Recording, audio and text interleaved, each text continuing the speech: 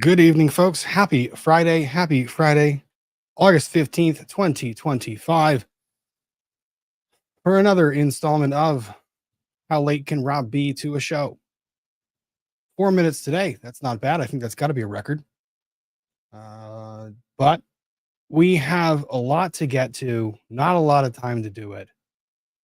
And we've got court, like actual in-court stuff to cover. Like, this is fun. This is crazy. I thought that the summer was kind of dull, to be quite candid. Other than the Karen Reed case, there really hasn't been a whole lot of in-court action to actually talk about. Past 2 weeks have been phenomenal. It's been great. I love it.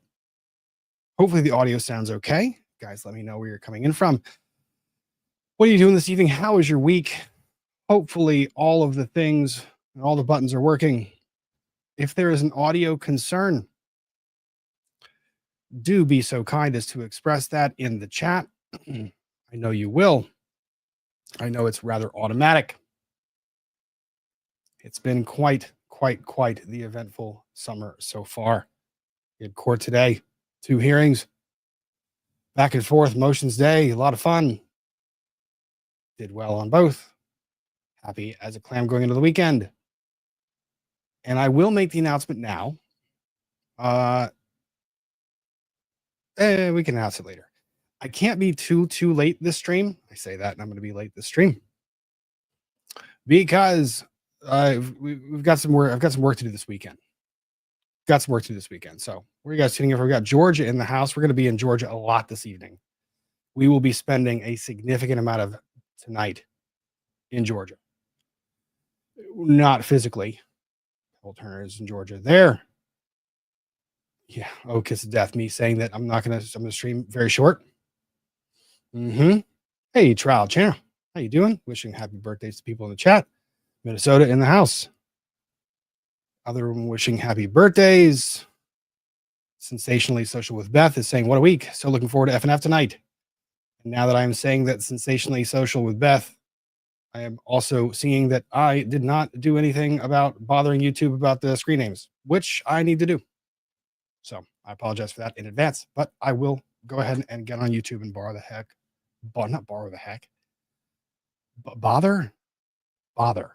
out of them. Yeah. XCDA, thank you very much. Very kind of you. Have a nice stream tonight. Thank you very much. Hope you're feeling better. I know that you're not feeling in the best of moods. J. Michael, RN, good Friday evening to a great chat, an amazing lawyer, and the interwebs. I will say that the great chat is definitely true. I will take the compliment on the lawyer part, but we're gonna hold the amazing part in abeyance. And the interwebs, yes, good evening to the interwebs indeed. First week back at school for SoCo SLP. Happy Friday, saying to everyone else. Only 5 minutes from Bop It. See, I'm gonna remember a lot of the names, even though the screen names might have changed. It was quite the week this week. Quite the week indeed. Yeah, I think Trial Channel makes the point. The name thing is weird. It's different every stream I watch. I think that YouTube is rolling it out in different, I don't know. I feel like we're all the butt end of a joke, or the test. Like YouTube's like, hey, let's test this new concept. How are we going to do it? Let's go ahead and hit live streamers with it and see how they respond and react. Oh, so we're going to do it uniformly across the board? Nope. That would be way too easy. Why would we do that? Why would we do it universal across the board? So we're going to allow people to opt out of it, right? Sure. We might bury it somewhere in the back end where they can't find it. I swear. It is going to be interesting, but we're going to have fun nonetheless. Had been a member for 21 months. Glad to see you here in the chat. Got lots of Georgia in the house. Lady Drake from Georgia. Georgia. Craziness in Georgia. Tumwater, Troy, 5 minutes isn't late. It is when you're going to court. I do my very best not to do that. Elizabeth Love, 4081. Good readings from Georgia. What do we do this time? A lot. And a little. And some of everywhere in between. I don't know. I absolutely love Georgia. But parts of it just... We have 2 decapitation trials. Two decapitation trials within a 2-week period of each other. Just one ends, one begins. Why do we have more than one decapitation trial? And why is more than one decapitation trial in the same state? I don't know. Sherry A2 is celebrating her 62nd birthday with all of us in chat and with me on this weird screen. Thumbnail's amazing. Thumbnail guy does amazing work. He loves reading in the comments too when you guys leave comments about the thumbnail. So please do that. Before we get rolling too much, please, on your way in, hit the like button. It's really easy. It's at the bottom of the screen, just right there, where it's a little thumbs up. You just do that. All of a sudden, the entire screen makes it very happy, and it says, "Hey, you liked me." It also tells people that we're live streaming and covering some legal things. The law doesn't have to be boring. It can be fun and exciting and all of the things. Before we get too much further, people are Boppet is in Georgia. Got a lot of Georgia in the house. And then we got Quebec, Canada. That's what a contrast. We got West Virginia. What a contrast. Isn't it wild, folks? Y'all in the chat watching this live, real time, being able to interact with one another from different parts of the globe. It's pretty neat. Plus, it's also cool because I stream because ADHD and fun. I stream for so long that other parts of the globe wake up during the stream and they just jump on in right when we're here. So some of you at the beginning of the stream, you're like, hey, it's cool. It's like an evening start time. Other people are like, hey, I'm waking up in the morning and Rob's still online. Never understand the concept. I love it. It's phenomenal. See, look at there. B 1985. Hi from Australia. Well, hello to you. And Frankfurt, Germany at 3 a.m. Nothing good happens after 2 o'clock. Pennsylvania. Florida. Chris Cat Queen grad school is starting. You'll do great. Were my ears burning yesterday? I didn't need my ears to be burning. I had Scott lighting up my phone, recovery addict. He was saying, Rob, please check this case out. This is crazy. I said, yeah, okay, no problem. Hold my beer. Well, I didn't say that. I think the prosecutor said that, or the defense counsel. I'm not sure. So we've got some cases to cover out of Georgia. We're going to close the loop on the Kassotis case that we began last week, which is going to include seeing something that I don't know. It was a judgment call on the part of the defendant that he very much wanted to testify. I don't know that that was the right decision to make. I don't know that he could have made a decision that would have been the right decision to make. He said a lot of things in an interview and to a lot of people, to the point where the opening statement for the defense was, this guy lies a lot. Not usually a good sign. It's usually a very difficult thing to do. Hats off to Doug Weinstein, by the way, for trying an awesome case. I don't know how you do that. That client was probably very challenging to deal with, probably very opinionated. And I imagine just a little bit of gaslighting, like a tiny bit, maybe a little more than a tiny bit. But we can close the loop on that case. Then we are going to go into a new case, Wolfenbarger, which is a cool name. Not cool facts. Definitely not cool facts. I take that back. Wolfenbarger, cool name, not cool facts. We've got a little bit of laughs along the way, including someone who did some really stupid things after winning a lot of money. Whatever compels people to do stuff, I don't know. I really don't know. It's kind of silly. Kind of makes you want to throw a sandwich at them. Don't do that when they're wearing a badge or otherwise cloaked in law enforcement power. Just avoid throwing sandwiches at anybody. Eat the sandwich. Don't throw the sandwich. Okay, and then if time allows indeed, I did want to take a look at that Louisiana versus Roblox case. Because the allegations are really, really kind of scary. Someone who has small younglings in the house who are on devices or playing games, and half the time you're playing catch up with whatever games they're playing. So you are a mile behind in anything that they are privy to.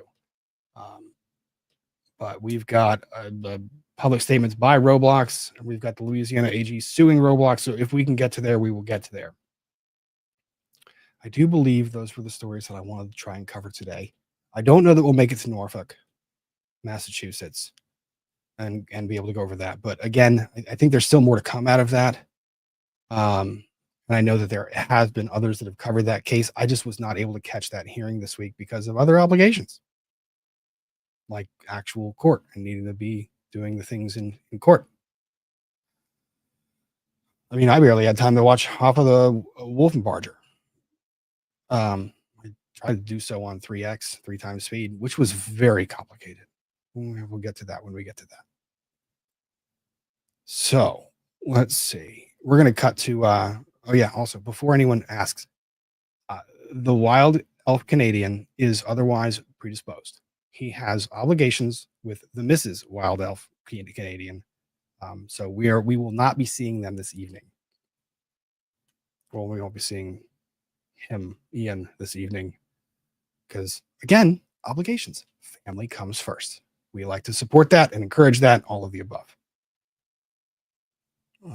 Rob, will you cover the Cleveland case of Eliza Asher?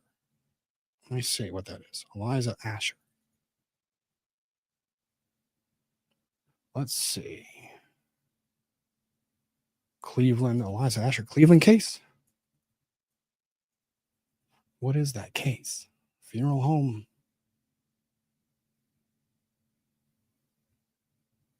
I don't know what the case is. If someone points my attention to it, I might take a look. I don't know.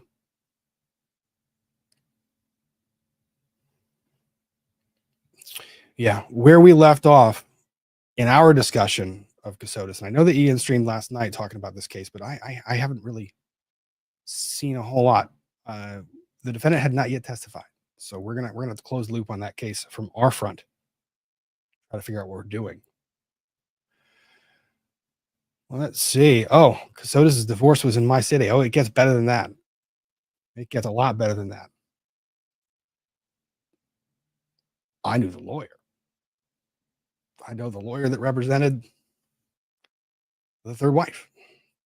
I pulled the docket sheet and looked at what was going on there, and it was pretty wild. I appear in front of the judge who had him in his sights and almost held him in contempt multiple times.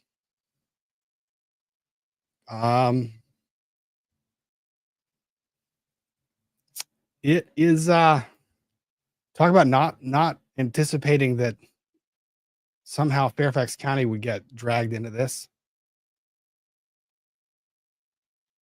Yeah. What T? It was. We'll see what we'll get into it. Everyone's going nuts. Everyone's tagging everybody saying, wait, Rob's talking about this. All right. What do we want to cover? Oh, what's on the 3D printer today? So this weekend brings about a celebration of the life of an individual who's very important to me in the household, mischief manager. It is the celebration within this past week and a half / 2 week window towards this time of year in August that we celebrate the life of mischief manager and her one more trip around the sun. So on the 3D printer this evening after the close of stream, after the stream closes off, I will be putting a little, I think, is she here? If she's here, I don't want to say it. I don't want to say it. She's not here. A little cake topper. So, a little decoration, a little fun. We'll do that. Okay. Let me get caught up to speed on where things were. Where things were indeed. I did want to mention something briefly, and I will post it in the chat. I will say that mods can repost it. A friend of the channel is attempting to raise funds for a friend of hers who passed. for the headstone for funeral costs and burial. So you'll see her in the chat, Amy, and I have neglected to share this. I have just been otherwise too preoccupied and distracted as the stream goes on. So what I will do is try to pin that comment to the top of the chat in case anyone who's in a position to donate feels like they wish to donate. I would encourage you to please go check that out. I know that funeral costs can be quite expensive, and we want to honor the ones that we love, friends, family, friends that become family, and the like. So I am remiss because did not post that last week, and I had wanted to do so. So let's go ahead and do that. Let me pin that to the top of the chat so it's there while we're going forward. If I can remember how to do things. Pin message. There we go. All right.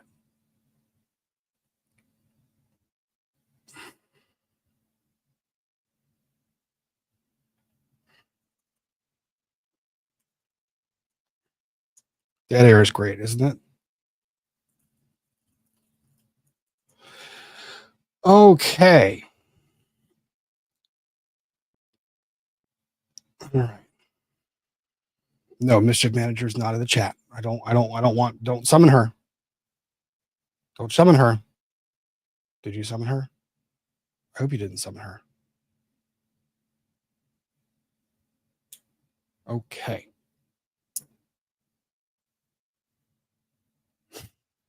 Wolf Kiar 18, not the place to brag about imaginary money, divorce court.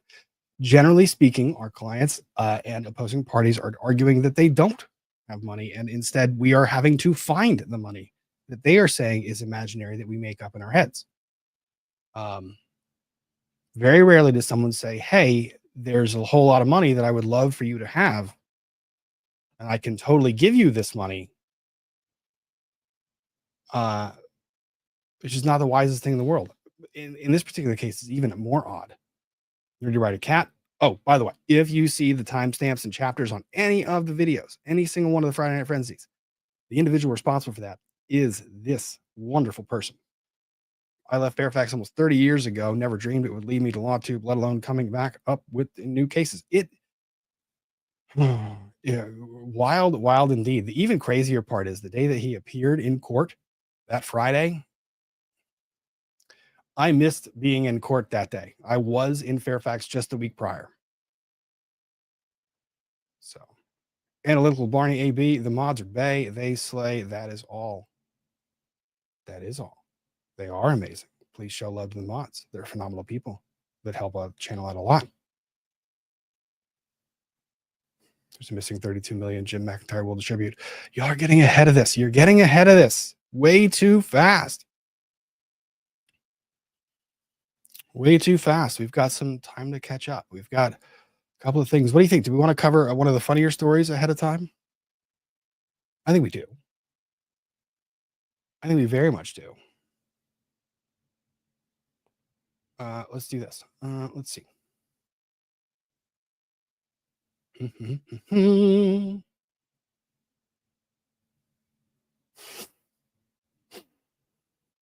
All right. So before we head to Georgia, we're gonna have to do this. Let's swoop. We'll swoop. We're gonna get the content quick. Promise. See, look, 20 minutes in. 20 minutes in, we're already a story. Look at that. Phenomenal. I love this. Great pace. We love it, right? We do. I don't care if you say we do or not. We do. We absolutely do. Okay, so don't be shocked by the blinding light that's about to hit center screen. I'm giving you a warning ahead of time. Because the first case we have today, which really isn't really a case, it's just kind of news that is good. It's just in terms of dumb things that people do.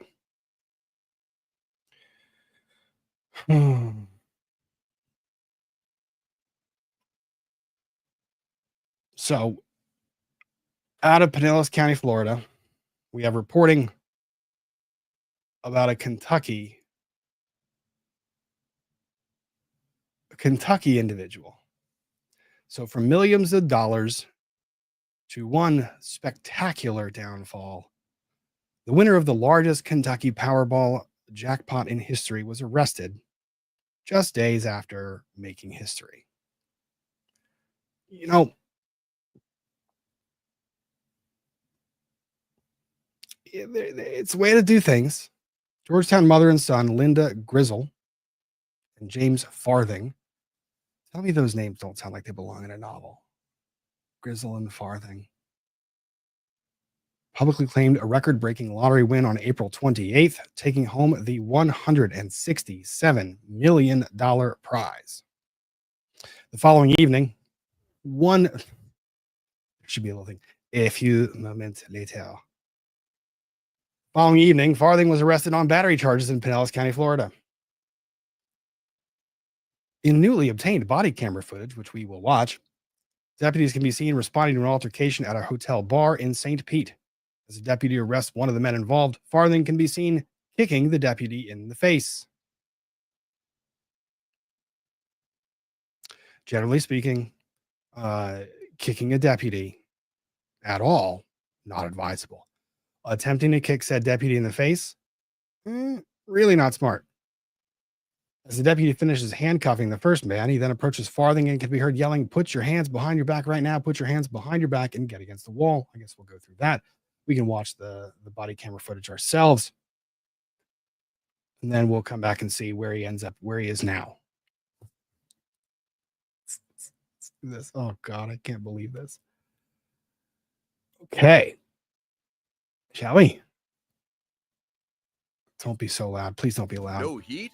No advertising. Services has some tips you may want to try first. Annoying. Change your air. Hush. You hush. Ad. Here, we'll scroll down. I don't want you guys to watch the ad. That's silly. Because I don't know if that service is any good. I'm not going to vet that service for you. All right. Come on. Move faster. Mufasa. Mufasa. Okay. The odds of winning the Kentucky Powerball jackpot are 1 in 292 million. Again, what are the odds of confronting a sheriff's deputy the day after? Probably smaller. Against those odds, James Shannon Farthing walked away with the history-making prize in April. But his big ticket win took a messy turn when he was arrested just 3 days later. LAX 18's Megan Mannering brings us the body cam footage from that night and tonight's big story at 5:30. From millions of dollars to one spectacular downfall. The high of landing the biggest Kentucky. Did you see that tackle? Okay. Oh, God. The Powerball jackpot in history didn't last long. Put your hands behind your back right now. Put your hands behind your back and get against the wall. Just days after snapping this photo, beaming next to his mother and girlfriend having won $167 million, James Shannon Farthing was arrested in Florida. What do you got to be mad about? I mean, why? What do you got to be mad about? What's the body purpose cam footage shows officers responding to a bar fight at his hotel in St. Pete late on April 29th. As a Pinellas County deputy detains one man, Farthing, shirtless, is seen kicking the deputy in the face. Put your hands behind your back right. Whoa! Arrested in Florida. Hold up. Whoa. Late on April 29th. As a Pinellas County deputy detains one man. I didn't catch that part. Holy crap. Farthing, shirtless, is seen kicking the deputy in the face. Whoa. That is not even. I thought it was like trying to resist a little bit. That is wild. Put your hands behind your back right now. Put your hands behind your back and get against the wall. Watch as the deputy deploys his taser 3 times. Handcuffed on the ground, Farthing attempts an apology. You see I have him and you walk up and you kick him and you hit me in the face. I'm sorry, man. On the other side of the bar, Farthing's girlfriend, Jacqueline Fightmaster, can be seen trying to explain. I just We came to the Kentucky Lottery in Louisville, and we Oh, honey. That's celebrate your lottery winnings in peacefully. claimed the check, which is $167.3 million. okay. But seconds later, she's arrested for public intoxication. She's me public intox. The two were eventually No. You mean no, there's no way. Came to the Kentucky Lottery in Louisville, and we claimed the check, which is $167.3 million. Okay. But seconds later, she's arrested for public intoxication. She's me public intox. The two were eventually released. Farthing's mother bonded him out before he was extradited to Kentucky. The lottery winner was released from the Scott County Jail on June 22nd for time served, but heads back to the Sunshine State for his case there next month. Megan Mannering, LEX 18 News. Well, I would say that that's a decision. That's one way of going about life. Close that story, and we're going to go back and watch the raw footage itself. Wow. All right. Fightmaster. So we have Farthing, Fightmaster, Farthing and Fightmaster. Sure. Why not? Why? Never mind. I'm not going to go there. When Farthing tries to run away, deputy hazes him and another deputy tackles him to the ground. Also kind of gives an indication. Oh, that's kind of funny. A non-mouse. F and F. Yeah, I guess you're right. F and F. There you go. Moments later, yada yada. We came to Kentucky. Fightmaster heard telling deputy before she's arrested for public intoxication. Fightmaster was eventually released, and Farthing's mother bonded him out of jail before he was extradited to Kentucky. The lottery winner was released from Scott County Jail on June 22nd for time served. Back in Florida for his case there. This is dumb. According to Kentucky Lottery, Farthing and his mother received their lottery winnings despite the events that followed. Really? I don't know that you can deprive them. I don't think there's a good behavior element to lottery. I'm pretty sure that if you have the lottery ticket, you can collect the winnings. I don't think it's like, hey, you get in a bar fight after or around the time you win the lottery, then you forfeit your winnings. I don't think that's how that works. I mean, it's all right. Let's see the let's see the body cam footage start to finish, shall we? Yes, we shall. Is there audio on this? I don't know if there is. No audio on this one, not that I can hear.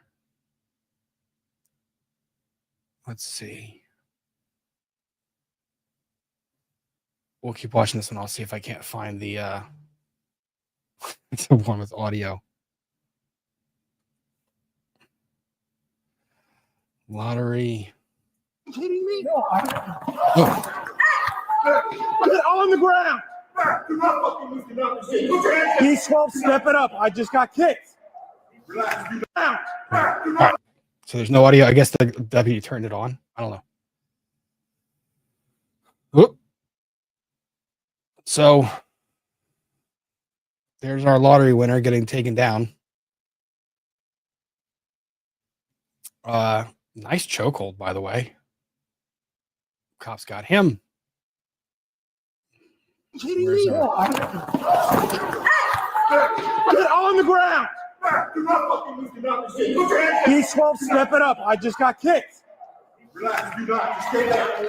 No, you're not. No, you're not. Stay right fucking here. You. Enough. I didn't know you were here. I didn't know you were here.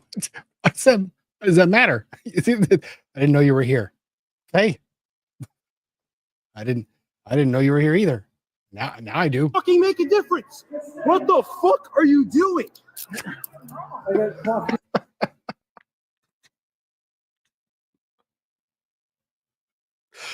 All right. I was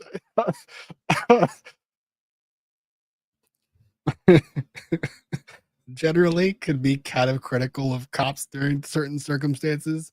This ain't one of them. just no lies detected. Make a difference. What the fuck are you doing? I got caught in the face. Okay. You stay there. Where's he gonna go? He's down. Put your hands behind your back right the fuck now. Oh, all right. All right. Someone should have taken him. And so the officer that just gave the arrest, who got kicked in the face, maybe shouldn't be the one immediately confronting the suspect, who seems to be relatively calmed down by the other two officers. Huh. Now, that said, you've been given a lawful order because you did assault an officer. Put your hands behind your back and get against the fucking wall. Against the wall. That was dumb.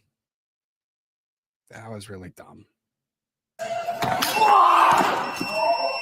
Who else? The female. Taser deployed. Was that the only one? No, I have one on the ground there. Oh, busted nose. That blood. He fucking kicked me in the face. He's fucking going. Okay.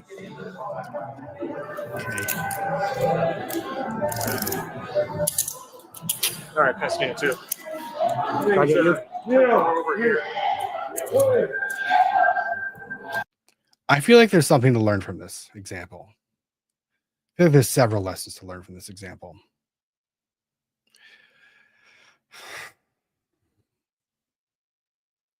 If you win the lottery, don't go drinking in public.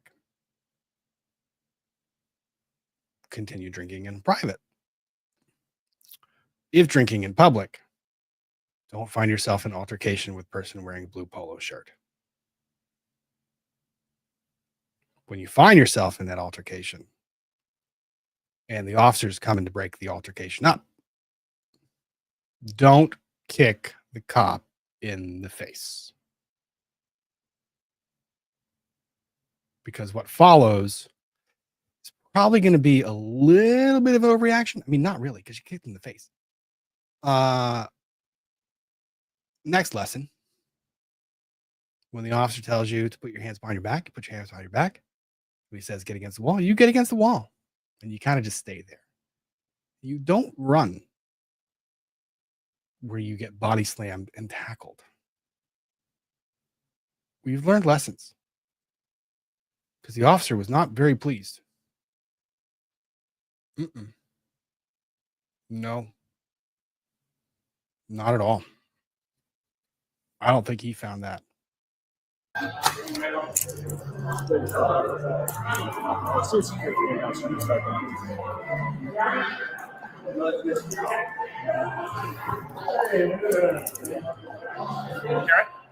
Yeah, did I hit you? No, I just doubled him. Yes, you did, officer. You doubled him over. Yes, you did, officer. We saw that form tackle. Shall we replay it? Because it was like, we're going to go slow-mo. We're going to go half speed. Oh, we can go quarter speed. Yeah. Quarter speed. Oh, look at the wrap up. Look at that wrap up. That is a solid tackle. This person was absolutely either a linebacker or a defensive player in high school or college. I don't care. Look at that wrap up. Oh, yeah. Damn.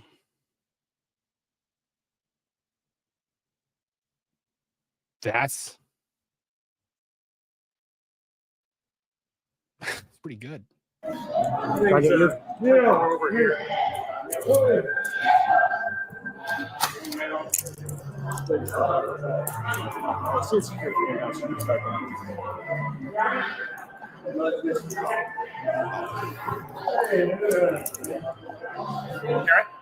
Yeah, did I hit you? No, I just doubled him.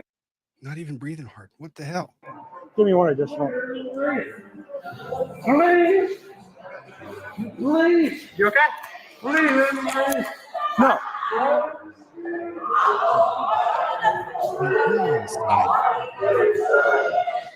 Please, sir. He fucking kicked me. He's going. Yeah, you know that. You said it 5 times. No, you see I have him, and you walk up and you fucking kick him, and you hit me in the fucking face. I'm sorry, man. Save your fucking sorries for later. I was just mad. You know,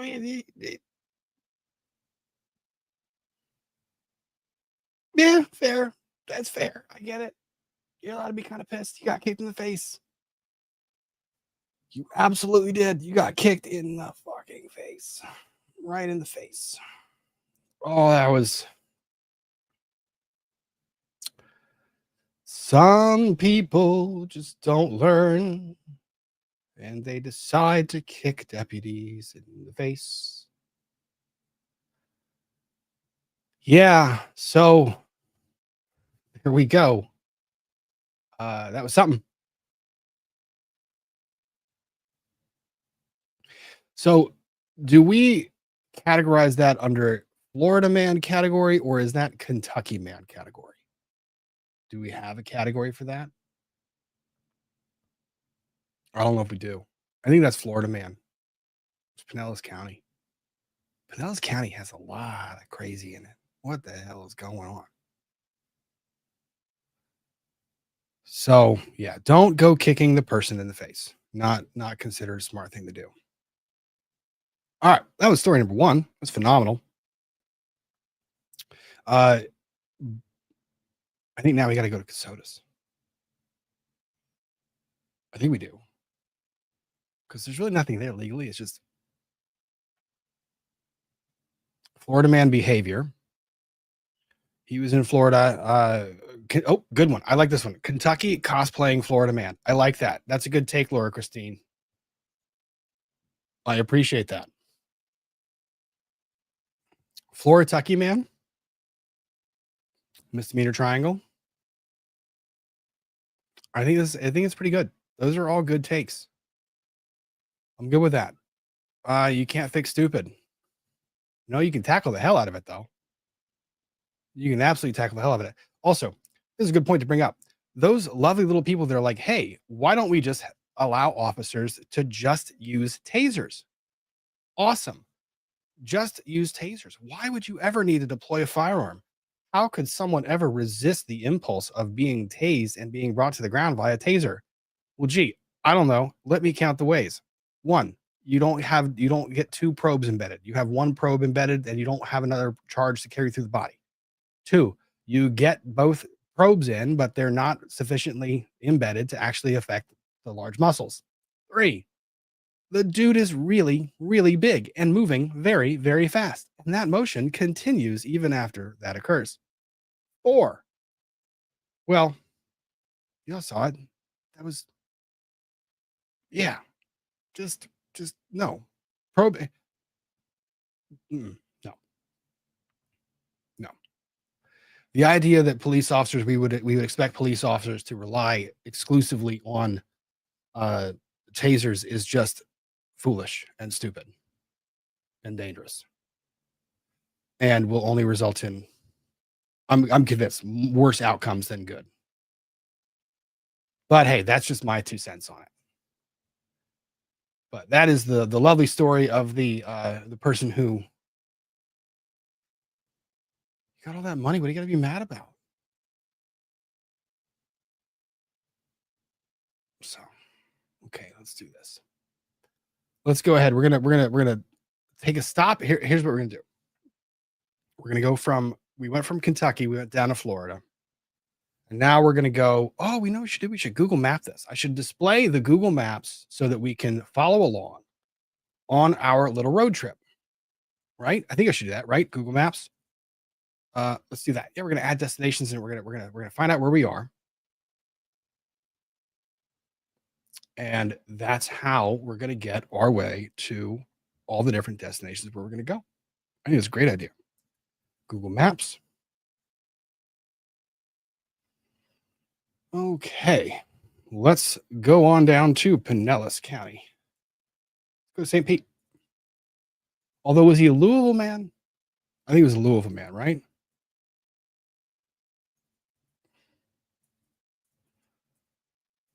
Louisville lottery winner. Was he from Louisville? I believe he was from Louisville.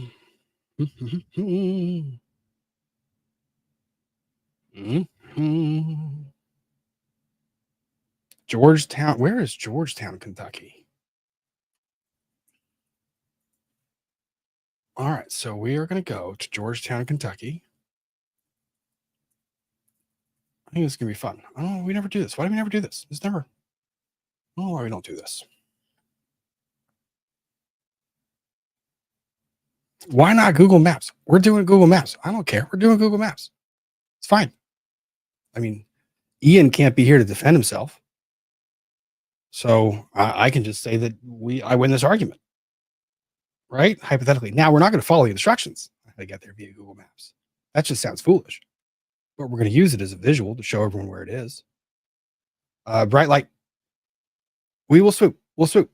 We'll swoop in the middle of the travel trip. Promise.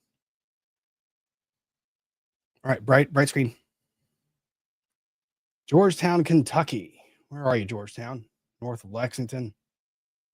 Whoa. Okay, another lesson. If you win the lottery, don't go to Florida. Just don't do it. Don't celebrate in Florida. Bad call. Okay, so we are in Georgetown, Kentucky. Now, I just try to click the screen to actually get to where I was going. I want to reverse these. I don't want to do that. I want to reverse that. I want to go from Georgetown, Kentucky, and I want to go to St. Pete, Florida. Georgetown to St. Pete. There we go. 12 hours, 28 minutes by driving, 872 miles down to St. Pete, Florida. And then we go back up. Fulton County, Georgia. Temporarily. We're going to jump to Fulton real quick. And then we're going to go to, what's this? Where's the Fulton County Courthouse? Where's it located? In Atlanta. Fulton Superior Court is in Atlanta, Georgia. Are there multiple courthouses in Fulton? No, it looks like there's just one.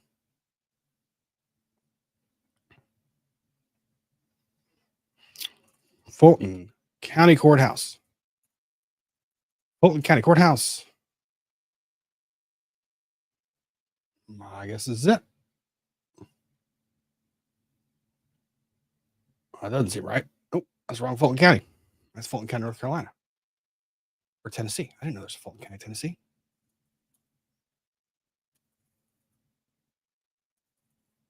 Georgia. Come on.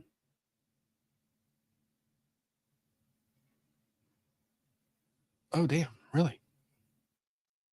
We get to double back? I didn't realize that you drive through it. Wow, my sense of direction is horrible.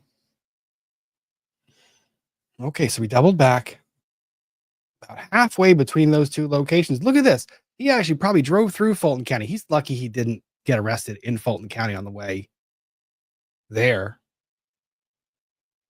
So, all right. So, Fulton County. So, we've gone from St. Pete up to Fulton County. And now that we find ourselves in lovely Fulton County, Georgia, why are we here? Well, we're here temporarily. We're just stopping over. Okay. We're stopping over because only in Fulton County can you get stories quite like this. Have this breaking news within the past hour and a half. By the way, this broke today. Oh, yeah, I promised. A swoop. Breaking news out of Fulton County, Georgia.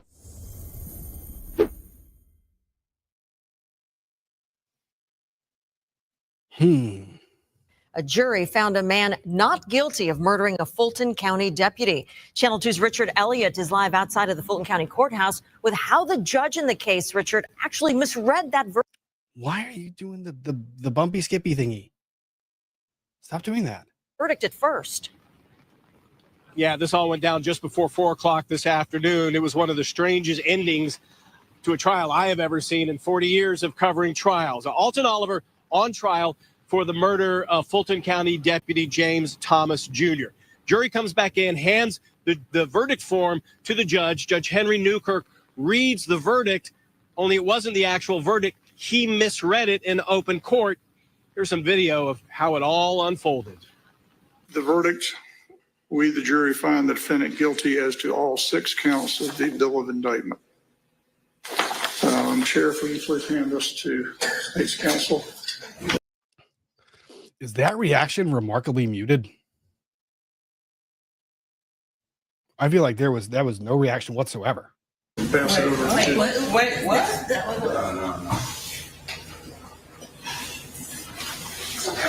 Didn't I say not? No. Sorry. We, the jury, find the defendant not guilty on all 6 counts.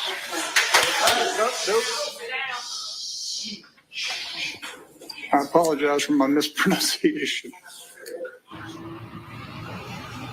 So again, Alton Oliver found not guilty. He was acquitted of the murder of Fulton County Deputy James Thomas. Oliver testified earlier in the week that Thomas propositioned him for sex 3 times that morning along Bolton Road, and that he only fired on Thomas in self-defense. Apparently, the jury agreed. We'll have more on this story. What the? Okay. I didn't know the facts of that case. Now I'm glad I didn't know the facts of that case. Okay, so for those of you who are a little confused, as was I, you have very limited jobs like after the jury has said, we have a verdict. 2 checkboxes. It's kind of the most significant part. The verdict, we, the jury, find the defendant guilty as to all 6 counts of the bill of indictment. Sheriff, will you please hand this to state's counsel and pass it over to. Wait, what?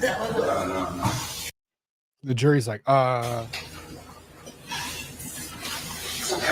Didn't I say not? No. Sorry. We, the jury, find the defendant not guilty on all 6 counts.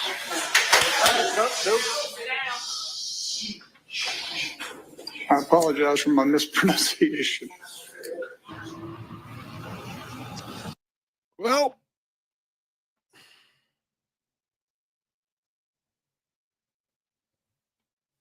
Fulton County, Georgia. What the hell is going on in Fulton County, Georgia? I don't know. No clue. So for those of you curious about the actual story, let's go ahead and do this. We can close the loop on this one. For those Georgia folks, how is Atlanta News First as a news source? Are we okay with them? I hope we are. Local news is usually more trusted than not. I don't know how much we can get that screwed up. Okay, Atlanta News First, I'm getting the reports. They're good. Man accused of killing Fulton County deputy found not guilty. Surprise, surprise. Wouldn't have guessed that.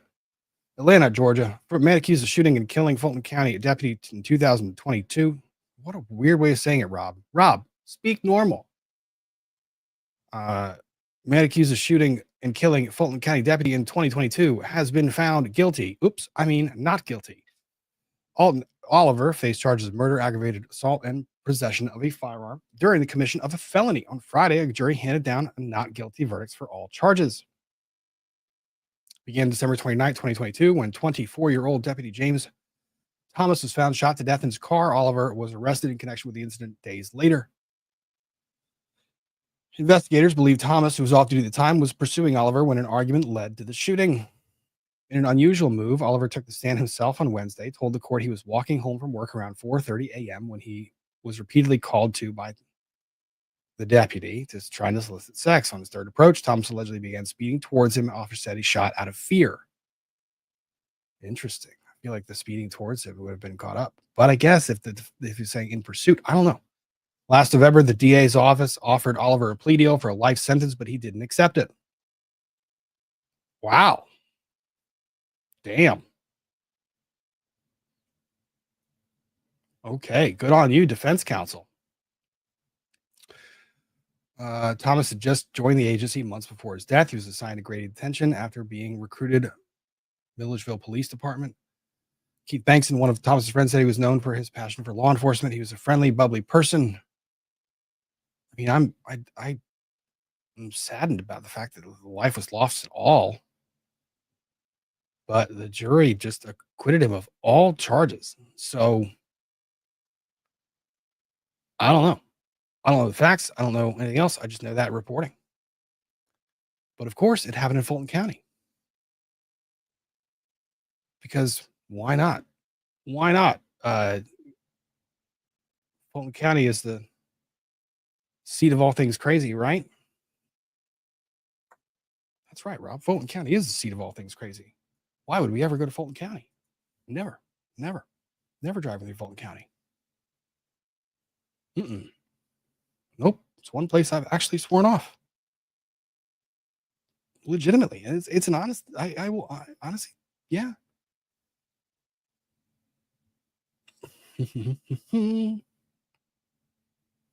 All right. So from Fulton County, Georgia, we are going to make our travel. And don't worry, I'll swoop when we get there.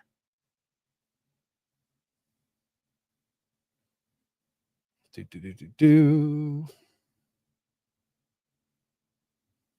go back to our map. We're going to go to our map. I like this game. This is a fun game. Because we get to show people where they are.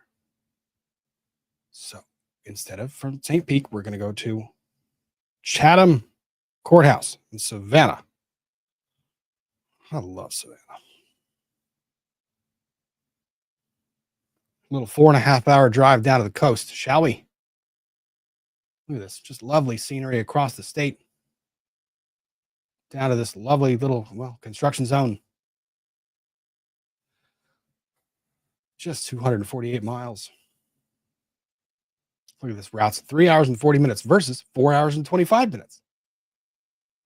We are well north of Florida. We are now pretty far south of Virginia. And I don't know. I love Georgia. I absolutely love Georgia. I love the mountains of Georgia. I love the coastline of Georgia. I love I love Georgia. It's just, I don't care for Atlanta. Was it Liberty County? It was Liberty County. Where's Liberty County? Liberty County, Georgia. Isn't Liberty County also bordering? So isn't that right there? Oh, let's see. Let's see. We have a map in front of us. Why not just figure this out? Liberty County, Georgia. Why? I said go to Liberty County, Georgia. How about the courthouse?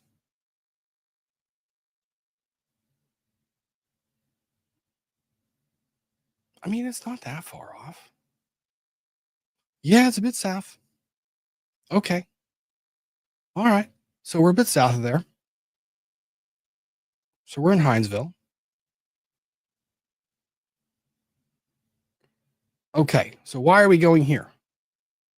Why are we going to Liberty County, Georgia? Because we're going to close the loop on a case that we've been covering. And so, actually, before I swoop, are there questions? I didn't even look at this. I wasn't even looking at this. I was so enthralled in the actual story of the craziness of Fulton County, the craziness of the person that can't handle his lottery winnings and just decided to run from deputies with more tattoos than I've ever seen in my life.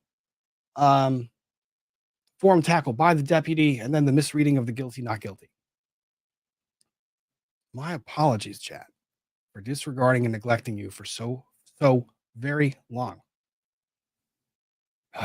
My word. Happily angry lawyer. I feel like this defines a lot of lawyers. I feel like this happily angry lawyer,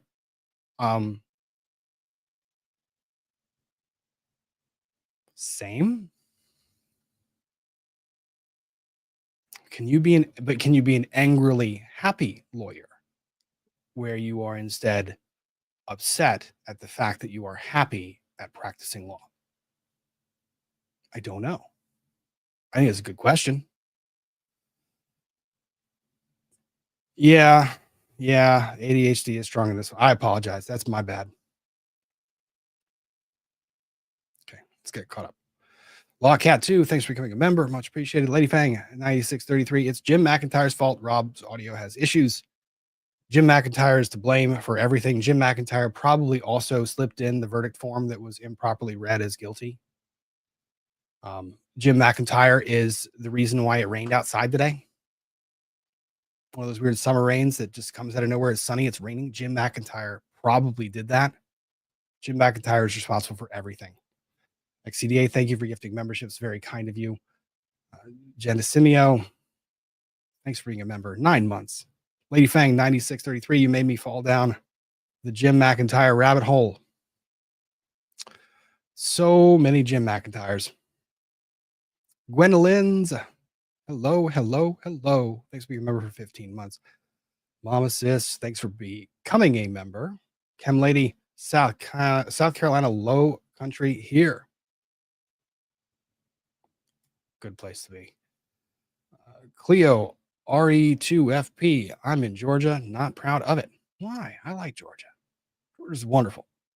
Lucy, snakes will hiss.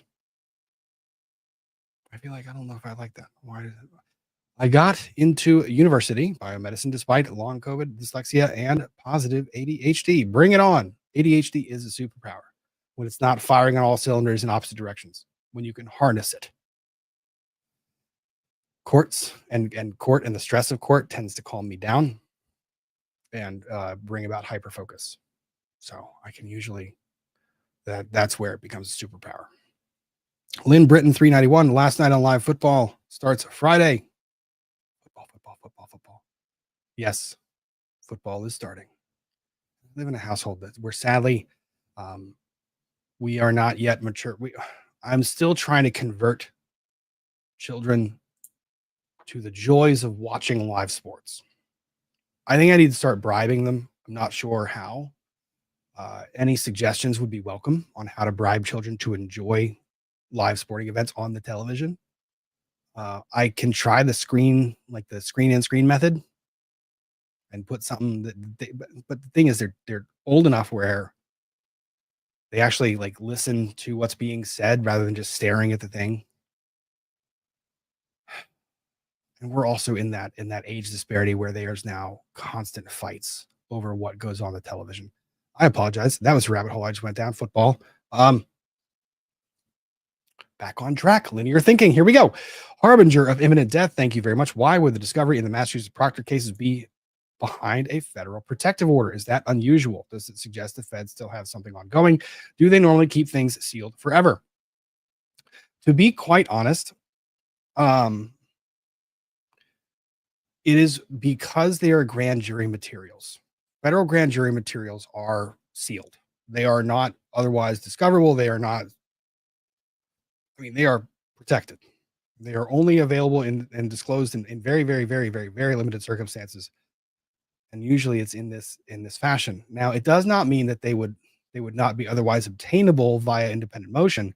And I think that's what's on the table right now is you're probably going to see separate motions filed in federal court to prevent the destruction of the exhibits as they're ongoing. But again, I missed the hearing this week, so I will still have to play catch up on where things were left in Norfolk, DA, in the DA's office.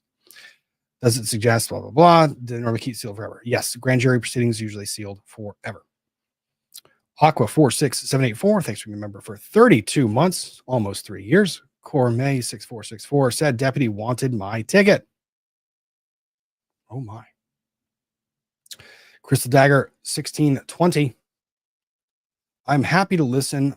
I share birthday month with manager. Cheers to all the August birthdays. May you enjoy this blissfully, scorchingly hot month. I said blissfully, and I didn't mean blissfully. It was fucking hot today. It was hot. and wearing a suit walking up a hill to court. It just sucks. It was hot. But cheers to all the August birthdays out there.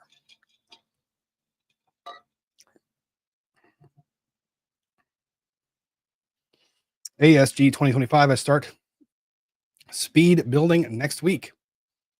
It's AG. Don't forget the story I told you about. I'm not forgetting. I think they're going to hear the case fairly soon. Working hard in CR school. Happy Friday. Happy Friday to you. I hope you're doing well, and I hope all the lessons and classwork is paying off and you are enjoying this lovely practice you've entered. Analytical Barney AB, these people giving us content. God bless. I mean, bless their hearts. I don't know if that's the right way of saying it. I don't know why. It seems like it wouldn't be the smart thing to do. I have never personally been inclined to kick an officer in the face. Usually the firearm they wear on their hip is a pretty big detractor for me. Also, not wanting to be arrested. It's also a pretty good motivator. I don't like the concept of being arrested. It just doesn't sound intriguing to me. I like being on the side of the bar that doesn't involve, being called the defendant and all of the things. Analytical Barney AB, for anyone struggling tonight, you are not alone. Thank you for showing up to this stream and chat. We got you. You are everything. Always remember that. Please, guys. Internet can be a negative place. We try to make a little bit of positivity here, even though sometimes we talk about negative things like murder cases. I don't know. There's some probably psychological logic to that. I'm not sure. I'm not going to dive into that now because that's another rabbit hole I will get stuck down. Crystal Dagger 1620. Here's your sign. You might be stupid category. Oh, the lottery dude, not me. I accepted my sign a long time ago. The lottery dude, probably. Non-mouse Japanese Sonokiko restraint devices. Why am I going to look that up?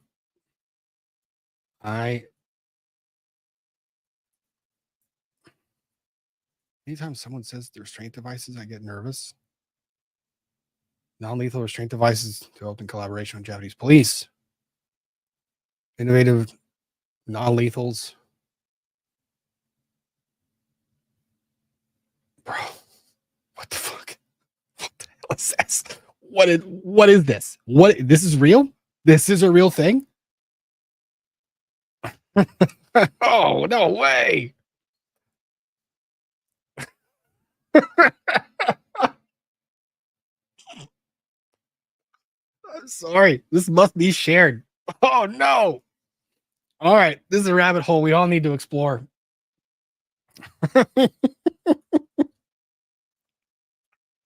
Oh, yeah. Let's find a live demonstration. There's got to be something here. Oh, this is no. This is the this could go wrong in so many ways. I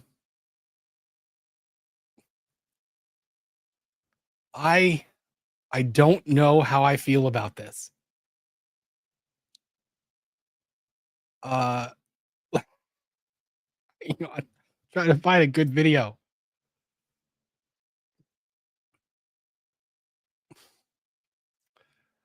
Let's see. Okay. Don't be music. Please don't be music.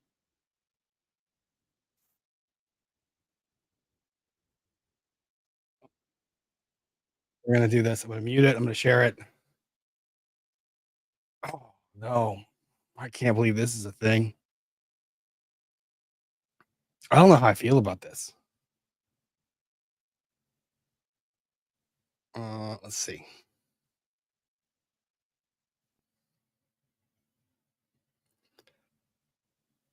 Okay, so we have what looks like literally a long shaft with a U-shaped fork at the end.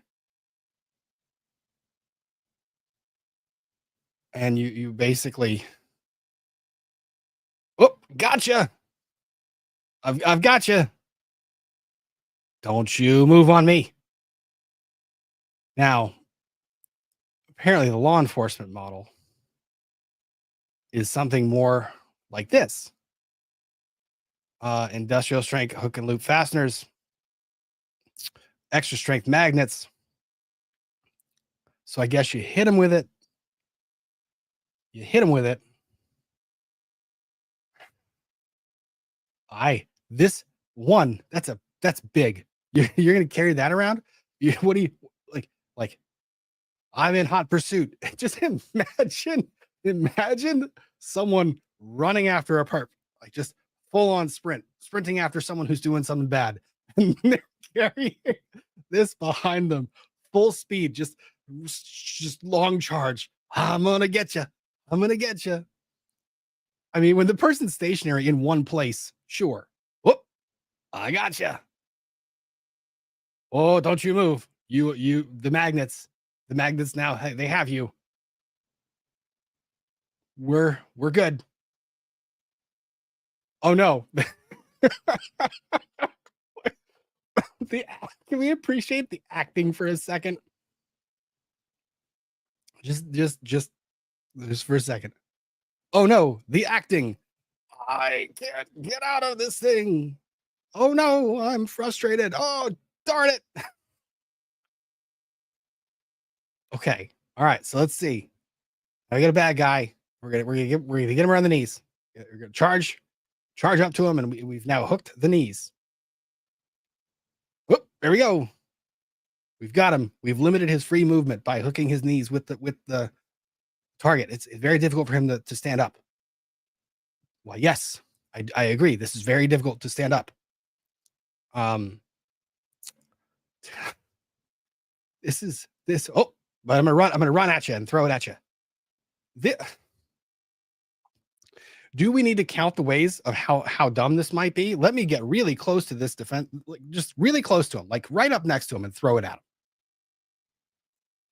It is. It's a big snap bracelet. It's a big snap bracelet.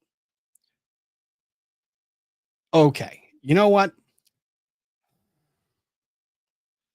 Hypothetically speaking, in what scenario is this playing out like this? Have you cornered him like a dog? You've cornered him like a wild animal? How is this going to practically occur?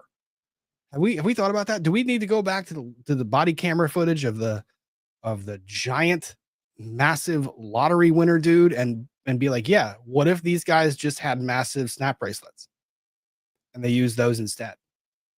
And we used the magnets and we stopped him with the magnets. Do we need to, how is that going to occur?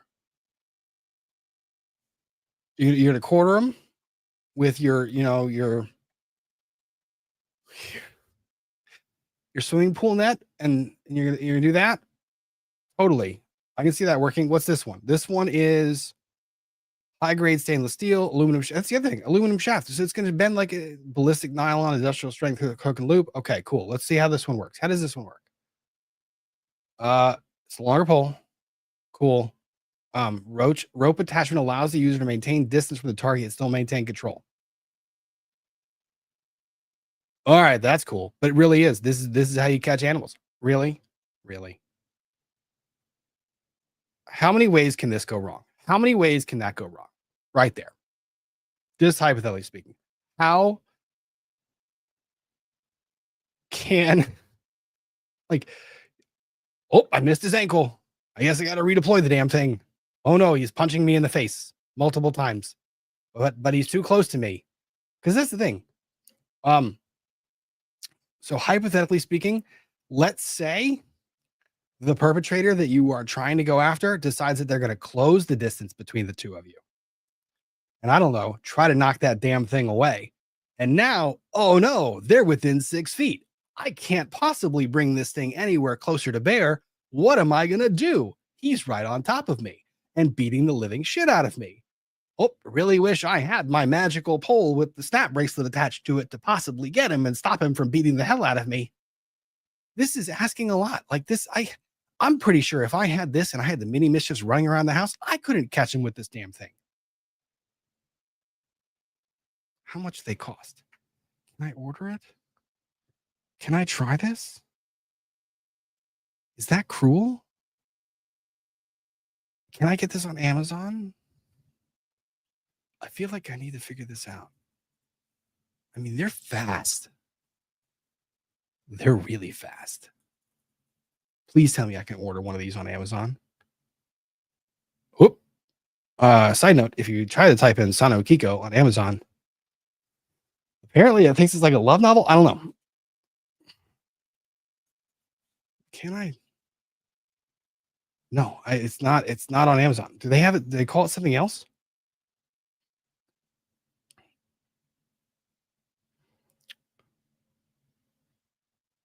Oh, I will.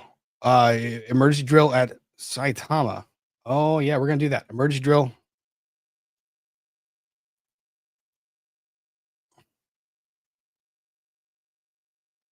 This is okay. We'll watch the drill, but I have this real concerns about how this might. No, that's not. That's buying the horse collar restraint that's intended to slow the fast thing down. It does not get used back on me. This is experimental purposes only. This is a hypothetical.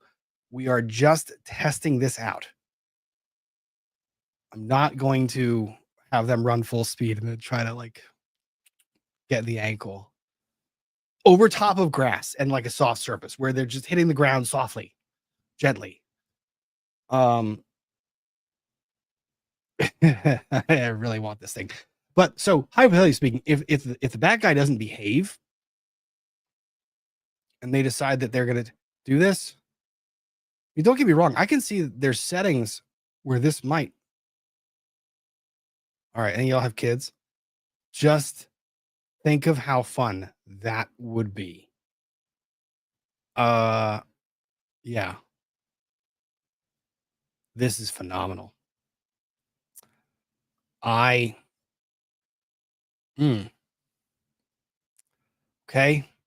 All right. So is there an upgrade to this? Is there one that's electrically charged? What is this one? What does that do? I don't the Benki, the long shaft. What is it? What does this one do? Okay. It's a pole. So it keeps the person away. What is it supposed to? I am not skilled enough to wield this thing. What is this supposed to do? I played defense in lacrosse. Let me tell you, I was a long pole in lacrosse. I can handle those types of checks, but I also know that level of precision and to actually affect that much force to put someone off their balance. I'm sorry. No, if they're running at you full speed, there's no way. Now the trip might work. What does this one do? Hook and loop fastener. Okay. What am I doing with this now? It's a one-hand device. Okay, so this one I guess is more practical for near in. Like if one of the mini mischiefs get loose and I can't wrangle them immediately, then I'm gonna have the snap. It's a fucking snap bracelet. It's a damn snap bracelet.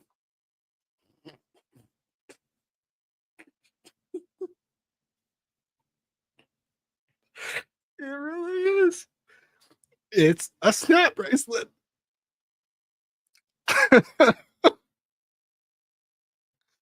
I am not mature enough to handle this. This is a snap bracelet. Watch. I was like, what is this? They're going to get closer. They're going to get closer. Watch. They're going to get closer.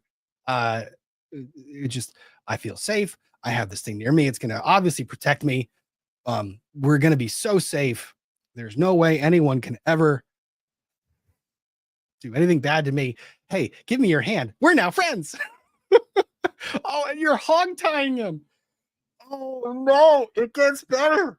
No, we're gonna get we have. Hey, you bad guy, you behave. You give me your hand and you behave so we can be best friends. We are now best friends. No, you cannot leave. I have embraced your wrist with the snap bracelet of love / arrest. Now I'm gonna hog tie you. Oh, give me your other hand. Just hypothetically speaking, what if said bad guy is like, hey, what if I just didn't want to cooperate in this very moment? Like if I just didn't want, oh no, you watch this. I'm gonna slap real hard. Slap. Oh, nope. Oh, thank you for giving me your hand, bad guy. Like, oh, I'm gonna sit right here while you hog tie me. Absolutely no resistance, none whatsoever. I'm not kicking. I'm not doing anything. You have. I'm gonna slap you. Oh, I got you from behind. Look at that one. Oh, you come here. You come here now. Replay. Oh, we need the replay. We need the replay. This is. Did anyone else read the closed captioning? I don't know. I can't imagine this is actually going to be music that's going to get me copyright stricken. Hope.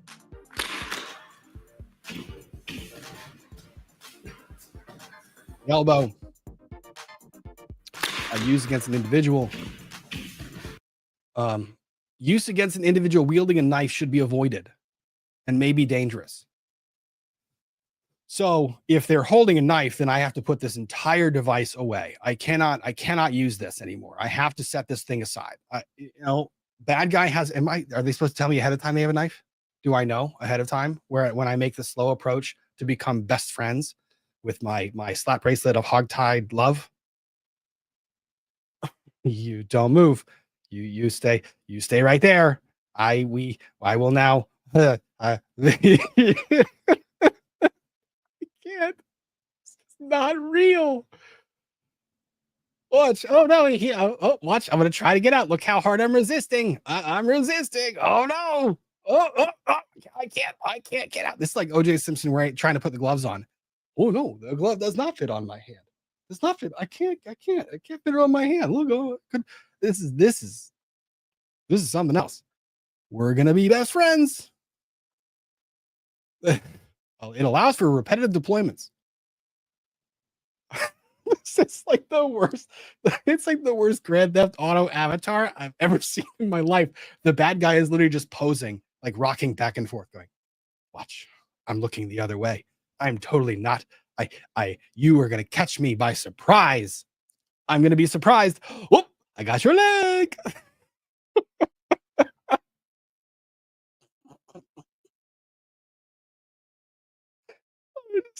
I can't. I just also imagine you've got some law enforcement instructor who's literally like you have to sell this. You have to sell this somehow. Oh my God. Just imagine selling this to, oh, look at this. Look at this. I now, oh, give me your other arm. Give me your other, behave now. Give me your other arm. Yep. Be nice. Pass it back to me. Pass it. Oh, thank you. Watch. I'm going to awkwardly try to possibly tie your hands. Oh, nope. You can't possibly get out of that. No way. Oh. Look at this. Look how slow it is. You know what else works in this setting? Zip ties. Great. Remarkably effective. Oh my God. No.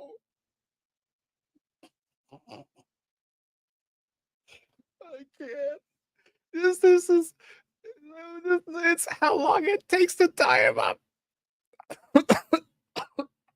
Just give me your hand. Now you sit still while I try to possibly oh, nope, don't move. I have to gracefully lift your arm up a little bit, please. Yep, just thank you for cooperating, sir. Now come over here. Behave. Oh no, he's gonna try and get out. Watch. He's gonna try. Oh no, I can't get out. Oh, woe is me. I can't possibly. Oh, this is terrible. This. Oh, okay, multiple. Now we go. Oh, look at this. Now we got the knife wielder. What are we gonna do with the knife wielder? Knife wielder. He's got a knife. Wait a minute.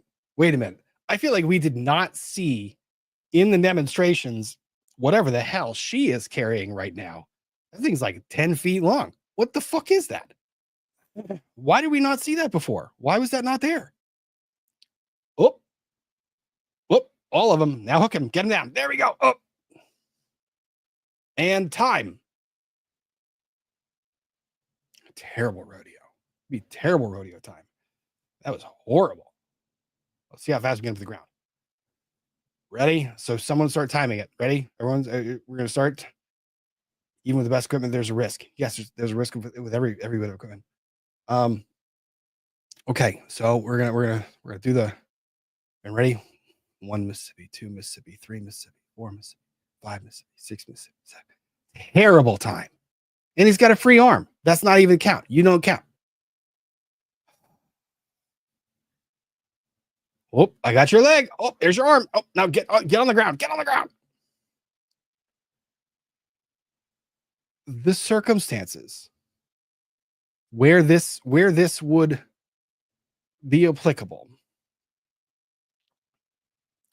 All right, let's see.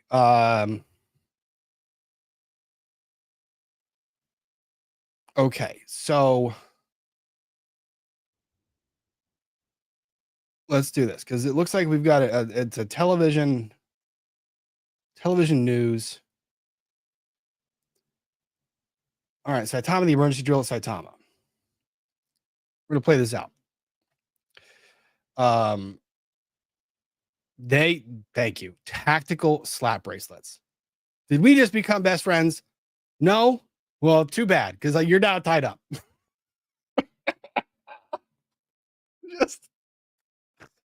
Sorry. It says tactical slap bracelets.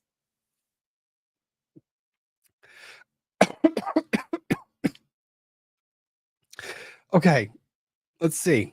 Apparently, this is just news reporting. Saitama Prefectural Police and East Japan Railway held an emergency drill at Saitama Shintoshin Station, north of Tokyo, on November 16. Oh my God. Okay. That is a remarkably cooperative defendant or a perpetrator. Let me just sit right there. This is quite the demonstration. Quite the demonstration. The event was based on a scenario similar to the recent stabbing and arson case inside a train on the Keio line in the Tokyo suburbs. In the drill, the police received multiple reports of a suspicious man smoking on a train on the JR Utsunomiya line. The train made an emergency stop at the station following reports that the man Okay. All right. That is the most cooperative. This is not a demonstration. What? smoking on a train on the JR Utsunomiya line. The train made an emergency. Let me just look. I'm gonna get you. I'm gonna completely go just oppose this one force. There's no way I'm gonna do something crazy like duck to the ground, roll at you, or go the opposite direction, or try to take on someone else who's coming near me. There's no way.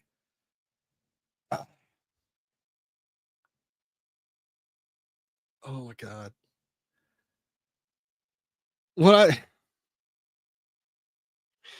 Imagine being a law enforcement instructor and you have just been told by the higher ups. Oh, it probably even gets better. Let's say hypothetically there's a demonstration of the city awards a contract. Oh, this hypothetical is going to be phenomenal. Let's watch the rest of this. Emergency stop at the station following reports that the man stabbed a female passenger. Police officers surrounded and subdued the suspect. The prefectural police plan to cooperate with railway operators to brace for any emergency. Okay. All right. Do we want to break down how stupid this is? Let us count the ways. 1, slowest moving criminal perpetrator, slowest moving bad guy ever, right? JR Utsunomiya line. Completely predictable movements, moving nice and slow. I mean, the dude's well dressed. He's in a suit. He was on his way to work. Nope. We're gonna change the hypo. He had a shitty day at work. Boss never appreciated him. He was really frustrated. He was very upset with everything that took place. He was just like, you know what I'm gonna do? I'm gonna take the train home in my nice business suit, and I am gonna pull out a knife and just walk around aimlessly, threatening people, but not really. I'm gonna be very predictable in all of my movements and motions. All of predictable. The train made an emergency. I'm not. Look at all of the behavior. Look at all the people in the background. Everyone else. Look at all this. Look at all these people in the background. Well, one, the most accurate part about this is everyone has their phones out. Most accurate thing ever. But two, look how nice and far away they are to allow all of these gentlemen and ladies to kind of surround the criminal defendant, to surround this individual. And you know what this looks like? Jurassic Park. This is Jurassic Park. It's the Velociraptor, just without the predictability of this is Jurassic Park. They have surrounded the most tame Velociraptor of all time, the old Velociraptor that is, set out to pasture, and they are trying to bring the Velociraptor down. Everyone else has kept a remarkable distance because they respect the process, right? No one's yelling at them or interfering, to the extent that they can all maintain about 7 or 8 feet apart from each other, so they can actually wield this restraining device in the fashion it was intended to be implemented while the person comes. Stop at the station following reports that the. Did this really happen? Is that not really happen? Is this really? Did the Japanese police really start implementing this? Is this real life? Is this real life? Man stabbed a female passenger. Police officers surrounded and subdued the suspect. All right, Trial Channel. I appreciate the call out. It's also hilarious. Rob, I guess this is me speaking. I'm going to be very predictable with all of my movements. The test results show that was a lie. I think that is the trajectory of this live stream. We were going in one direction, and all of a sudden, someone had me look up tactical slap bracelets. The prefectural police plan to cooperate with railway operators to brace for any emergency. This is so dumb. Okay. Going back to the hypothetical I was discussing. Imagine that you are active duty law enforcement, right? And you have been trained with a sidearm, a taser, and handcuffs, and you know that these things are there. You know they're right there. You know where they are on your belt. You know where they're about, and the city comes to you, and the city's like, "What's up?" So here's the thing. We don't like news reports of firearms discharges. So we awarded, on a temporary 10-year basis, hopefully you get the pun there, or not pun there, hopefully you get the stupidity.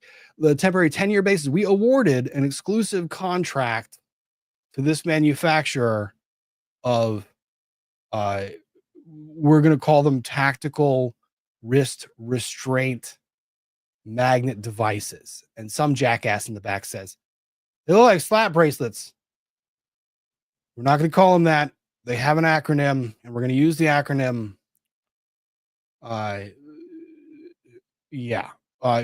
Fuck it. We're just going to call them tactical slap bracelets. So now, instead of having a taser on your hip, every single officer is going to be tasked and given this tactical slap bracelet that you are to use only in the case of non-lethal. I mean, this is what we're going to do.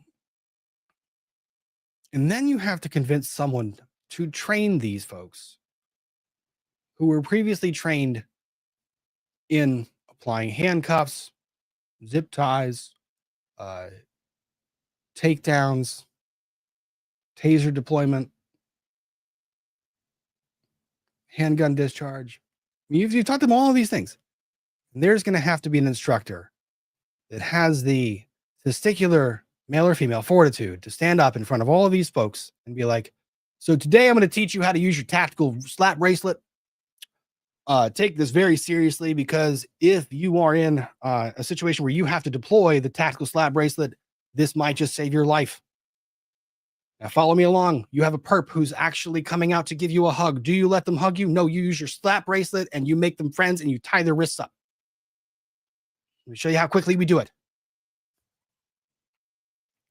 And if they start resisting, you have to scold them very badly. You have to say, no, you have to make predictable motions. You are not allowed to do this, bad guy. You know what? Why do I feel like Seattle's going to be like, hold my beer?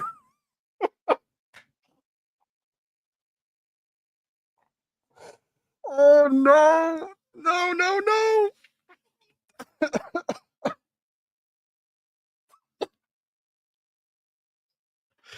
Seattle. It's going to be King County. I absolutely think it's going to be King County. King County would do it. Oh, it would be so dumb. Oh my God, or San Francisco. Oh no, this is so stupid. I'm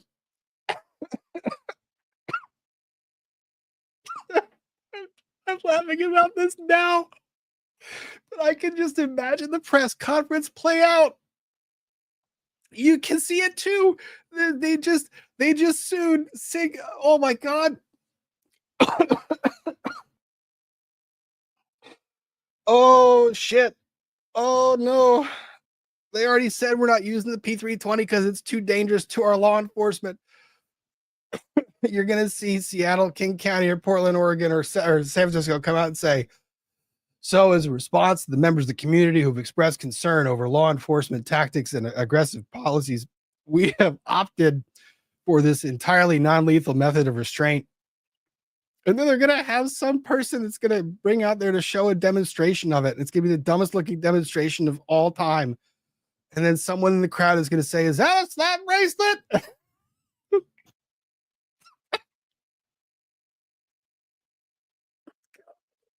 It's going to fucking happen too. I just know it. Oh my God. Oh, that was just a matter of time.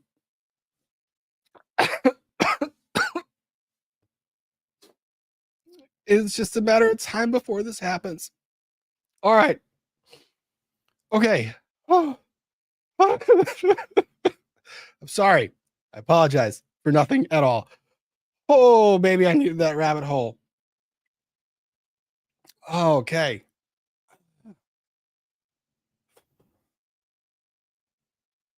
Okay. Regulate the breathing. Regulate the breathing. We can do this. Oh, don't, here's the thing. Don't get me wrong. I think it's pretty cool.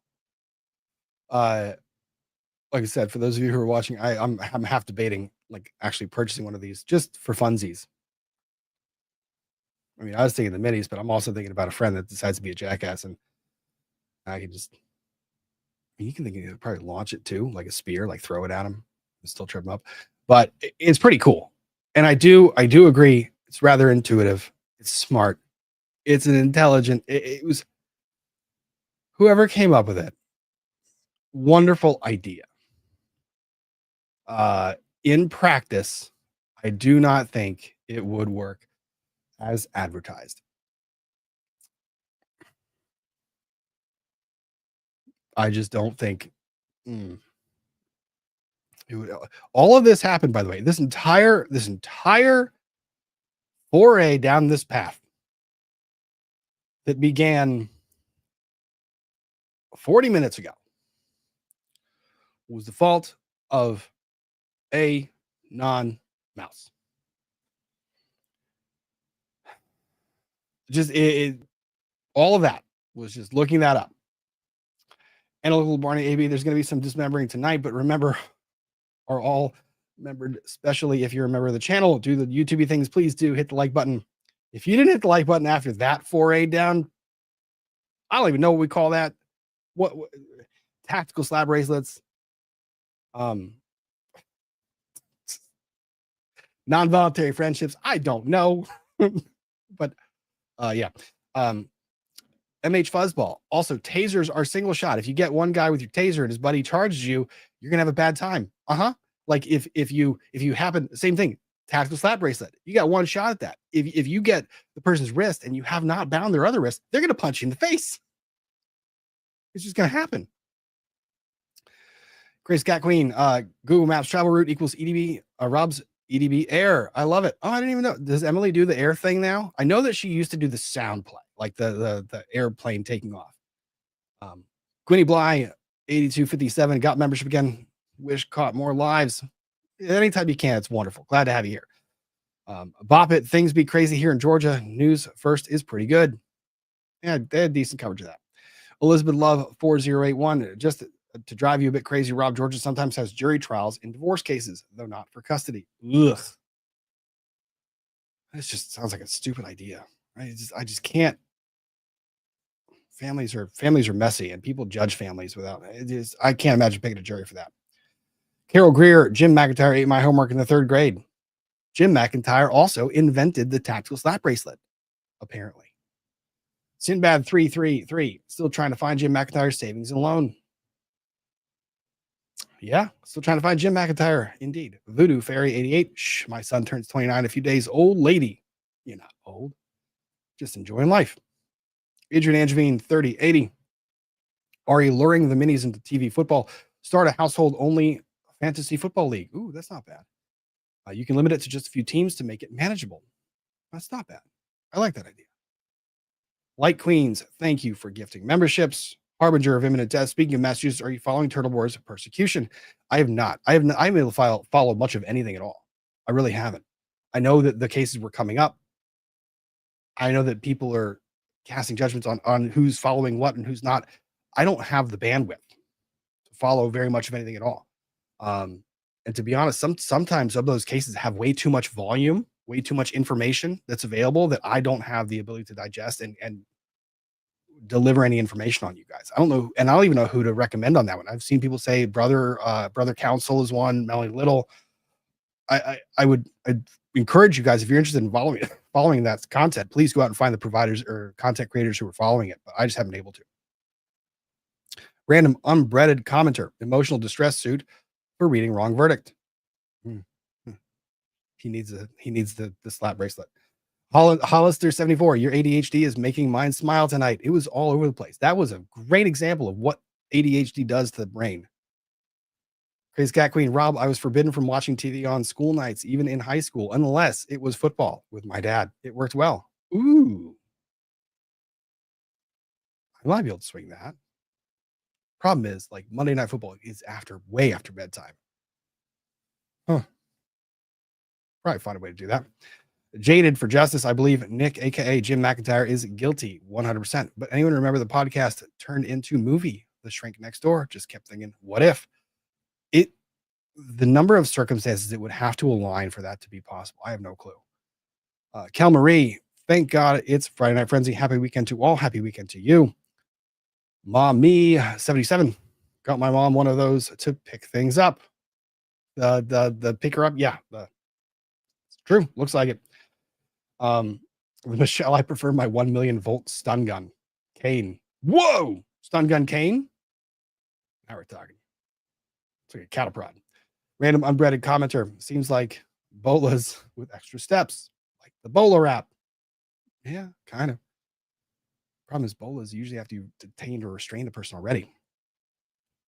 Random unbreaded commenter. Hey, if they get loose, if they get too close, use as a bow or a staff.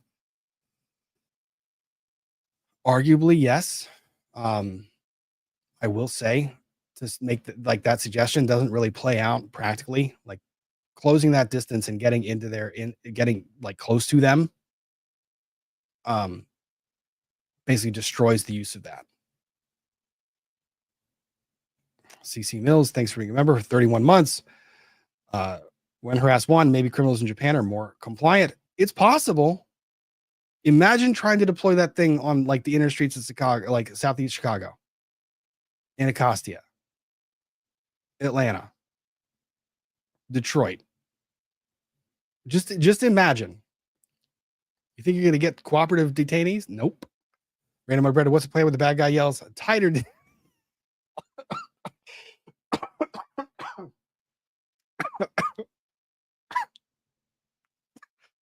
I will say that with as much maturity as I can. What's the plan when the bad guy yells tighter, Daddy? I don't know. You just get up and walk away.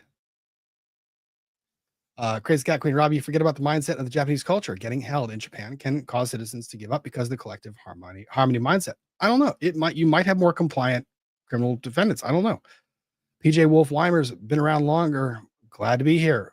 Never for 5 months. I know you've been around. I've seen you. Random unbreaded commenter, zip ties would be too kinky. Remember, this is Japan.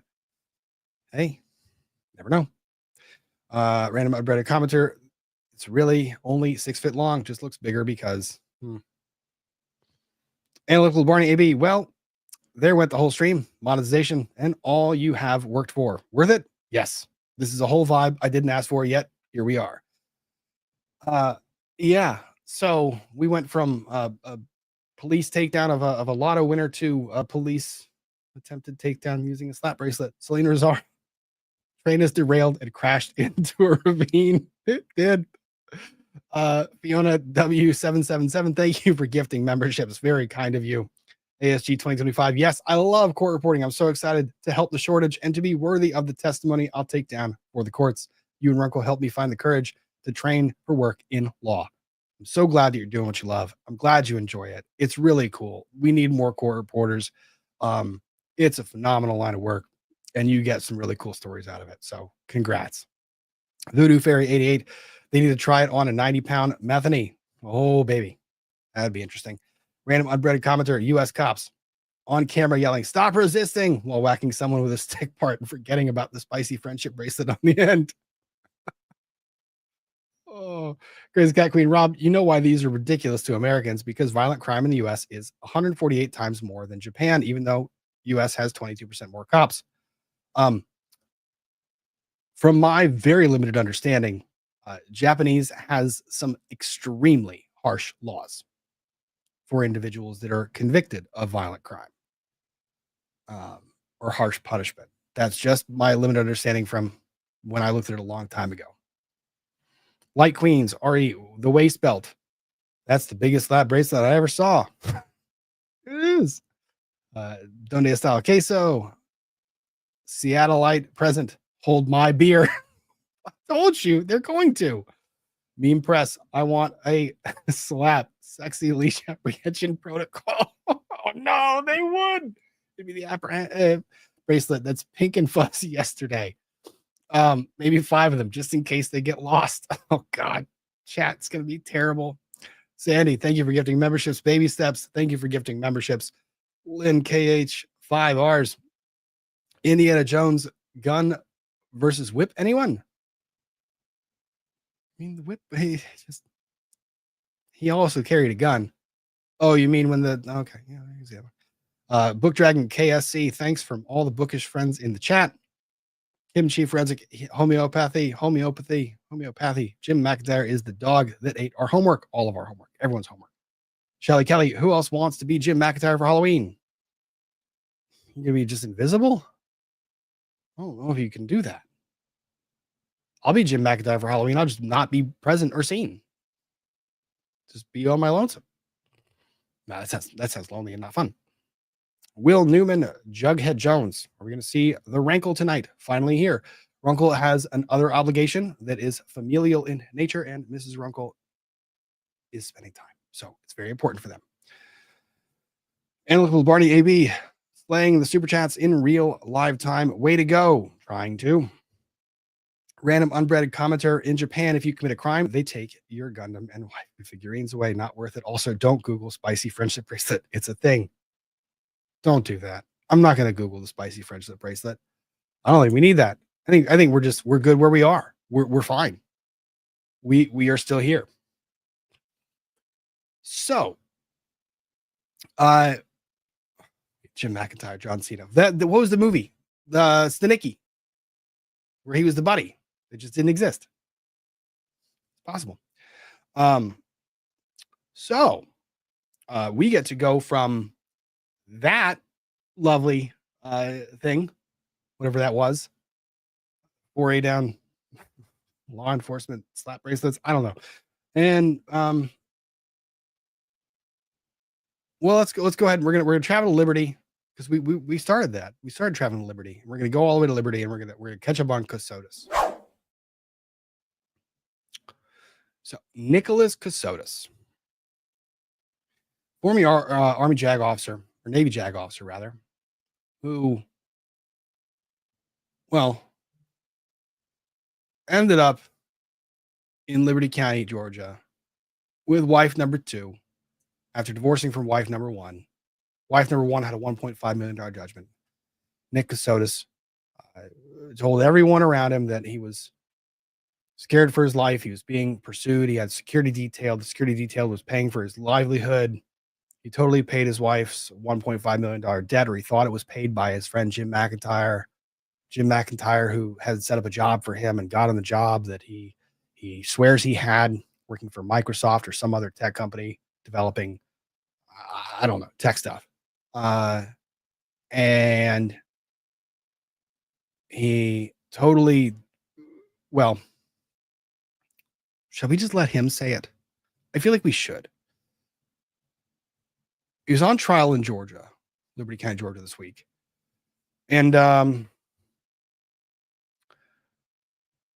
you remember from last week when we covered this briefly, the opening statements rather, that Doug Weinstein, from the fame that he derived from the YSL trial, was given the first opportunity to introduce us to Nicholas Kassotis, his client, because the prosecution deferred their opening statement. So Douglas Weinstein gets up and says, look, this guy sitting over here, who I represent, he lies. He lies a lot. He's a lying liar who lies, who absolutely lies. But he did not lie about not killing his wife. He did not lie about that. But he says a lot of lies. So choose when you want to listen to him. And when he testifies to you from the witness stand, he is totally telling the truth. But everything else in his statements, those are all lies. Everything's a lie. Oh, good point. Katrina Bunny. He didn't lie about Sony. He didn't. He also was a writer of short stories, murder stories, horror stories. Sold one for $300,000 that we learned was not a lie. So after that opening statement, you just know that they have an interview that's got to be just horrible. They've got statements, and then proceeds an onslaught of holy shit. This dude told more stories than you could ever possibly imagine. Just crazy. Not possible crazy. And you're thinking, there's no way this guy's going to testify, right? There's absolutely no, it's not possible. No way is this person going to take the stand. It is the criminal defendant's right to testify if they want. It is the lawyer's responsibility in most cases to advise that criminal defendant. It might be your right, but it doesn't mean that you should do it. Because 9 times out of 10, you talk yourself into a conviction. Because you're really depending on the whole world. You're charming this jury. You think you've been so charming, but that jury has just listened to a full prosecution case that paints you to be the individual who killed his wife, dismembered her, attempted to bury certain parts of her, like her head or other, and left other parts elsewhere on a hunting property. Told her parents that she passed when at a hospital that she wasn't at, and that you lost a baby that she was never pregnant with, and then faked her own death. I mean, a whole lot of fucking crazy. Let's just do this. We're gonna do this. It's gonna be easier this way. It's gonna be easier this way. Because Nicholas Kassotis testifies, and we're going to cover a bit of his direct examination and some of his cross-examination. Mind you, if I'm the prosecutor in this case, and this person gets up and decides to testify, the question is just, which lie of the 19 million am I going to confront him with? And it's gold. Please tell the jury about your time in the Navy. Yeah, I went on active duty starting in early 2008 after completing some training. We have what's called Officer Development School and then Naval Justice School, and then I reported to my first duty station in Norfolk, Virginia, where I was a defense attorney and a legal assistance attorney. While I was there, I also ran a couple of our smaller offices, and I deployed twice. I deployed once on short notice on the USNS Comfort. I was we would say the staff judge advocate. It's kind of just like an in-house lawyer for the mission commander. It was a humanitarian mission to Central America, South America, and the Caribbean on the ship for 4 or 5 months. I also deployed to Iraq, where I was stationed in Baghdad at a base called Camp Cropper, and I was doing issues related to detainees. The military captures a lot of people, and they have legal cases in Iraqi courts. They have legal rights and obligations that we have to give them. They're being interviewed by various things, and there was a lot of various legal issues that we had that I worked on. What about your career following Iraq? After I finished up in Norfolk, I was there on and off for 3 years with the deployments. I transferred to Region Legal Service Office, EURAFSLA, as we call it, Europe, Africa, and Southwest Asia. I was stationed in Sigonella, Sicily, at Naval Air Station Sigonella. There I was a prosecutor, and I was again, kind of a legal advisor to the commands on base, to the base commander, things of that nature. Tell us about your time as a prosecutor. I handled court martials in the military, also some administrative boards, folks getting kind of thrown out, a lot of sexual assaults, unfortunately. That is the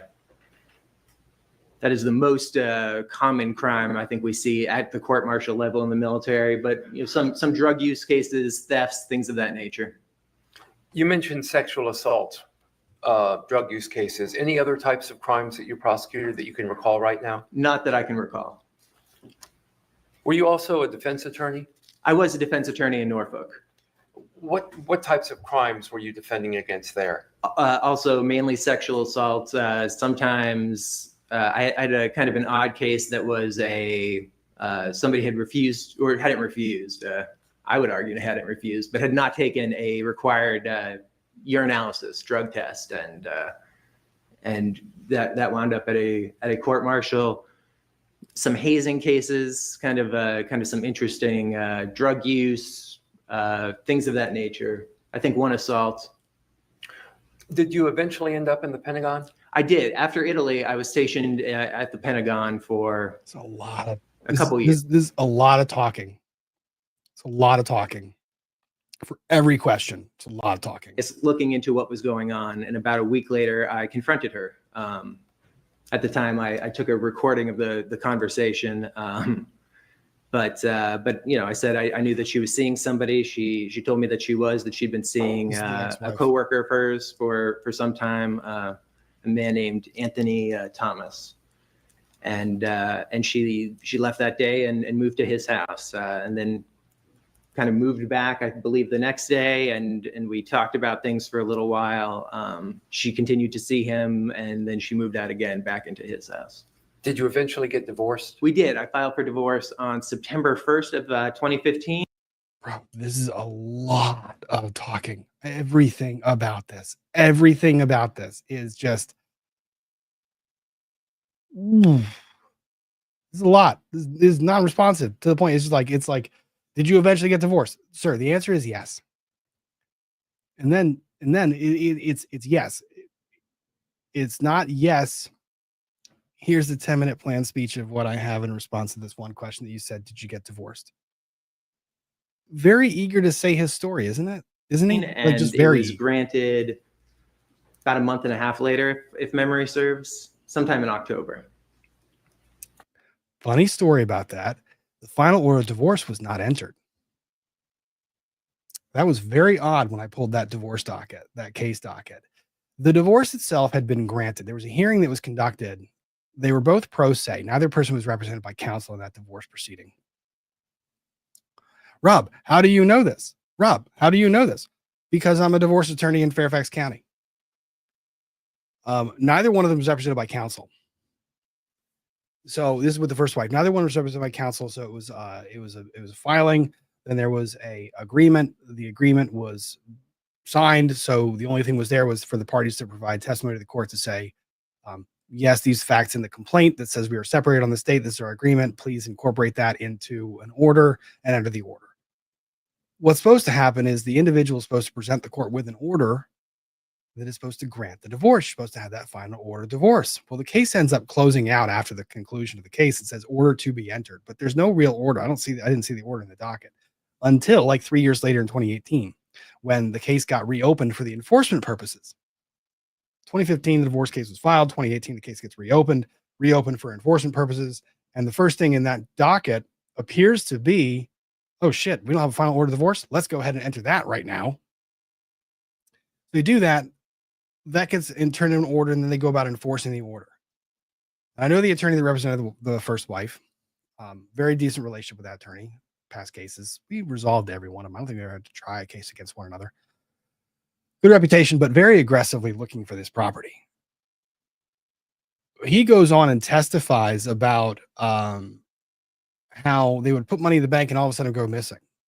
Well, I wouldn't be surprised, because what I saw in the docket was there were different cases filed that were seeking garnishments at every single bank in the area that they thought this person had funds. Just here's a garnishment, here's a garnishment, here's a garnishment. It was all over the place. Now, people are saying, how did they get remarried? A couple of different things, technicalities. One, again, I am going off what I see in the docket. It could have been that there was an order that was circulated, signed, entered, something that had been resolved back then, but it just might have been a technicality. Two, an individual that is, I mean, annulments are not easily granted. I mean, it's not, we don't have a state policy or public policy interest in just saying that people didn't get married when they intended to. So again, I don't know if that final order of divorce was entered or not. It was odd to me that it showed the first thing being filed in 2018 that showed up in the docket.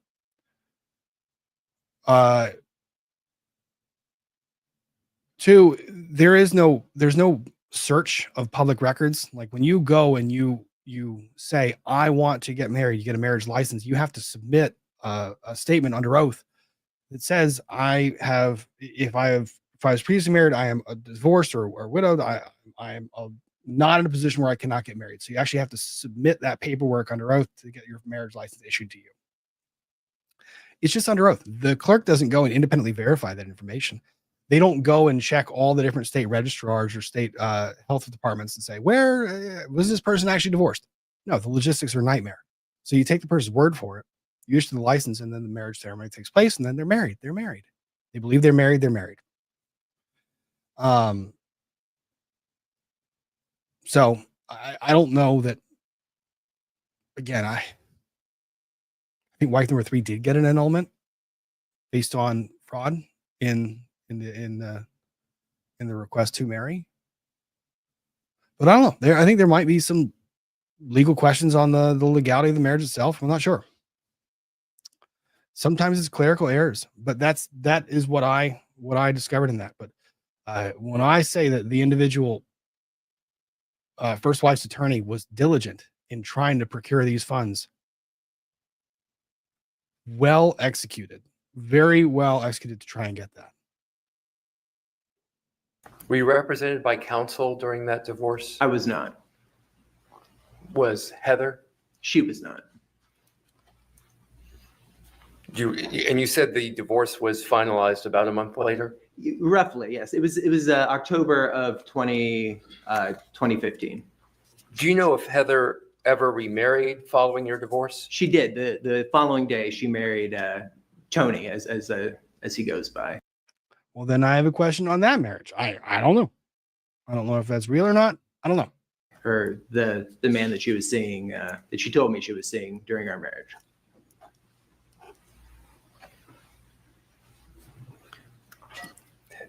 When did you meet Mindy Kassotis? I met Mindy on September 18th, 2015. How did you meet? We had met on a dating website called OkCupid, and we had talked for, I don't know, maybe a week or so, and then we met at a restaurant in Alexandria, Virginia. Do you recall where you met? Yeah, it's called Blackwall Hitch. It's a restaurant kind of right down by the water. It's a nice little spot. And you eventually married Mindy Kassotis, Mindy Mebane Kassotis, correct? Fairly Mebane, quickly. I'm Yeah, sorry. I mean, it was, you know, I mean, I would say within a month we were talking about marriage.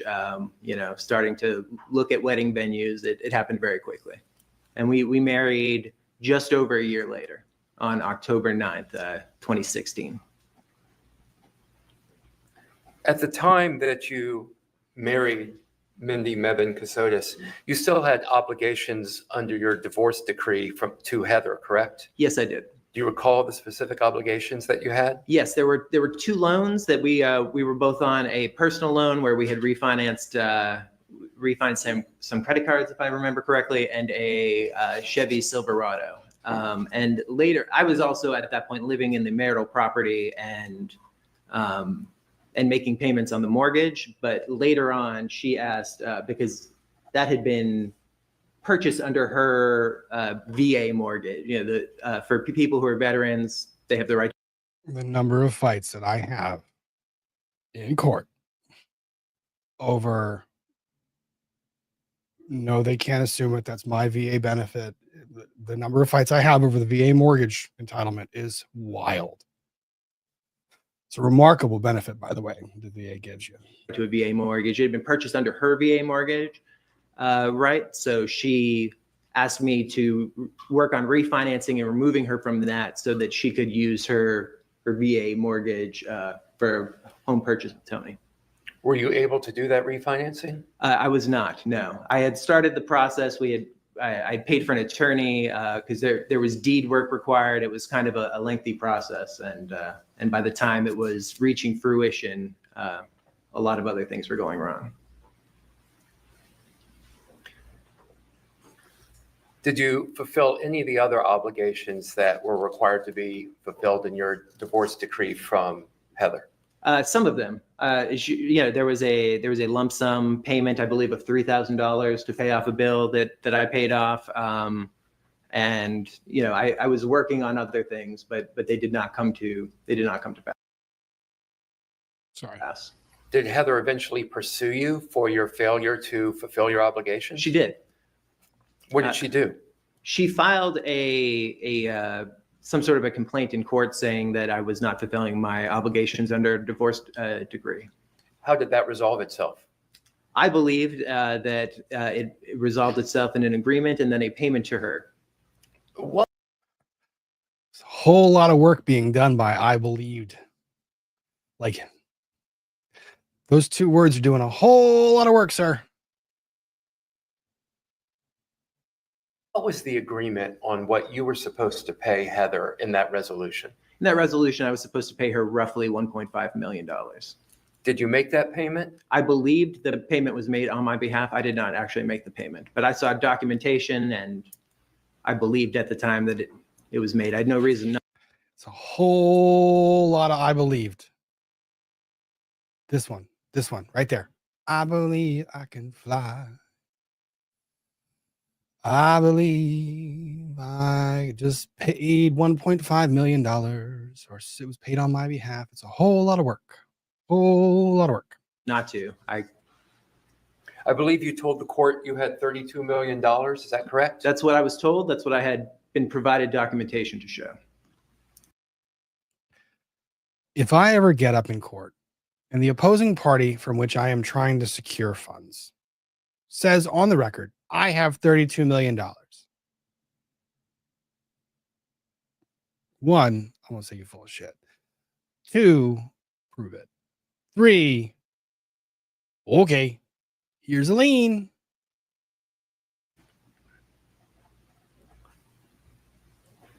I believed I had 32. Let's go ahead and get into that. Yes, sir.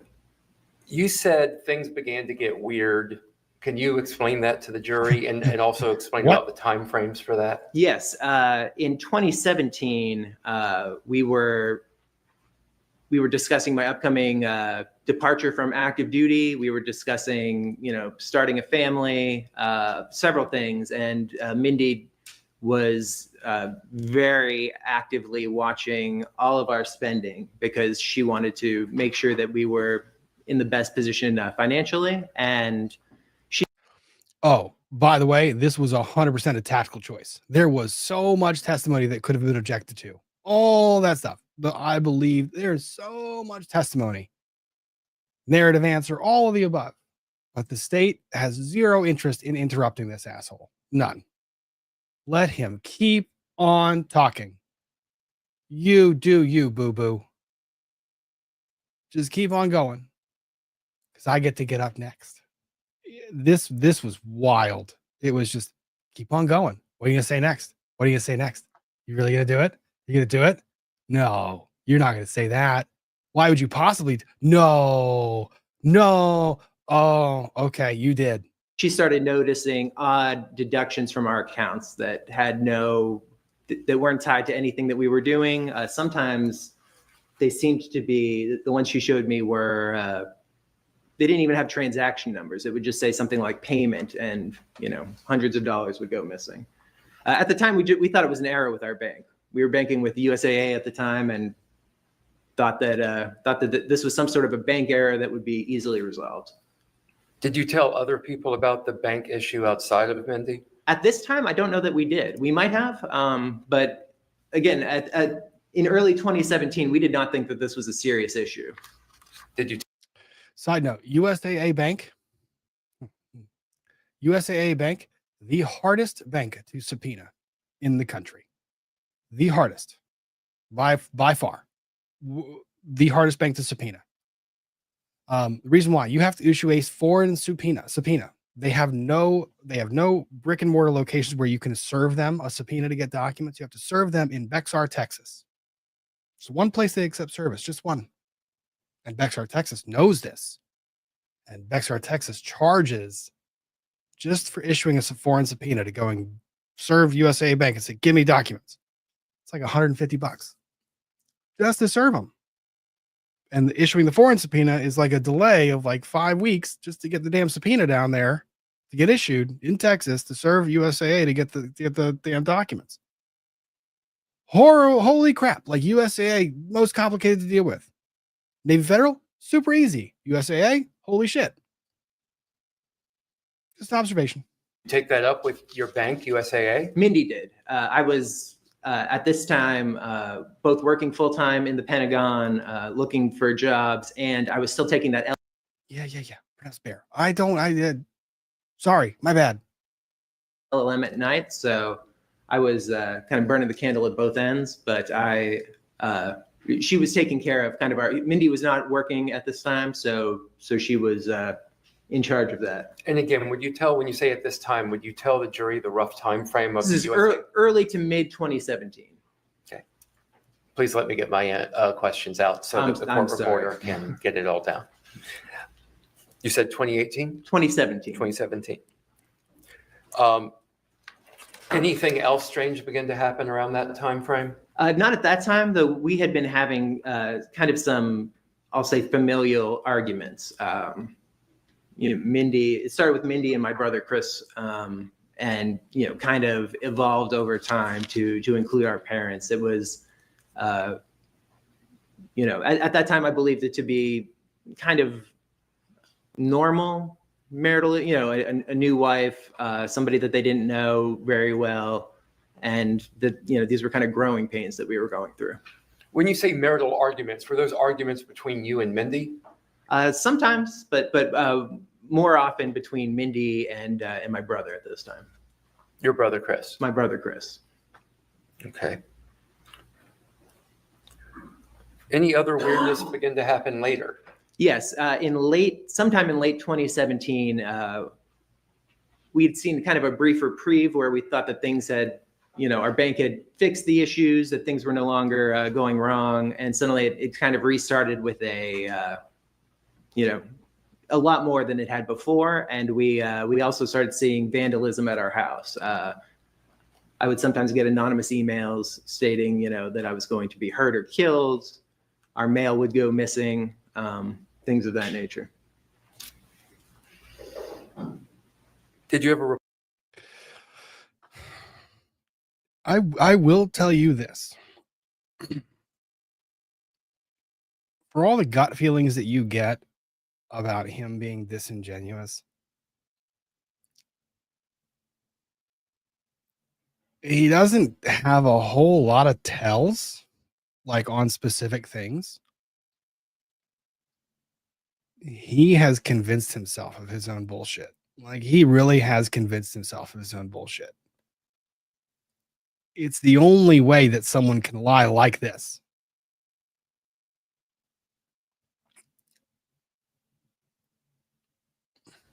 $19. It was either Christmas Eve or we might have arrived the night before that. I believe we arrived the night before, the evening of December 23rd. And how long did you stay in Hilton Head on this portion? We stayed in Hilton Head for just over 6 months. We left the second week of June. And how? The problem is, Book Dragon, here's the problem. The problem is you cannot establish a baseline with him. There is nothing that because he does not have a baseline. There is no way to baseline him. Why is that the case? Because every sentence that he has within it a lie. Every statement he makes has within it lies, nuances, obfuscations, all of it. People are talking about the blink rate. Not necessarily. It's consistent throughout. The blink rate is quick, but it's consistent throughout. The bobbing back and forth, consistent throughout. There is nothing there's no change. There's no specific change in his demeanor from all of a sudden he is one way and all of a sudden he is a different way. So like I said, you can't establish a baseline with him. In order to do that, you would actually have to sit down and have him talk, and actually have him talk honestly, where he's not being encouraged to lie or say this other stuff. Every single thing he is saying is colored by lies. So you can't figure out, oh, people are saying his blink rate's not consistent. All right. Okay. We'll look at it again in cross-examination. I don't think you get a whole lot of it in direct. Basically, what I am focusing on most is his eagerness to answer the question. Is the anticipation of the question and cutting the question off with an answer to the question that he's already planned. It's planned, it's rehearsed. He's not operating from memory. He's operating from something that he's convinced himself to do or say. There is no hesitation. The hesitations are feigned. They're paused. They're very good. So what I was intrigued by, someone who's a decent liar, he does a pretty good of feigned accessing, feigned recall, feigned pauses, whether it's for dramatic effect or for important or to highlight certain things. It's not terrible. Oh, and I texted Spidey about this one. I'm still gonna follow. I'm gonna forward it to him. I just think the issue is you don't get enough of him. I don't know. Let me tell you, from the moment he started talking, in my head, the moment he started talking, I was like, oh, he's good. He's good. He thinks he's better than he is, but he's good.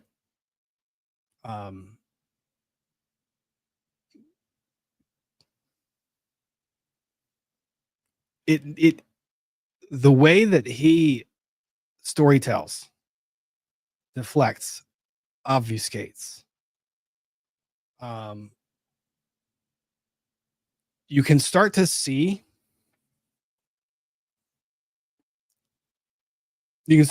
how he creates, or he could have created, a circle of individuals by exclusion, by the way. A circle of individuals by exclusion. Basically, everyone who called him on his bullshit, everyone who confronted him on his bullshit, was no longer allowed in his inner circle. He found a way to distance himself from those individuals. So he has a very isolated group of individuals who he limited to those individuals who bought his bullshit.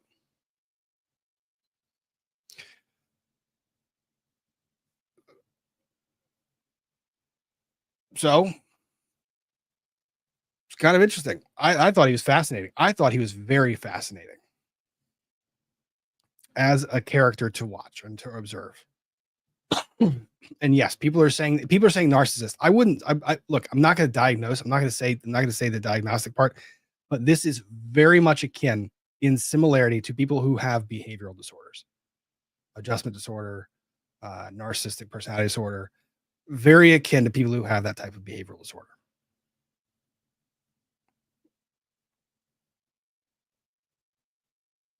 How many places did you live in over that 6-month period? I would be estimating, but 15 to 25.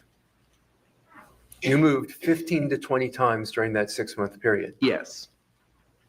How would you move your things? We had, at that time, a couple of cardboard boxes. As time went on, those obviously get destroyed. And we had plastic bins that were delivered to us. And when those would get destroyed, we would get new ones. And they would get beat up too. The eagerness. Oh, baby. The eagerness. Look at him look back at Doug Weinstein. Look at him. Am I answering the question the way you want me to? I can keep going. Watch. Cardboard boxes. As time went on, those obviously get destroyed. And we had plastic bins that were delivered to us. And when those would get destroyed, we would get new ones. And they would get beat up too.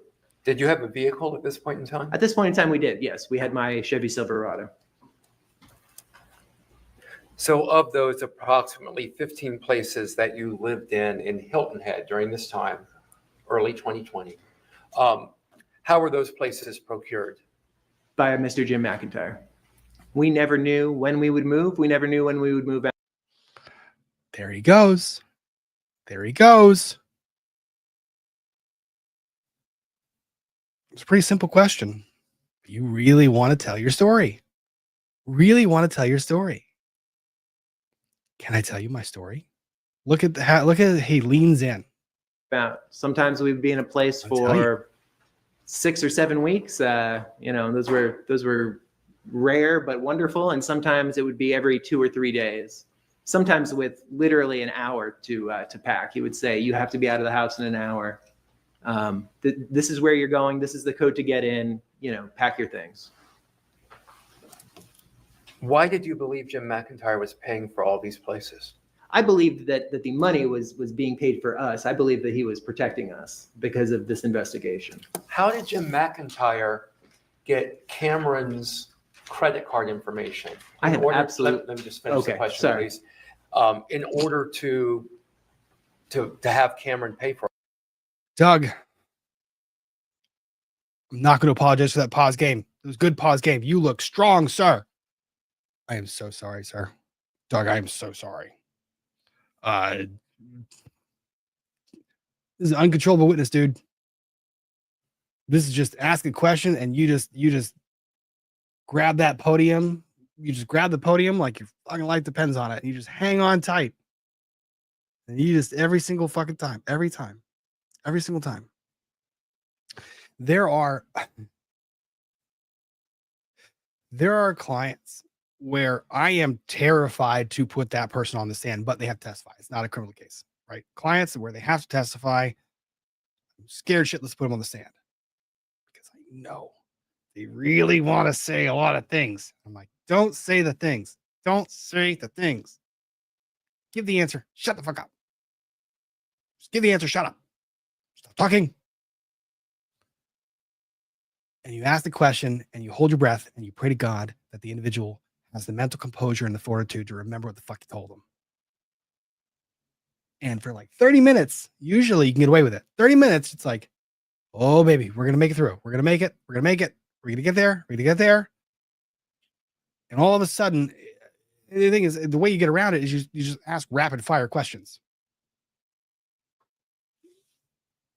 You just rapid fire questions. Just keep on asking questions. You cut them off in the middle of their sentence. You say, well, let's talk about this. Let's talk about this. Let's talk about this. I like that method of controlling a witness, and because it doesn't feel like I'm confronting them. I'm saying, well, I'm glad you raised that point. Let's talk about this. Right. So he's like, when did you move? In 2018, the circumstances of that move. Actually, I want to talk about the circumstances of the move. What brought about that move? Like you cut them off and you train them to basically say, listen to me, follow my lead. Don't get out ahead of me. The jury has to believe you. And the way they do that is you don't go off on your fucking storytelling. You shut up. You stop talking. Stop. Stop right now. And Doug is doing all he can. He's just like, I'm swimming. I'm swimming. I'm swimming. Son of a bitch. Just fighting for dear life. For all of this. I have absolutely no idea. Did you provide it to him? I did not.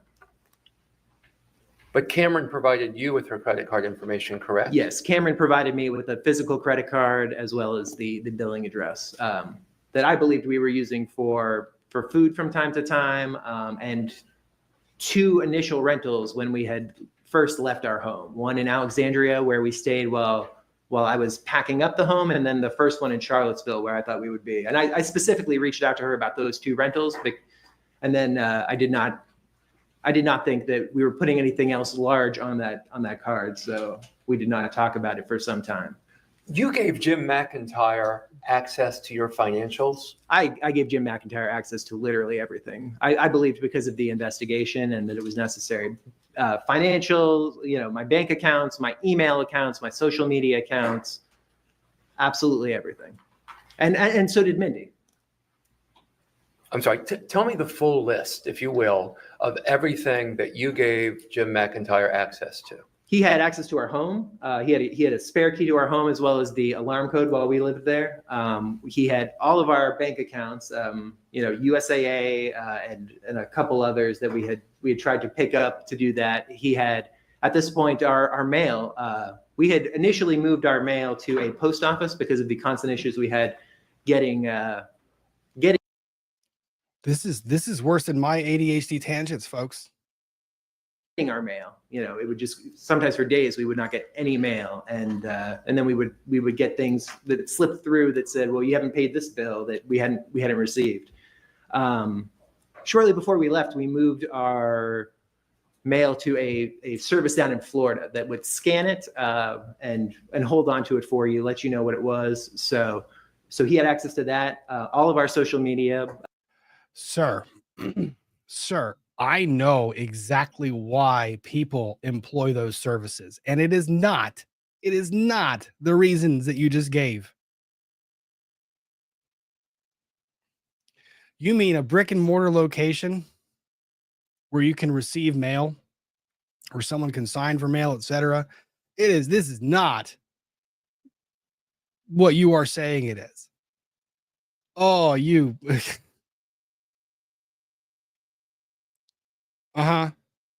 both of our social media, anything from Reddit to Twitter to Instagram to Facebook. He also had our Signal. So Signal is a encrypted messaging app. I know we've heard a little talk about it. You can mirror Signal from your phone to a computer so that you could use either the phone or the computer. He had us mirror our Signal accounts to professional computers of his, so that he could monitor. Oh, wait, hold on. Oh, what are they used for? They're used so you don't get found. They're used so that you can tie every address, because most banks will require a physical location. Like if you have an address, like a lot of places won't let you register with a PO box. They're used so you can't get found, but you still have communication with everything. Look at you slipping. You slipped on something. Hello. Our Signal. So Signal is a encrypted messaging app. I know we've heard a little talk about it. You can mirror Signal from your phone to a computer, so that you could use either the phone or the computer. He had us mirror our Signal accounts to personal or not. Whoop, whoop, whoop, whoop. Whoops. Did you mean to say that? I don't think you meant to say that. I don't think you meant to say that. The phone or the computer. He had us mirror our Signal accounts to personal or not personal. I thought professional computers of his, so that he could monitor those conversations as well. Okay, I'll ask you to just slow down just a little bit to make sure the court reporter gets everything. Yes, sir. So eventually you leave Hilton Head, correct? Yes, in late May of when we moved in, there were mosquitoes in the house. At the time, we didn't think anything of it. It's Georgia in the summer. You're gonna have mosquitoes. In August, Frank and Betsy had gone away for 2 or 3 weeks. They went up to Illinois or Wisconsin to see Matthew play baseball in a summer league he was in, and things got exponentially worse with the mosquitoes while they were gone. I had bought one of those little lamps that attract them and put it in the bathroom where we seemed to be having more. I opened the bathroom one night and there were thousands of mosquitoes in the bathroom. It really does attract them, but they were coming up. At that time, we realized that the vanity in the bathroom had, when it was installed, they had cut a large hole in the wall that was open. Uncle. Oh my God. I give up.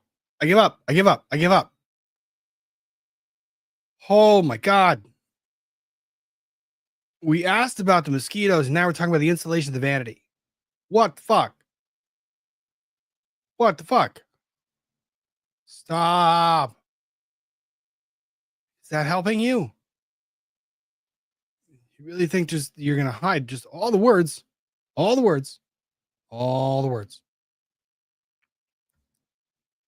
to the crawl space under the house and had not patched it up. So they were coming up literally under the vanity.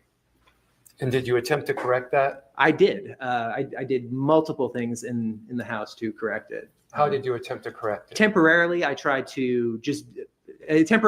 just duct tape it over. Then we went about trying to seal it in different ways with foam, with spackle, at one point with wood. But this was the rental?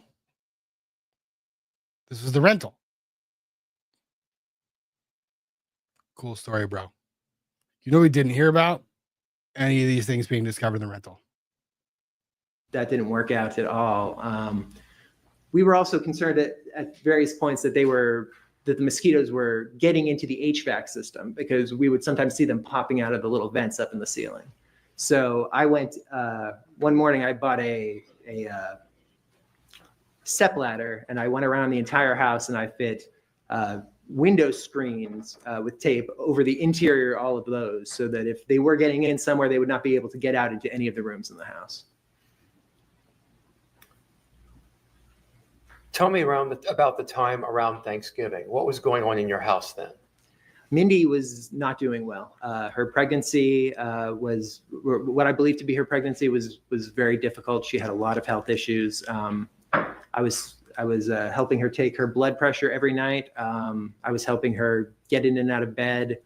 I thought that she was really physically struggling, and I was trying to help her and trying to ensure that she was okay, that she and the baby were okay. Okay. Did you travel out of town over Thanksgiving? No. Did anyone in the house travel out of town over Thanksgiving? Yeah, Betsy and Frank traveled out of town. Do you know where they went? I believe they went to Hilton Head, South Carolina. Do you recall when they left? They left the Wednesday before Thanksgiving. The day before Thanksgiving, that would be. And when did they return? They returned the Sunday after Thanksgiving. So Wait, 3 days after Thanksgiving. Hang on, 150. You recall the date? I do. I could figure it out. Had to leave the house. I was always terrified to leave the house. But I believed Mindy to be pregnant. throughout this, and you know, I don't know. It was my job. Well, let's talk about that. Why did you believe Mindy to be pregnant? Mindy told me that she was pregnant. When did she tell you? Bro, again, you're putting a whole lot of trust in this. I believed.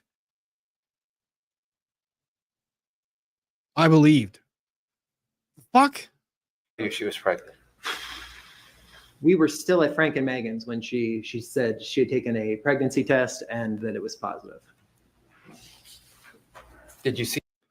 Well, that's the most unnatural response to ever see occurred. That's weird. So, anyone ever you ever ask someone a question and they really are like they do the heavy sigh? How do they begin the answer after that question? What the fuck was this? What was this? We were still at Frank and Megan's when she said she had taken a pregnancy test. The most fucking trained exhalation I've ever seen.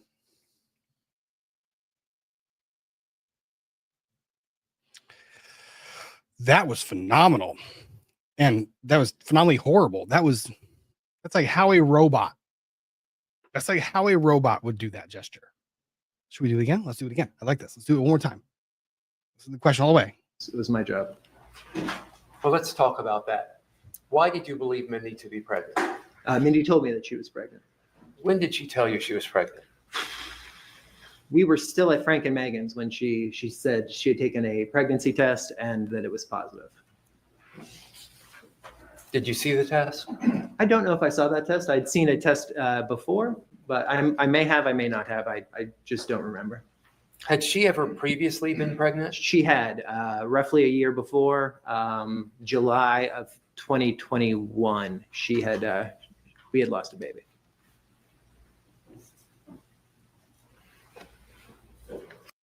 Sir, if that's a lie, and I have every reason to believe that's a lie. Fucked up. Did the two of you, well, let's start with you. What people outside this immediate family unit of 4 folks were you in communication with?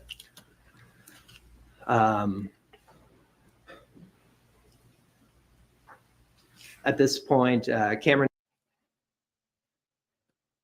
Okay, interesante. Ooh, I like this one. Tell me more, Mr. Kassotis. Let's watch that again. Folks were you in communication with?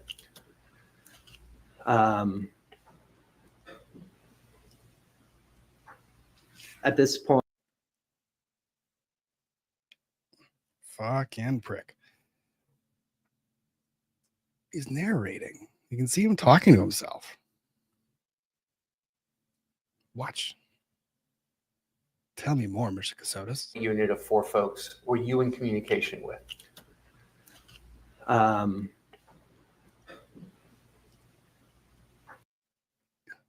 See it? Anyone else see it? Anyone see it? Who saw it? Anyone see it? What's he doing? Do you know?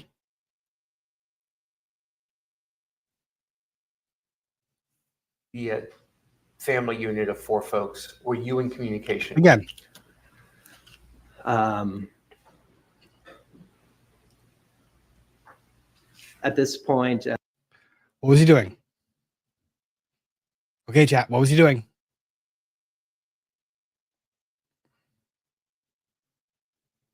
Nope. Not grooming. It's not grooming. Not self-soothing. Nope. Don't look at the lick lip. Nope. It's not a lick lip. It's not the lip lick. It's not the lip lick. Don't look at the lip lick. Ding, ding, ding, ding, ding. No. Close. Very close. Very close.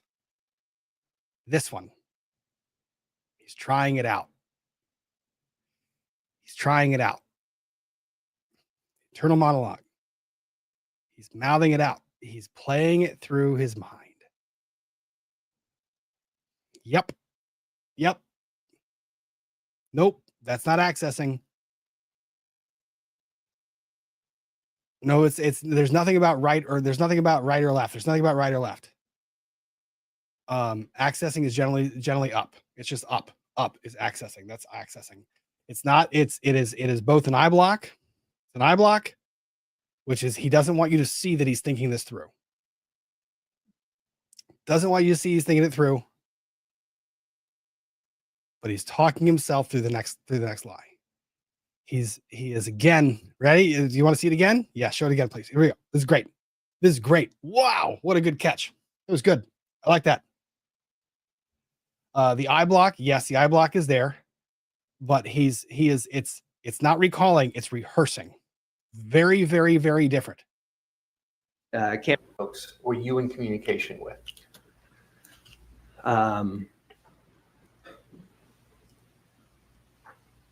At this point, Cameron Nelson.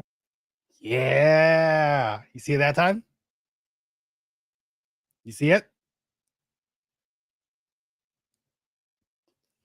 Can't help himself. You can't help. Your brain cannot tell your mouth. Your brain cannot stop you from doing that. It's not trying to muster the emotion. He's previewing it. Yeah, I told you. You'd see it. He's testing it out. And he thinks, but the eye blocking is there. The eye blocking is there. He's trying not to make sure you're not seeing it. He's testing it out. How does this sound? Angela Wynn. Sometimes we would talk to. We had some other friends that we didn't. Let's say one more time. Okay, one more time. Here we go. Last time. This is the last time. 4 folks were you in communication with?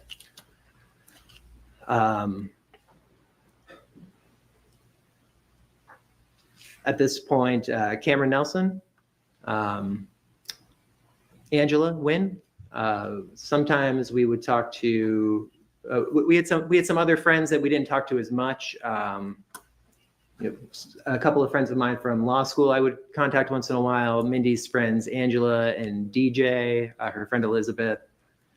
But I would say, most of our real communications, I'll say, are talking to people were with those people.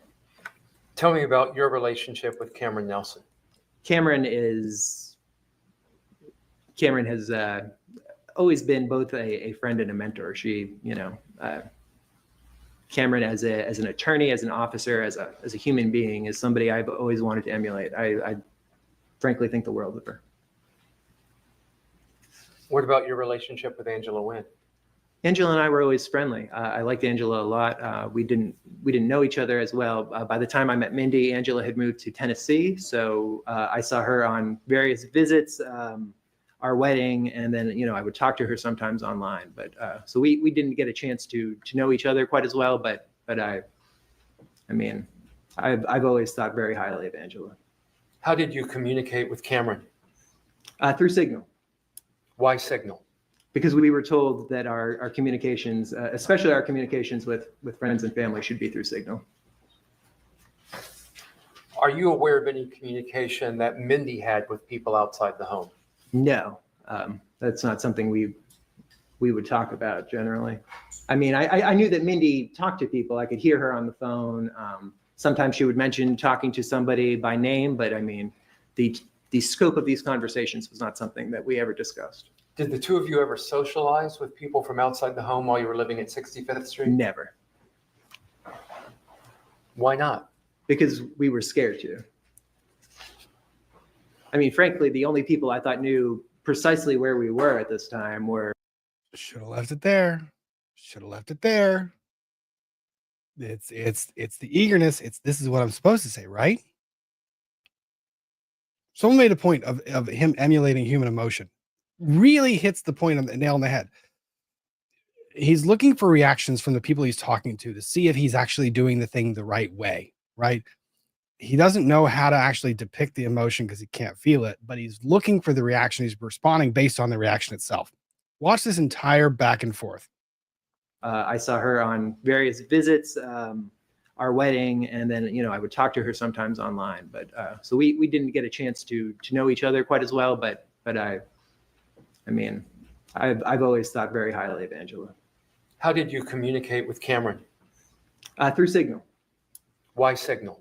Because we were told that our communications, especially our communications with friends and family, should be through Signal. Are you aware of any communication that Mindy had with people outside the home? No, that's not something we would talk about generally. I mean, I knew that Mindy talked to people. I could. The hesitation in the voice. He's looking for the response, and he's trying to appease the response. He kept on going. You didn't have to. It was right there. He could shut up. Hear her on the phone. Sometimes she would mention talking to somebody by name, but I mean, the scope of these conversations was not something that we ever discussed. Did the two of you ever socialize with people from outside the home while you were living at 65th Street? No. Believe me. Big eyebrows. Shock face. Believe me. Look, I'm giving you open to try to convince you of something. Wow. That's the sell. Ready? Look, wait to watch and look for the reaction, though. Watch him look for the reaction. Never. Why not? Scan the gallery. Because we were scared to. I mean, that right there.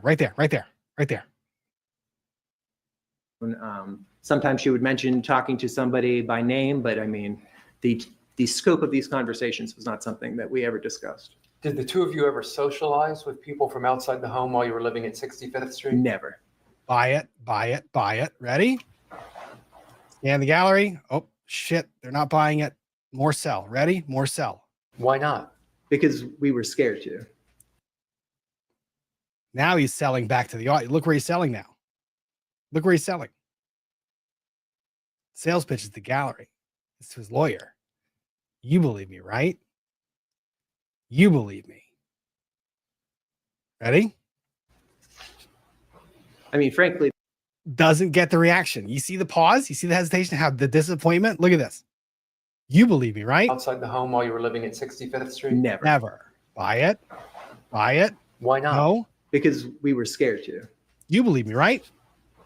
I mean, frankly, the only people I knew precisely where we were at this time were Frank and Betsy, who literally lived with us, and Jim.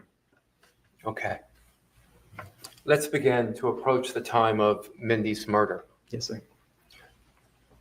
You purchased a shovel at Home Depot at the beginning of November, I believe November 4th. Why?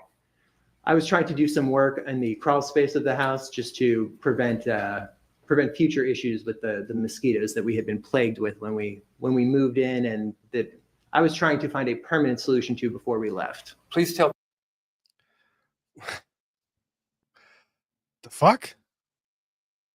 What was that? The hell was that? How does that make sense?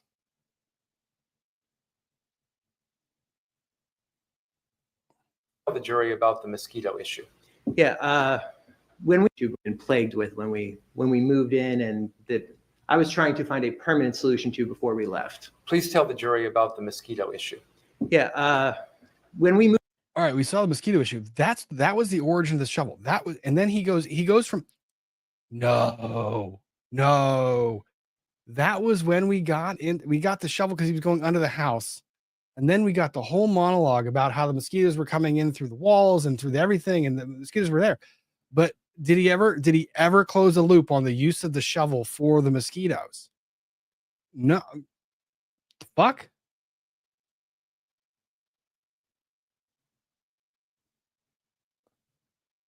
Bro.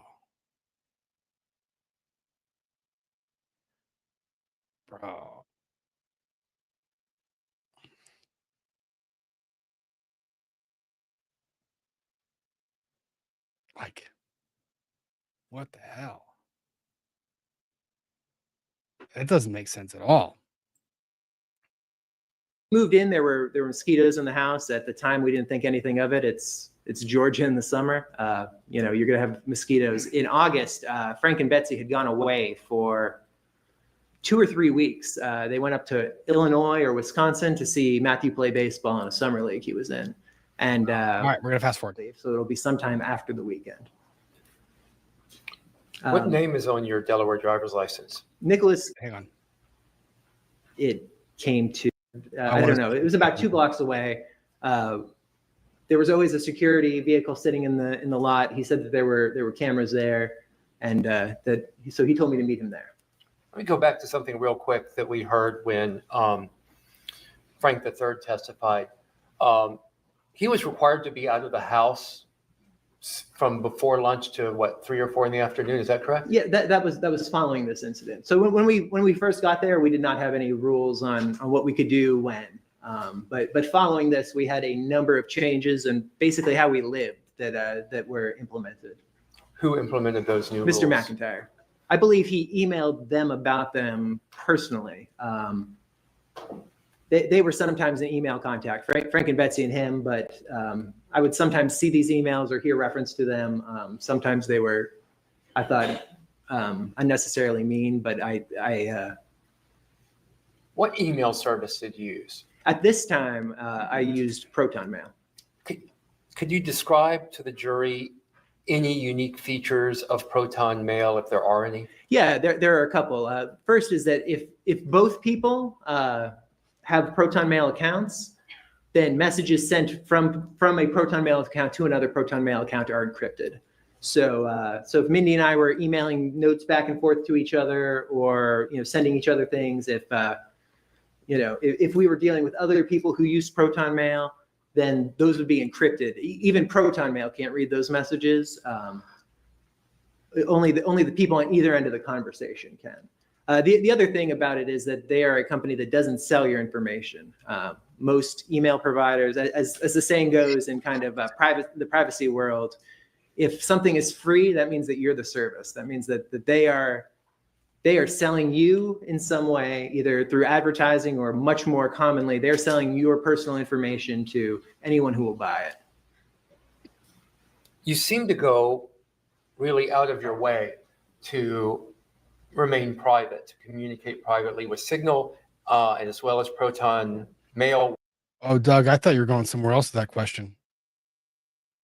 I mean, when you started that question, like, you seem to go really far out of your way. In my head, here's how I finished that question. Cannot answer the fucking question I asked you. You seem to go really far away from anything I just asked you. Like, we left that station like a long time ago.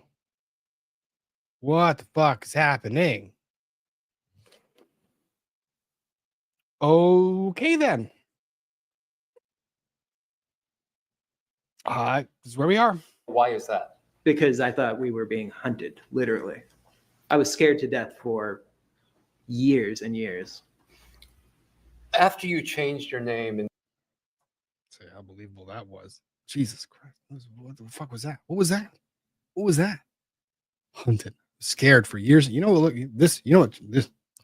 Let me show you the face of fear. That's the face of fear. Look at that. Look at that. That is the face. That is the smirk of fear. Everyone fear the smirk of fear. Fear the smirk of fear.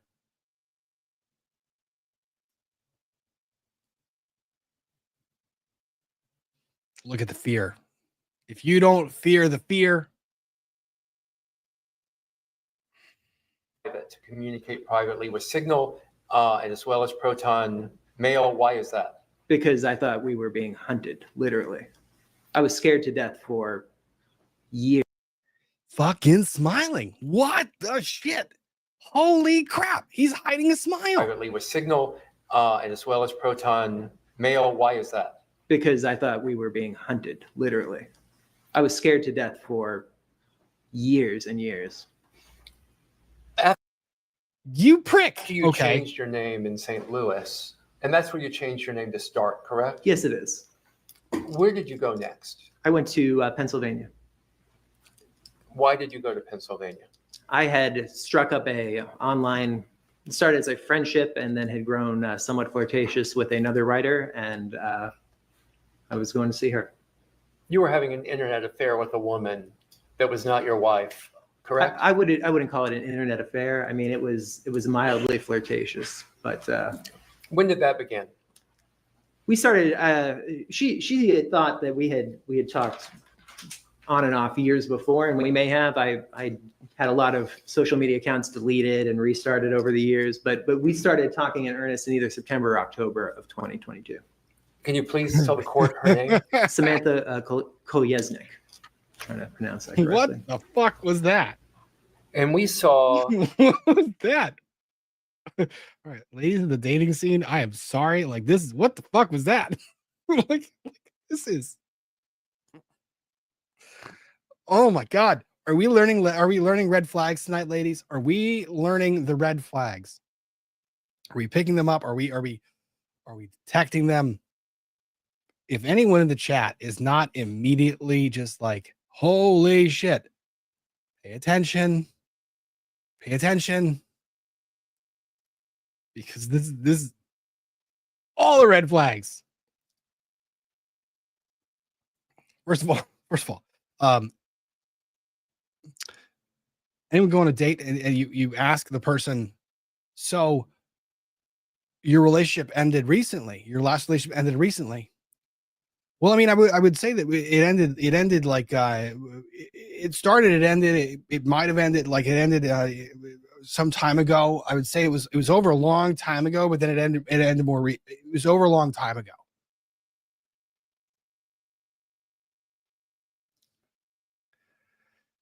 Excuse me. No.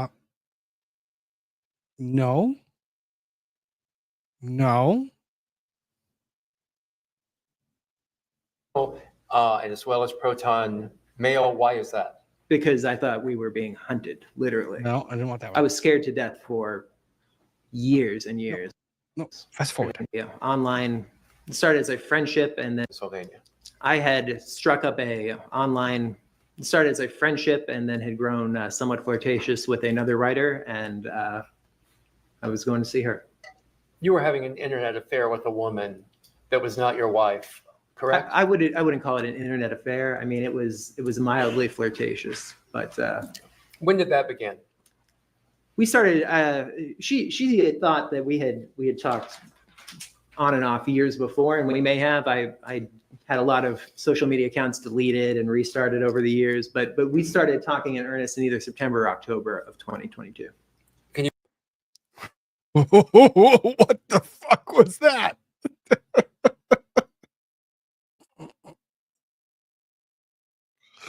Oh my god, that was terrible. Can you please tell the court her name? Samantha Kolyesnik. Trying to pronounce that correctly. And we tried, sir. You married this person. Try to pronounce that. Let me try to pronounce that correctly. What the? We saw text messages between you and Samantha, direct messages in Twitter. Yes. Between you and Samantha Kolyesnik, correct? Absolutely. Do you recall telling Samantha Kolyesnik that your wife had died some years prior to her actual death? I did. Why did you tell her that? This goes back to the fall of 2020. We were in Beaufort. Side note, you want to see an absolute fucking lie? Oh god, never mind. I don't know if I want to do that because I don't want to put my money where my mouth is. In Twitter. Yes. Between you and Samantha Kolyesnik, correct? Absolutely. Money where my mouth is. Do you recall telling Samantha Kolyesnik that your wife had died some years prior to her actual death? I did. Why did you tell her that? This goes back to the fall of. You're the fucking eye block. Telling Samantha Kolyesnik that your wife had died some years prior to her actual death? I did. Oh, you feigned emotion. Why did you tell her that? This goes back to the fall of 2020. We were in Beaufort and Mindy got sick. And within a day or two, took a COVID test and it was positive. This was pre-vaccine, and we called Mr. McIntyre. He had somebody come and pick her up and take her to the hospital. And I was told within a matter of days that she was not expected to live. It was Rusty and I in Beaufort. And I was told that I was not allowed to talk to any of our close friends or our family about what was going on, because nobody was allowed to see her. She was in a COVID ward. At that point, since none of us had vaccines, nobody was going to be allowed in, and that there, the chances of where I was being identified were extremely high. And I was, using social media to talk to people. I was a wreck. I was not doing well. And I started communicating with an old friend of Mindy's, or maybe an old acquaintance would be the better term, by the name of Joy. And, it came to, it became much more romantic in nature, to the extent that she came and visited me twice in Beaufort, and that we had talked that, after Mindy passed away, we were going to move to be near her family in Minnesota. But when you told Samantha Kolyesnik that Mindy had died, that was in October of 22, I believe. Yes. Following this, Mindy recovered in late December 2020. It was very, very unexpected, and Jim was, frankly, he said he had not been reviewing my social media as closely as he had at the beginning, and was frankly extremely livid with me that I had been talking to people that I didn't know well, that I had been saying outside of Signal, I'd been saying where I was, what was going on with Mindy. I was frankly trying to survive. So we had almost no social media access for a period of months. He said that we both in the past said things to people on social media that we didn't know well, that we shouldn't have. And then is there a human being alive that believes any of this?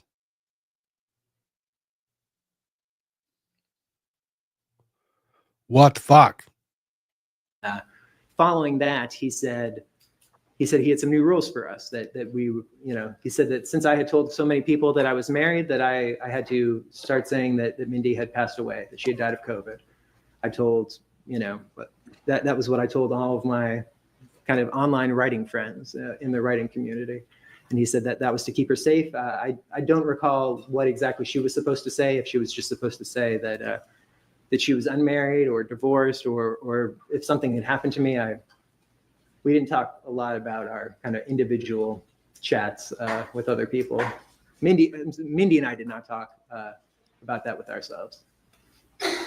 So that became a running thing that I was supposed to tell anyone that I befriended, that I talked to more than a handful of times, was that I was widowed, that my wife had passed away. And it started by saying she died of COVID. And then as she would get medical attention for various things, he would change that, because he said if medical records of where she had been ever leaked, it would look consistent. Where was it? Casually, Kiki, will the real Jimmy Mack please stand up? He can't. He's seated in the witness box. We all wish we had a friend. I mean, we do. It's our little internal monologue. It's our little devil on the shoulder. Wouldn't it be great? This is why I think the personality disorder thing is there. Wouldn't it be great if you could take every wrong that you've ever done, every horrible thing, and it wasn't you, it was an alter ego. This is literally the Fight Club. Like, this is the Fight Club situation. This alternate persona, this person that's in secret, this person who's both the master of your fate who gives you the highest of highs, the ups, the downs, who bestows upon you the accolades, the respect, the honor of a security detail, and the person who also can be blamed for every single thing in the whole wide world. Jim McIntyre.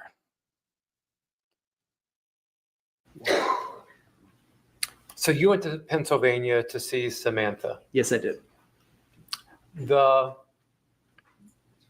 When did you get to Pennsylvania? Do you recall?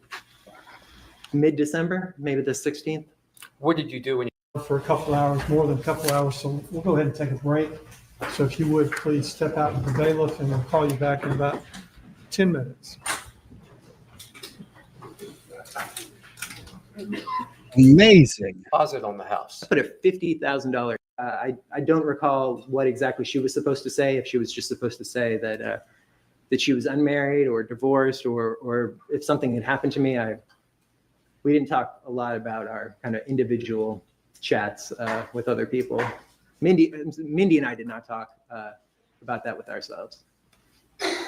So that became a running thing that I was supposed to tell anyone that I befriended, that I talked to more than a handful of times, was that I was widowed, that my wife had passed away. And it started by saying she died of COVID. And then as she would get medical attention for various things, he would change that, because he said if medical records of where she had been ever leaked, it would look consistent. So you went to Pennsylvania to see Samantha. Yes, I did. Amazing. When did you get to Pennsylvania? Do you recall? Mid-December, maybe the 16th. What did you do when you got to Pennsylvania? I had rented a place in a little town named. I want to take on the narrative, or I want to take on for a second the notion that the parents believed him.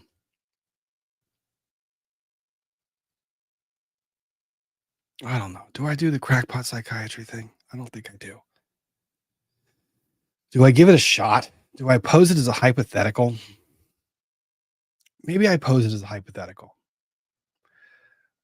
So adjustment disorders, or what we know about adjustment disorders, NPD, behavioral adjustment disorder, they usually stem back to something developmentally that occurs. Like when we are in a very early stage of development, we are on track, right? We are developing, call it your persona, who you are on the inside. You're developing your morality, your moral character, your true nature of right and wrong. You're developing this understanding internally by self. And what my understanding of the science is that something transpires during this time, during this developmental stage. Something transpires to either pause, delay, interrupt, or cause a deviation. Or just something just takes that developmental and just says, nope, we're not doing it this way. You are on this path. We're not going to do it this way. We're not diagnosing him. I'm not diagnosing him. This is what people understand of this condition, or this is what people understand of it. Posing it as a hypothetical. If someone is, I'm not saying it's him. If someone is learning how their moral compass points and they're learning how to adjust this, but there's never any consequence, or they see individuals around them that never experience any consequence, or let's say that there's something traumatic that someone endures that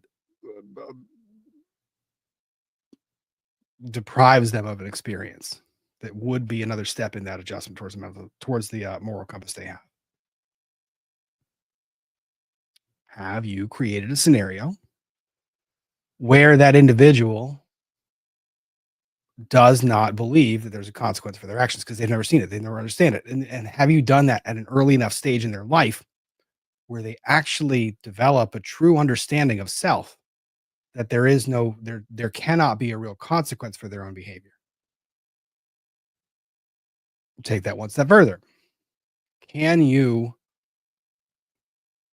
disrupt someone's, either you or the circumstance of their upbringing? Can it be so disrupted, or can a trauma occur at such an extent, or at such a time, where an individual truly believes that they are incapable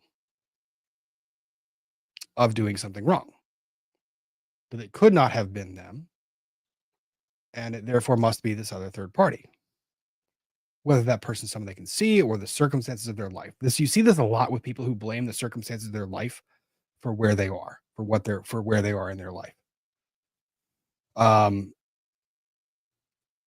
Oh, I would have been this remarkable person if not for, if not for John Doe back in the 5th grade kicking out the stool from under me, I would have done this. I would have done this. You really see this. You develop you can actually have a condition where you don't understand consequence. Now, let's pose the hypothetical where perhaps the circumstances that led to you not having this understanding were the people in your immediate surroundings. You always see this with people who could never believe that their child would be capable of doing these things. This is why I hate parents that do that. I hate parents that do that. Oh, my little Jimmy would never do that. Yeah, your little Jimmy would. Well, the other person must be wrong because my child would never do that. What are you doing to that kid?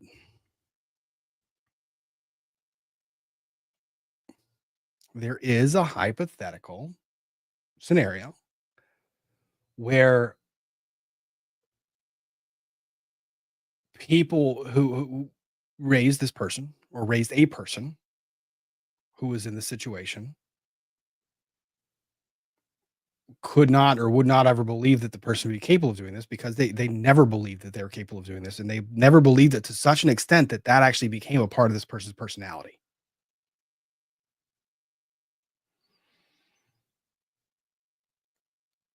I don't know. This is a concern that a lot of people have. I would say the reason why I'm even going down this road is that one of the things that always occurs is we get concerned in custody litigation. I'll do this. We get concerned in custody litigation about kids and the upbringing of children. We fight custody battles over between parents and who should be awarded custody, who should make decisions, who should do certain things, and why they should do certain things, and what transpires, who should get decision making, who should be in charge of choosing a therapist, whether the child should go to therapy. And we have these big, drawn out legal battles. We have full trials over these issues, massive trials over these issues. And a lot of times the judge looks at the situation and the judge goes, we're going to put a stop to this because this child's going to end up to be a sociopath, or the kid's going to have adjustment disorder issues, or the kid's going to be the behavioral issues that we are downplaying are going to all of a sudden turn this kid into a person who shows up at a school with an improper motive, hypothetically speaking. Try to avoid that situation. So we always litigate that stuff all the time. So it makes me wonder, more of a curiosity. It makes me wonder, sorry, wrong one. How this was ever avoided, like how this doesn't happen.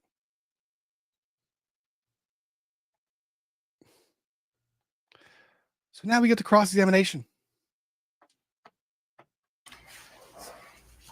Now, you also Wolf Kiara 18. Are there downsides to putting a child in therapy? There are. 100%. There can be. It's a trade-off. It's a trade-off.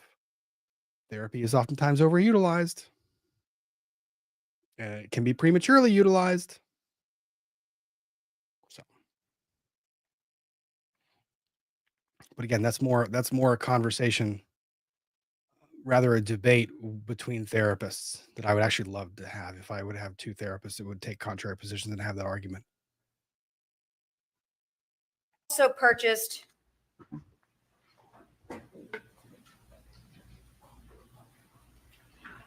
2.25C.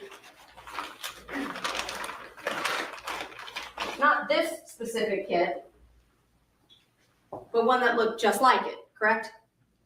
I believe so, ma'am. This was a 7-piece deer processing kit, correct? That's what it says, ma'am. Well, you saw the business records from Bass Pro, correct? Yes, ma'am. And they indicated that you purchased that item, is that right?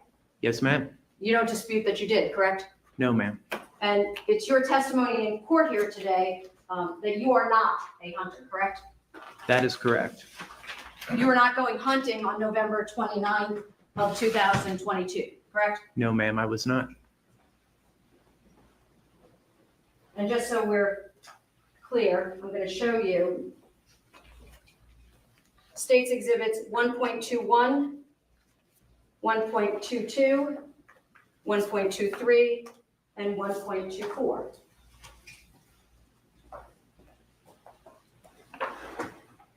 Do you recognize that car?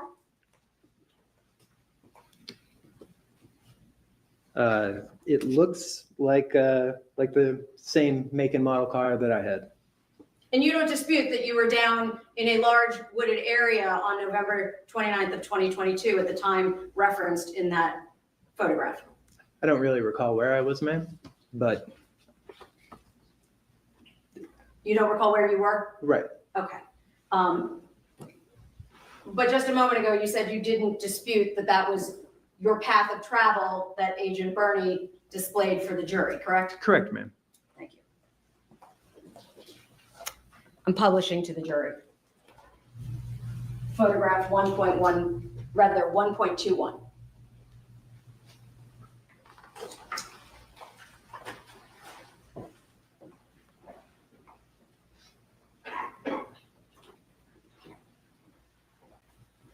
You saw Agent Sands testify, correct, concerning 1.117? Yes, ma'am. This is the Marathon gas station, correct? I can't quite see it, but I believe so. Yes, ma'am. Yes, it is. And there's also a business record attached there, correct? Yes, ma'am. That's from your Renaissance Bank records, correct? I believe so, ma'am.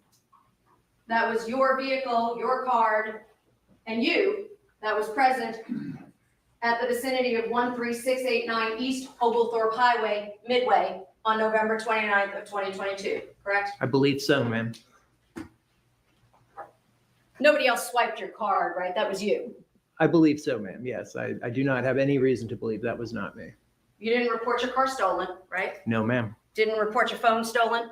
No, ma'am. Didn't report your wallet stolen? No, ma'am. So all along, you've always had possession of those, correct? Yes, ma'am. And it was your testimony that also you were told to turn your phone off, correct? Yes, ma'am. And in fact, you saw Agent Bernie demonstrate the time gap of approximately 2 hours when your phone was off and still in the area of the Portal Hunting Club, correct? I'm not sure where the phone was during that time, but It's a stupid answer. It's a really dumb answer. I'm not sure where the phone was during that time. You just said it was with you. because I believe it was turned off, but What was with you, wasn't Right. it? Yes, ma'am. Okay. It was off, but on your person. Or in my car. Okay. And it's your testimony that you brought a black and a gray tote to that area, correct? Yes, ma'am. And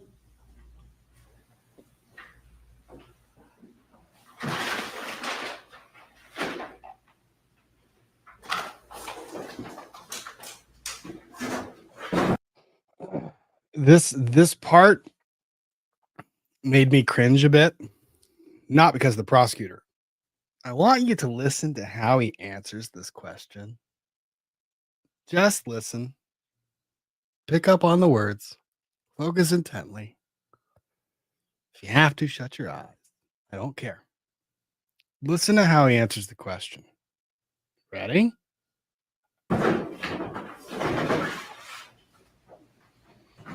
so your testimony, that's not your tote? Yes, ma'am, it is. That is your tote. No, ma'am, it is not. My testimony is that it is not my tote. So the other one, the gray one, that's also not your tote? I would call that the gray one, ma'am, but I believe that that is also not my tote. Just so we're clear. My apologies.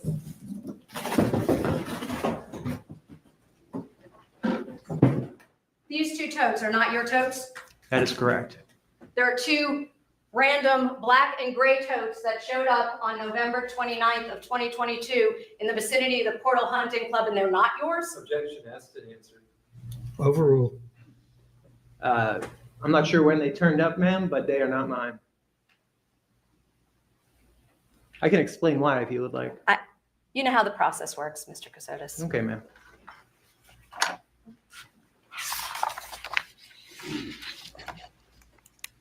You heard the testimony that Mindy. How could he explain why? I want to ask. This is the question. This is what I want. Listen, ready? Let's say that they're not his, hypothetically. How would he have an explanation for how they would show up where they did? Black and gray totes that showed up on November 29th of 2022 in the vicinity of the Portal Hunting Club, and they're not yours? Objection, asked and answered. Overruled. I'm not sure when they turned up, ma'am, but they are not mine. I can explain why if you would like. How? How? Tell me how. Spin me a tale. I might have allowed him to do this. I really might have allowed him to do this. Because he just said they were not mine. They ended up there.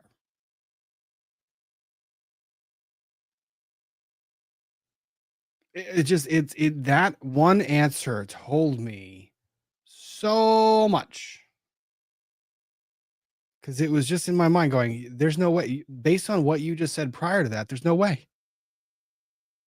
Whatever you would tell me would completely contradict the fact that, or this prior fact that you try to convince me of.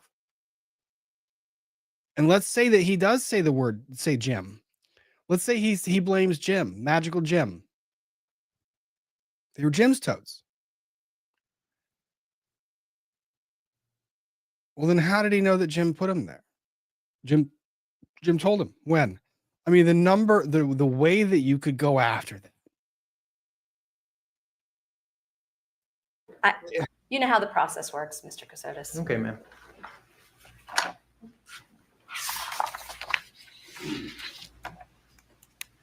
You heard the testimony that Mindy's blood was inside of those totes, correct? Yes, ma'am.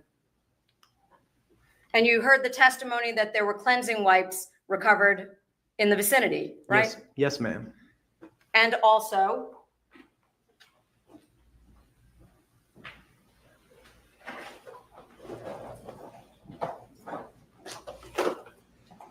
the knife. Yes, ma'am. So to your testimony, this is not the knife you purchased on November 29th, 2022 at Home Depot. That is definitively not the knife that I purchased at Home Depot. Do you see the cleansing wipes on the knife at the photographs at the crime scene? Yes, ma'am, I did. It's your testimony you didn't clean this knife off, right? That is correct, ma'am. That's a pretty brand new looking knife.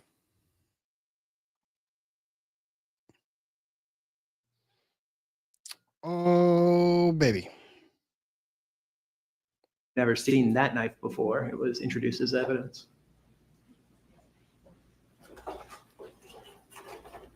This knife just happened to be there in the vicinity of the same black and gray colored totes that you referenced in your interview to law enforcement, correct? I don't believe it just happened to be there, ma'am, but it was there. Let me tell you, anyone that has one of those knives, those things stay that lovely, pristine color and don't get corroded or like have like random shit in it or the things worn off of it for like a minute. That knife looked brand fucking new. It looked brand spanking new, like brand new. That's crazy. And it was your testimony, correct In a me if minute, I'm wrong, promise. that We'll get you there. bought Emily the Hart, we're going to cover the processing case. kit to give to somebody as a gift. Yes, to Mindy's younger brother, Matthew. It was important to Mindy that you get him something he liked, right? I believed so, but though I now have reason to question whether those messages were coming from Mindy or not. But you don't have any reason to say otherwise other than that you're guessing, correct? Correct. But something so important to Mindy, you just left it at the house when you moved out, right? I was extremely upset when I moved out, and I left a lot of things there. So that was a yes, you left it at the house? Yes, ma'am. You never gave it to Matthew? No, ma'am.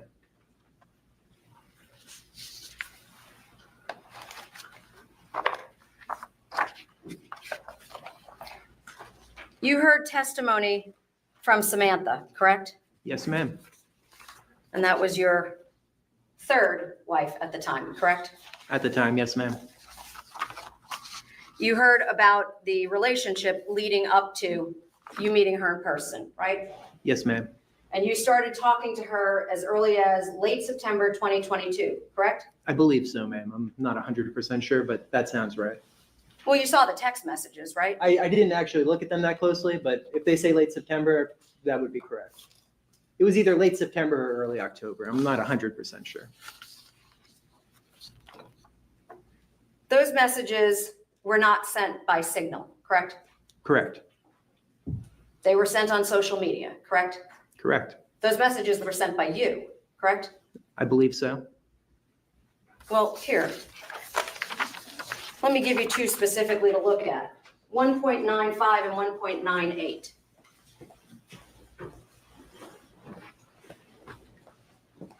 Let us know when you've finished looking at them.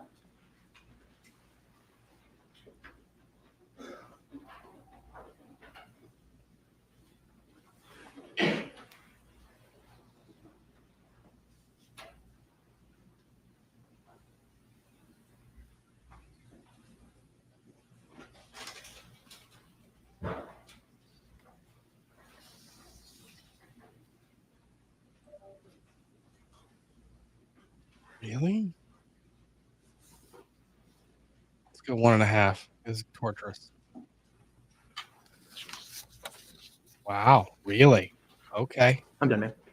Those are text messages or communications that you sent to Ms. Glesnick. Yes.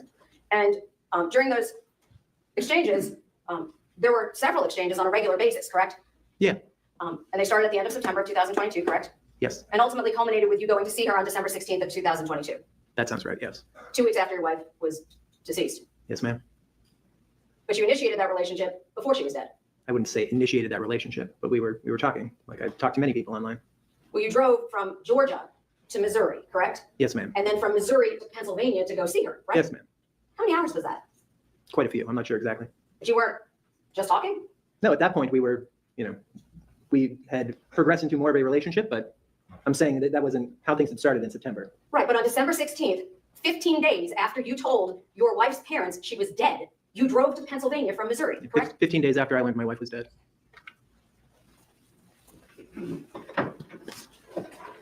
October 22nd of 2022, you told Mrs. Kolyesnik or Ms. Kolyesnik on 1.95, she had an undiagnosed heart issue that was aggravated by her pregnancy, correct? Yes, ma'am. Very sudden change in the way I thought life would look, but doing my best now to figure it out, right? Yes, ma'am. You were tugging on her heartstrings, weren't you? No, ma'am. You weren't trying to convince her you were single and available? Ma'am, I didn't realize you could double as a divorce lawyer. Oh, this sounds like one of my crosses. This is okay. Okay. I don't mind this. This is not a bad approach. No, ma'am, I was not. That was a very similar conversation to one I had with any number of people, male and female, friends. Right, because you had a conversation going on with Joy when you thought Mindy was going to die in COVID, correct? Correct. So that was another woman you were chatting with that you told this jury was a woman you had a relationship with Correct. while you were still married. While I was still married, ma'am. But this one wasn't. No, ma'am. The face. 1.98, you indicated on November 8th of 2022, while terrified for your life and staying in the house exclusively but to run errands, going to spend this weekend in Virginia, then New York, Bedford, Hudson Valley area, then on to New England until after Thanksgiving. So Oh, ma'am. Oh, God, give it to me. That is, yes. Say it again. Wow. God, I love it. Yeah. Use his own words. Oh, please. I want to hear it again. I want to hear it. 1.98, you indicated on November 8th of 2022, while terrified for your life and staying in the house exclusively but to run errands, going to spend this weekend in Virginia, then New York, Bedford, Hudson Valley area, then on to New England until after Thanksgiving. So hopefully going to spend a little time poking around and seeing how a few spots feel in terms of life there. That was not true. That was not true, ma'am. You weren't trying to convince her to trust you? No, ma'am. Why make that up? That was something we were regularly told to do. Say that we would be in different places, and then if there was a concern, it would be somewhere that we weren't. So Jim told you what to say in each of your text messages? Bro, that was operational security? Excuse me. What?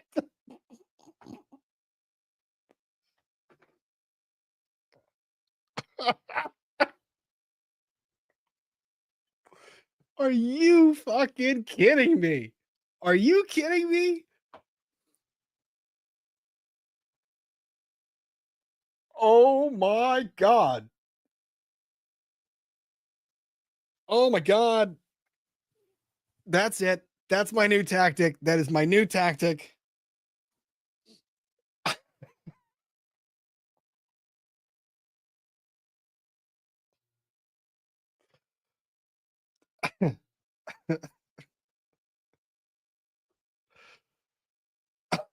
Sir, did you lie to your spouse about doing all those things?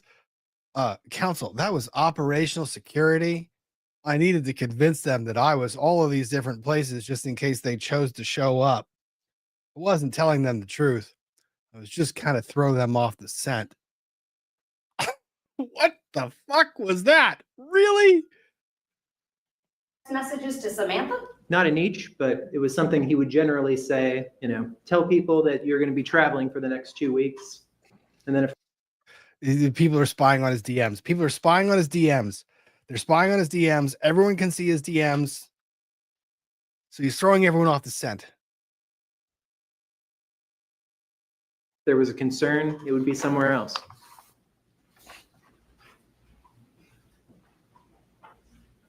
I gotta read this dude's short story. I have to read this thing. After you found out that Mindy had passed,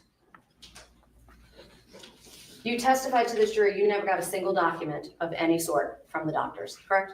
That is correct. You just told this jury that you were a JAG officer, correct? For 10 years. I was. You checked every detail, right?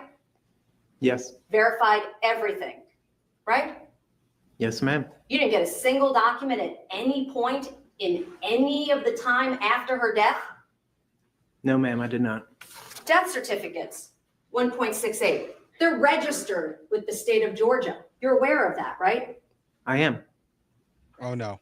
Oh, You no. never got a single copy of a document from a courthouse? No, ma'am. I asked about it once and I should have followed up, but I did not. You yourself as an attorney never got a single document. No, ma'am. I didn't have any reason to have a document, and so I failed. The fuck? The fuck? Didn't have a reason to have a document?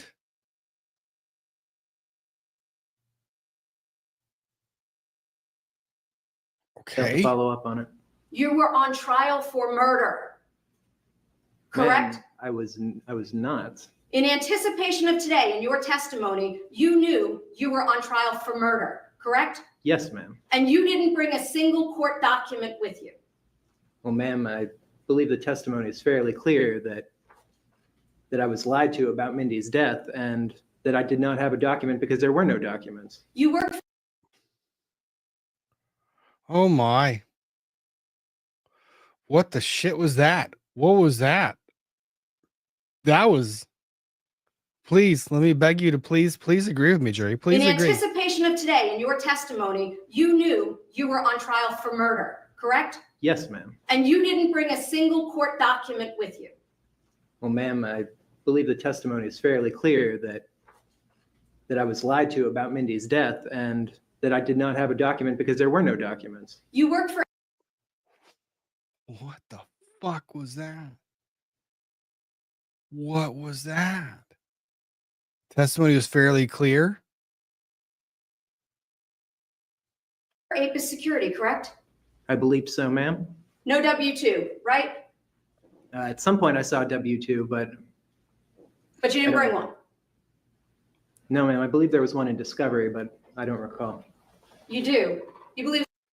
Oh, counsel. Okay, I know this. I know it's fun. I know it's fun. It's kind of like it's kind of like a little embarrassing for me because this is what like my associate says that I kind of do. I don't know if I feel like I'm cringing at this and I'm cringing at myself a little bit at the same time. This is I know it's fun. If there was one in Discovery, I believe so, ma'am. can you tell us what document that was? I can't recall. I believe it was a tax document. Oh no. Was there a W-4? I don't recall. God, no, I can't watch her have this much fun. No, this is.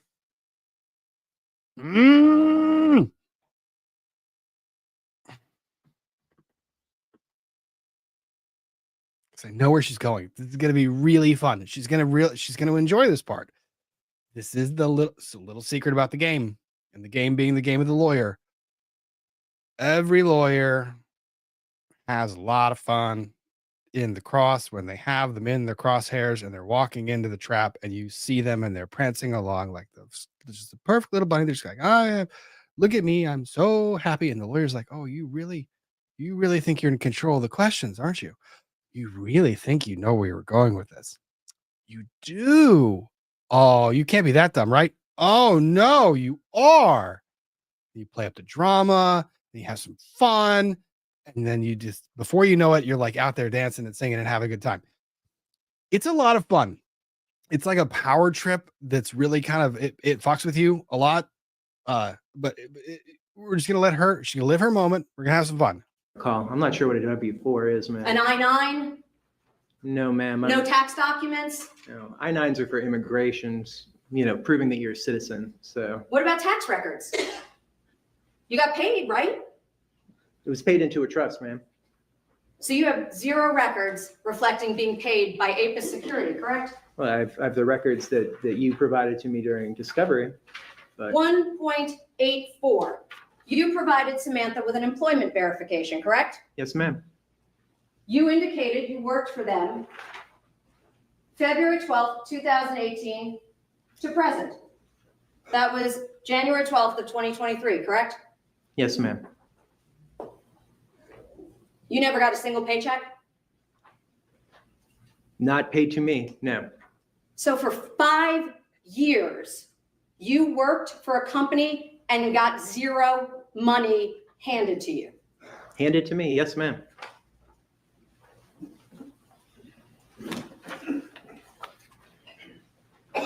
You opened a bank account, correct? I've opened, can you be more specific, ma'am? You opened Renaissance bank account, correct? Yes, ma'am. That was the account we saw the records for, ending in 141, right? I don't know the number, but I believe so. You signed it, correct? Yes, ma'am. You went into the bank. She should have put the dot on that. I was waiting for her to come back and finish that point. I was really waiting for her to come back and finish that one point. Like, well, as a JAG officer, you're aware that an I-9 is required for every employment, like for everything. Like there could have been. Right? No, ma'am. So that's not your physical signature on there. It is my physical signature. I believe it was scanned and emailed. It's your testimony you opened a bank account without going into the bank? Yes, ma'am. Okay. You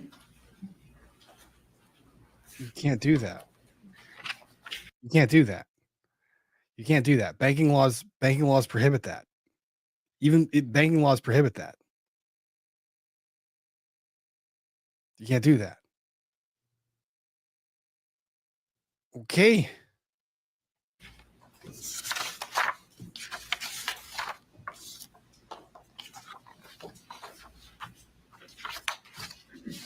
You provided Samantha with a driver's license, right? No, so here's the thing. You can open credit card accounts. And USAA, I believe,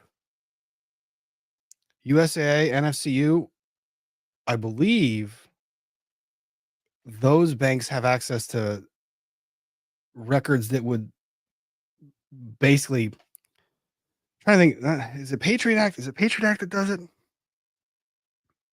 thought it was the Patriot Act. It required verification of identity in person in order to open a bank account. I don't know if credit unions are exception, and I don't know if the affiliation of USAA or NSCU to military and being able to verify active duty status or former active duty status, I don't know if they would be able to have documents on file or in their possession that might supersede that or bypass that. I don't know, but I believe it was the Patriot Act that required that to be in person. Unless you've already established the bank account with an active bank. I don't know.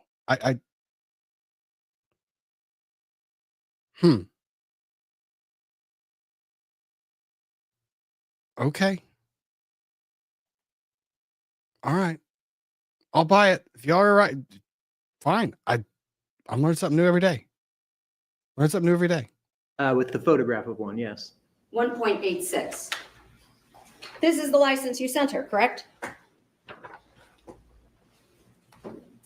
Yes, ma'am. I'm showing the jury 1.111, which is the same photograph, correct? Yes, ma'am. Okay. You're aware that there are no records in the state of Georgia reflecting a change of name to Stark. I'm aware of that now, ma'am. Well, you would have had to change your driver's license, right, sir? Yes. Wait, I'm aware of that now. I missed that. That was a really dumb question, a really dumb answer. You're aware that there are no records in the state of Georgia reflecting a change of name to Stark. I'm aware of that now, ma'am. Well, you would have had to change your driver's license, right, sir? Yes, I assume so. Wait, what? Fuck?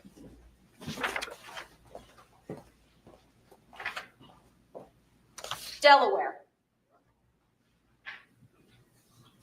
This was issued January 13th, 2023, 1.112. That's you, right? Yes, it is, ma'am. Is that a current picture of you?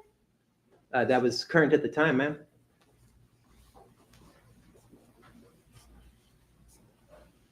Is he going to deny the change in the Publishing to license? the jury. And it's your testimony that you got one under the name Kassotis because of a glitch at the DMV? It wasn't a glitch, ma'am. Well, you testified that the Social Security Administration told you it would update in 24 hours your name change, right? They said likely 24 hours, so there was a chance it would be sooner. So sooner still, right? Wait. Since when does the Social Security Administration do anything in 24 hours? Just saying. Like since when does the Social Security Administration do anything in 24 hours? I hoped it would be sooner. That's why I went back to the DMV that afternoon. Right, but in 1.106, you went on January 4th to change your name, correct? Yes, ma'am. So it's your testimony that from January 4th of 2023, some 9 days later, it still hadn't updated? No, ma'am. So there's a difference between the court document, which you go to court to get, and then the Social Security office, which you have to go in there and bring a copy of the court document to start that updating process. Right, but you said you went the same day as you went to the Missouri. No, ma'am. I said I went to the Social Security office in Delaware after I returned to the Delaware area from St. Louis. You submitted driver's licenses for Delaware, Pennsylvania. Oh no, Elf Wiggins, I'm with you. I send clients to the Social Security. That's the first place I have them stop. The first place I have them stop after we do the name change order. Go to the Social Security office, do it. But what he was saying is that it was essentially the expectation was it would have been processed through their system, like all the way through to fruition in a 24-hour period. Like you go there with the order and then they process it that day, and then every other system in the world, 24 hours. I've never seen that. I don't know. I guess pretty fast. And a name change in Missouri, all within a week approximately, I was trying to update my driver's license, yes. in 3 different states. No, ma'am. I had gotten a name change in Missouri, which had been our plan from the beginning. I was splitting my time between Delaware and Pennsylvania at the time, and I had gotten one license in Delaware that was not the correct name. I was going to be spending the next part of the next week in Pennsylvania. So the next business day, it was a holiday weekend. It was Martin Luther King Jr. Day. I went on that Tuesday into a DMV in Pennsylvania, and I got a license with what is now my legal name. Wait, what? Sir. So is it your understanding that, like, if you're driving through a state, like, hey, I'm driving through South Carolina today. You know what I should probably do since I'm in South Carolina? You know, I'm staying in a hotel over here. Like, I'm staying overnight in a hotel. I should probably go to the South Carolina DMV and get a driver's license. I'm going to be in Georgia tomorrow. I will totally be in Georgia tomorrow. But while I'm here, haven't established no residence. But while I'm here, let's get a license here. And then, oh no, you know what? South Carolina, damn it, you got my name wrong. You got my name wrong. I didn't want you to do that. You know what? It's no biggie. I'll be in Georgia tomorrow. And since I'm just driving through Georgia, I'll just stop by a DMV there and they'll give me a new one to fix it. You know, it's that simple, right? That cool.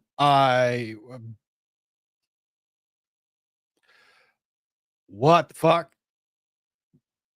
This is dumbest shit I've ever seen, like ever.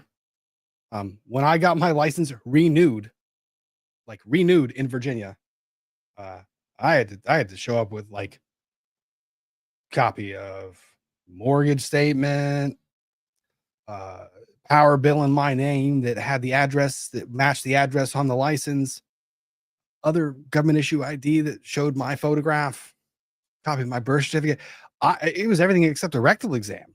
It was like, hey, do you have a legitimate reason to obtain a driver's license in the state where you've lived for years? And he's just like, nah, dude, just passing through. Might as well get a new license, you know. Convenient. They got my name wrong in the last one. Heaven forbid the Missouri court order. Why did I get a Missouri? I don't fucking know. The Missouri court order would.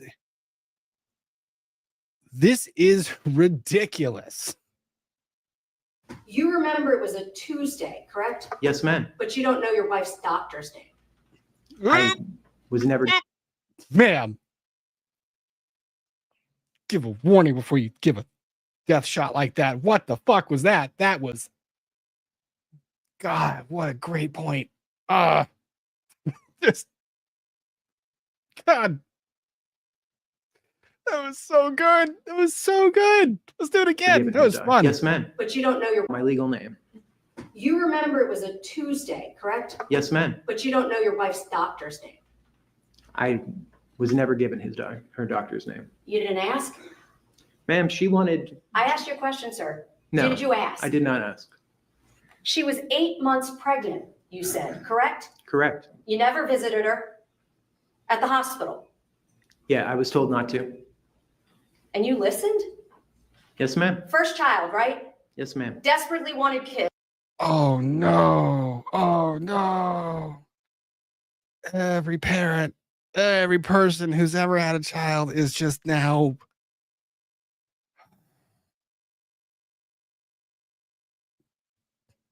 Gee, I don't know why the jury was only out for an hour. I can't possibly understand why this individual was convicted of this crime that he totally did not commit. It was totally Jim McIntyre that did it. Wow. Kids. I wouldn't say desperately wanted kids, but I wanted kids. You've been trying since Heather, right? Yes. Well, How on many and years was off. that? You know, Mindy and I didn't start trying to have kids immediately, but Well, you testified there was a miscarriage in the middle, correct? yes, ma'am. That miscarriage was in, gosh, July of 2021. So for years, you had been trying to get pregnant, Yes, ma'am. and your wife was finally 8 months pregnant and terribly ill, correct? Yes, ma'am. I believe And- so. And you never went to see her. No, ma'am. I was talking to her and checking on her, but I did not physically go there because I did not think it was safe to. Well, just in your testimony earlier, you said texting, not talking. Yes, ma'am. I use them interchangeably. I'll be more clear. You never spoke to her. Oh my God, it's the pledging. It's the pledging and the donating. It's the pledging and the donating. It's the pledging and the donating. Interchangeably has entered the chat. And you know what? Why not? Why not? Right? Not similar vibes at all. None. I use them interchangeably. Texting and talking. No, ma'am. I Richard, tried to multiple times, but we couldn't get a good enough signal to have a conversation. And when you couldn't get her, you didn't go see her. No, ma'am. This is such a fucking lie. You're an attorney at the time of all of this, correct? I don't believe I was at that time. No, ma'am. I mean, you don't forget how to be a lawyer, do you? No, ma'am. I hope not. Right? So Oh, that was a bad answer. That was a really bad answer. That was a really stupid answer. Why would you do that? Why would you do that? Why would you say that to the jury? Why would you look at the jury dead in the face? Look at the jury right in the face. No, you don't forget. You don't forget how to be a lawyer. As you're on the stand answering questions, what the fuck are you doing? What is wrong with you? So when you filled out this paperwork for the Missouri change of name, Uh-oh. Tell me you the why. indicated that you did not owe anybody any judgments, That was my understanding. Yes, ma'am. that there were no cases requesting money pending against you, correct? Yes, ma'am. Yet you stood in a court of law in front of a judge who told you when to be back. That was Judge Michael Devine. I like that judge. He's a fair judge. He's a good judge. To settle what was owed to Miss Thomas, correct? Yes, ma'am. And you didn't go. I didn't go because I believed that was already settled. Nope, that's a fucking lie. You're an attorney at the time, right? Yes, ma'am. At that time, I absolutely was. You know, if you don't show up to court, Yep. what happens? Capious. They would, if I still had a hearing there, if I had not paid that money, I would have been held in contempt. You called Heather to confirm she got paid? I did not, ma'am. And nor did she call me, nor did she come to the house that we had shared that I continued living in for 9 months afterwards. You have been exchanging a series of emails back and forth with Heather for days leading up to that court hearing, correct? I don't believe I had. No, ma'am. It's your testimony you didn't. No, ma'am. Oh yeah. Oh god damn it. I this is don't like I'm envious of the fun. I'm envious of the fun. So envious. And I'm convinced every lawyer has that smile. I really am convinced that every lawyer has that smile. Like, did you just fucking lie to me? You did. I am convinced every single lawyer has that towel. It's impossible to hide it. You can't hide it. Ms. Thomas was following you repeatedly to the point that you thought that she was actually potentially one of the people causing you trouble. Yes, ma'am. But you think she just evaporated? Because I believe she had gotten the money that she wanted. Then tell us why she would be a danger to you. At that point, I no longer believed that she was a danger to me. When was that? That was shortly around the time that I believe the payment had been made to her, and she stopped contacting me altogether. Never came by the house, never called my phone. But you just told this jury that Jim McIntyre was looking into it for you. He was, and he said that he had determined that Heather was not involved and that he had wired the funds. Let's talk about your marriage license. The application, 1.92. Absolutely. You listed people that are not your parents, correct? At the time, I believed them to be my parents. They're sitting in this courtroom now, right? Yes, my parents are. You don't disbelieve that Linda and Wayne Kassotis are your parents? Not anymore, no ma'am. And with all due respect to your father sitting here, that's the man you moved 100+ times because you were afraid of? I wouldn't say 100+ times, but yes, ma'am. We moved probably 50 times because I was terrified. Well, the 2 times that Holy shit. Now, usually I would say that that's not really fair, but ouch. that you just talked in direct testimony, you said 15 to 25 times twice and then moved countless other times, correct? I wouldn't say countless other times, ma'am. Well, your recollection was every time you moved a week, right? You could tell this jury when Wait a you were minute, in wait a each minute, wait a minute, different- wait a minute. What courtroom is this? In what courtroom are I in wouldn't what say countless courtroom? other times, ma'am. Well, your recollection was every time you moved a week. Is there a concession stand there? What the fuck? Never in my life. Bailiff would snatch that out of my fucking hands. No way. Seriously? Right?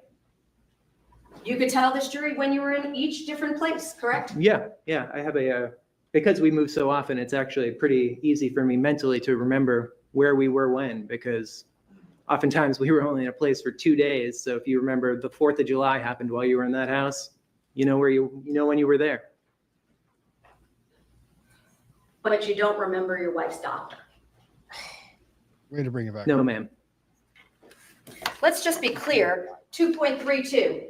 This is anticipation of today's date. You located Mr. McIntyre, right? No, ma'am. So you've been talking to him basically So I didn't watch Monday, the rest of this Tuesday, and call. Wednesday. Just correct? going. I believed I talked to Mindy. Okay. So that was a yes. Yes, ma'am. I am uncertain. I think I've been pretty clear that I don't know if it was Mindy or not. It was a message from Mindy's Signal account. But you could have called her on the Signal account, right? As I said, I tried to call her, but she didn't have a good enough signal where she was, so we couldn't hear each other. But you never talked to her after she went in. So how would you know that? As I said, I tried to call her, and when we could not verbally talk, we messaged each other via Signal. And then you went to pick her up on December 1st, correct? Yes, ma'am. You heard testimony from Dr. Mondor that on December 1st, she was already dead, right? Yes, ma'am. You have no reason to disbelieve Dr. Mondor's estimation, do you? I do not, ma'am, no. Which is why I have said I do not think I was talking to Mindy for most of that week. And when you went to the birthing center and they told you that Mindy had passed, you didn't see Mindy, correct? Correct, ma'am. I asked to, and I was told I was not able to at that time. You never once referenced the baby during your direct examination when you talked to the doctor. Well, ma'am, at this point, I'd learned roughly a little over 2 years ago that there was no baby. We didn't mention it to law enforcement either when they first approached you. No, ma'am. I guess I did not. I believe we talked about the pregnancy quite a bit, but not specifically the baby. Not on the first interview, Mr. Kassotis. You didn't. Yeah, I'm relatively certain we talked quite a bit about how Mindy was pregnant and where I thought she was. Yes, ma'am. Okay.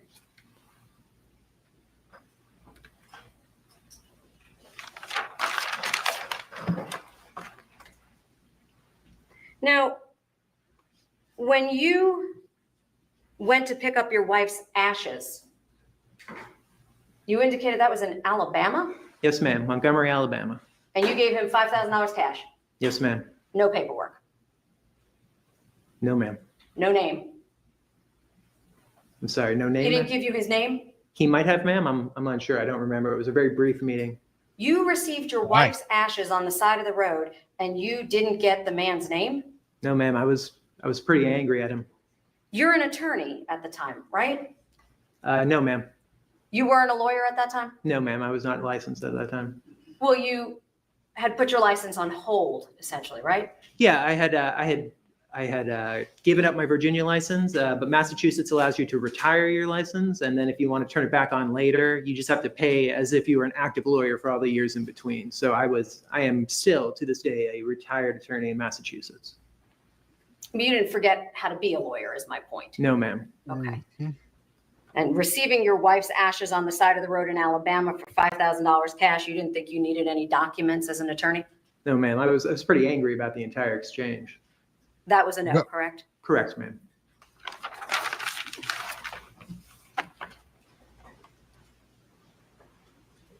And I just want to make sure I understand, your car burst into flames in the condition we saw it in this courtroom on your way to purchase a house, Yes, ma'am. and you never bought the house. No, ma'am. That's a real estate transaction, correct? That is a real estate transaction. Yes, ma'am. Those require written documents, correct? Absolutely, ma'am. You lost $50,000, you said, right? I did, ma'am. You have no records of that? Ma'am, you have all my banking records. You can see the EMD coming right out of it. Right. And your testimony is you don't have a record reflecting anything concerning that transaction that day? Ma'am, you have all of my electronics, and that's how all these documents were. They were e-signed. Well, actually, withdrawn.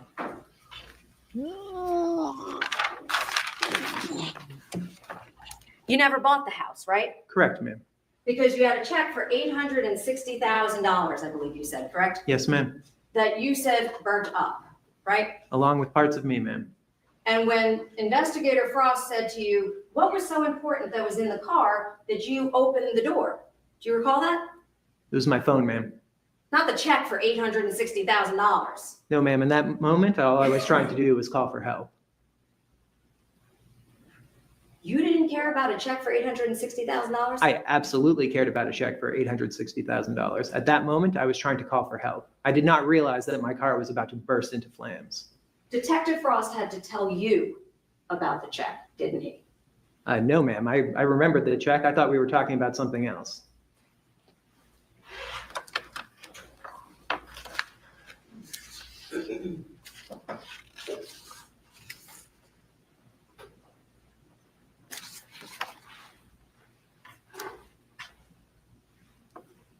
I just want to make sure I confirm something. The police report against your father for the name change in Missouri, Yes, ma'am. that was September 30th of 2022, the incident, correct? I believe so, ma'am. Yes. When you are a victim of domestic violence, as alleged, that allows you to seal the name change, correct? Yes, ma'am. If you had not had a police report reflecting the need to seal it being domestic violence, you couldn't have gotten it sealed, right? Well, ma'am, I thought there were many other reports at this time, but yes, I did rely on that one when I got it sealed. Yes, ma'am. You submitted it, right? Absolutely. Along with my medical records, I believe, from the assault in Virginia.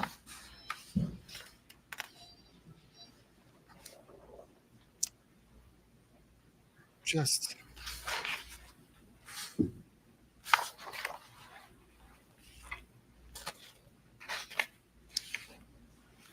And Mr. Kassotis, when you received Mindy's remains, you had testified that it was so important to you and Mrs. Mevin to figure out who would want to be notified, right? Yes, ma'am. You promptly called them to schedule them to be present when you distributed her ashes, right? No, ma'am. Hang on just one moment. It's just there's no recovering. Yeah, Pam Graham, I'm.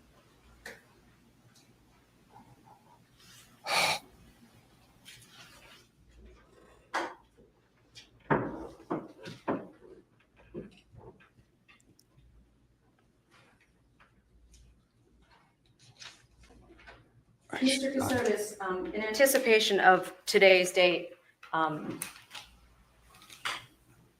you located Mr. McIntyre, right?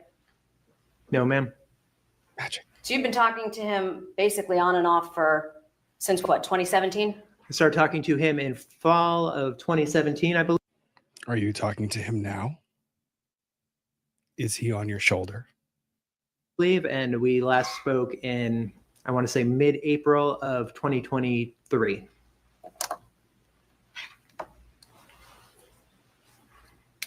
And the records for Apis Limited, you subpoenaed those records in anticipation of court, correct?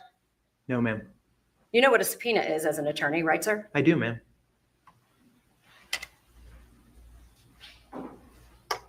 And you knew that Mr. McIntyre was a majority investor, I think is the phrasing that you used, right? That was what I believed, ma'am. You hired a private investigator to find him? No, ma'am. I hope the state would do that, but y'all didn't really care that much. Oh, that's cute. Oh, that's adorable.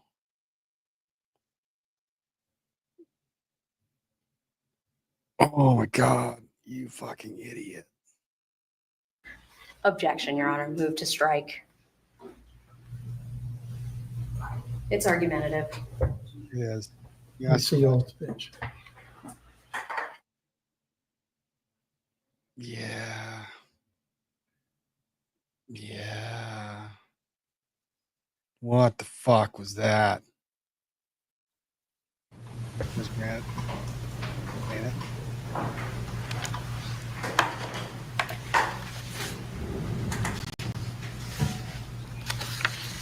I wouldn't have objected. I would have gone back in on the question. Isn't that because you were the one that killed your wife and Jim McIntyre had nothing to do with it? Why not just ask the follow-up question? No, we didn't. We had you.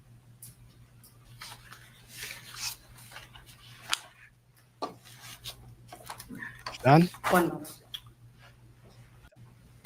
All right, ladies and gentlemen, we're going to take a short break. All right. So the jury was gone for like an hour, just an hour. No, the judge didn't strike it because she asked the question. She opened the invite. I mean, it's argumentative. Really? The jury heard it. Tell them to strike. It's not going to do anything. The jury deliberated for an hour. And in my just question on the deliberation is why did it take that long? I don't know. It's kind of odd. That's the wildest damn fucking mud. What the hell was that? That was horrible. Just all of it. It was terrible. It was terrible. Guilty, guilty, guilty, guilty, guilty. All counts. I think it's LWAP. Mr. Jim McIntyre is still yet to be found. He is not. He's not appearing to serve his sentence. People still believe that he is. Just what the fuck? Crazy. Yeah, I like this one. Maybe they couldn't find the pen. Can't watch closing. Got to move to the next case real quick. Just fly through that because we've been streaming for 4 hours. Shay B, thank you for gifting 50 gifted memberships. Much appreciated. Emily Hart, if I knew you and many of the other law tubers were going to be on a true crime cruise, I'd book a ticket in a heartbeat. I'm scared to fly and I'm scared of the open ocean. So worth it. It might be fun. Ohio Palm Mom, Kathy on Gossip Rumor and Innuendo called Jim McIntyre his imaginary friend. He is. He is Jim McIntyre. He is.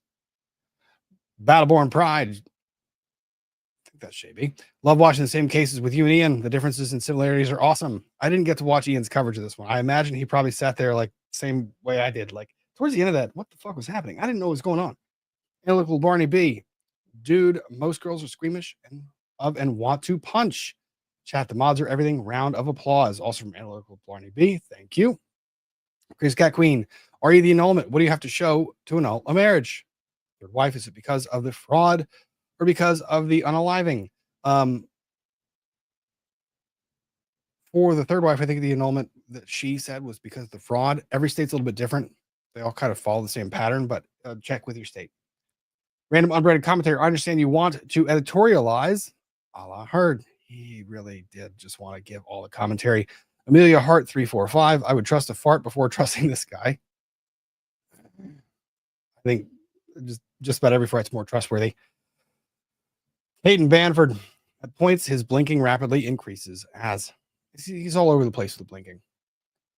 Babygate 8577. Can't tell the difference between the lies and the truth when everything you say is bullshit. So enough of that to go around. MH Fuzzball. Some services, like he mentioned, are used by full-time RVers because they have no fixed address. I saw that. It's pretty clever. I don't doubt it. I think it's pretty smart. 90 Sales Gal. Cop and the slap bracelet coming at me. I'm singing the Rookie's Daddy cop song. Arrest me, but make it sexy. That was, playing catch up. 90 Nails Gal. Navigator 8577. Why does he need a shovel if the mosquitoes were coming in through the vanity? We never got an answer to that. It didn't exist. Lawyer's daughter. Mosquitoes are his Breaking Bad fly moment. He's just horrible. Blessed in Texas. Thanks for becoming a member. Sarika, life coach, waiting for your reaction on the Kassotis testimony. Well, at the end of it, it's just, how? Baby Gator 8577. He is either on drugs or should be on drugs. I don't know. There's no drugs in the world. Emily Hart 345. No pressure. Just asking. I might have missed that. Crystal Pontac. Thank you for gifting memberships. Phoenix Fire 1977. I'm so late. So am I. It's 4 hours in. Michael J. Money. Rob, do you think all divorces should involve attorneys, even if it's very amicable? Not necessarily. I don't. I think a lot of people can get done peacefully without needing to do the lawyers. I think it's smart to have one just so you actually do the things the right way. Jess Catlisi. You can open bank accounts online without going in. Learn something new every day. I learn something new every day. Random unbreaded commenter. Schrodinger's defendant. Too smart and dumb to crime. There's no mental requisite to crime. He's too smart and dumb to get away with the crime. Thank God. Katie Hewling, attempting my first ever leather work, makes me happy making something. But oh boy, will I sleep well tonight. This is exhausting. Good. I'm glad you're doing it. Have fun. Share pictures along the way, by the way. Steve, AMSP, pretty sure there's reasons he was found guilty. Oh, a whole lot of them. Pick your lie. Feral Dragon 850 felt like we were watching the live reenactment of the cult classic animation Heavy Metal. Disaster. Matilda Hanen. Good morning from the Netherlands. 7:12 a.m. See, I started the stream by saying people would join us in the morning when they woke up. Nancy New 12, morning from the UK. At the start of the stream, did you cover the judge in Fulton County who read the wrong verdict? We did. We absolutely did. Person was totally guilty. I mean, not guilty. Guilty, I mean not guilty. I just mispronounced it. It was a mispronunciation. All right. So, speaking of Fulton County, we are going to make a trip back to Fulton County, Georgia. Last stop of the evening is the trial of Georgia versus Christopher Wolfenbarger. Okay, give me a second. Let's see. Now, only going to cover a very brief portion of this. That's day 2. I want day 1. Give me 1 second, folks. Because only in Fulton County. Only in Fulton County.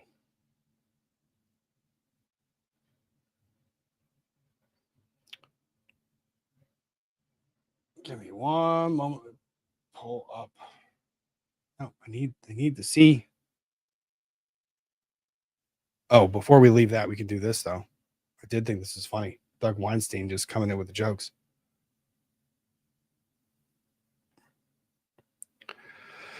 Oh my, I just saw this in a window in Savannah. Move-in ready Midtown Cottage. That's the house that was occupied by Nick Kassotis and Mindy. $385,000. Does it say mosquito problem? I don't know.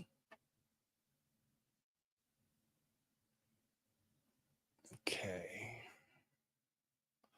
Why are you not allowing me to scroll? I need scrolling.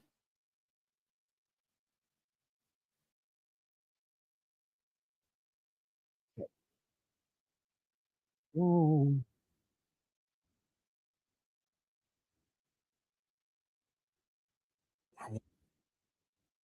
Mistake.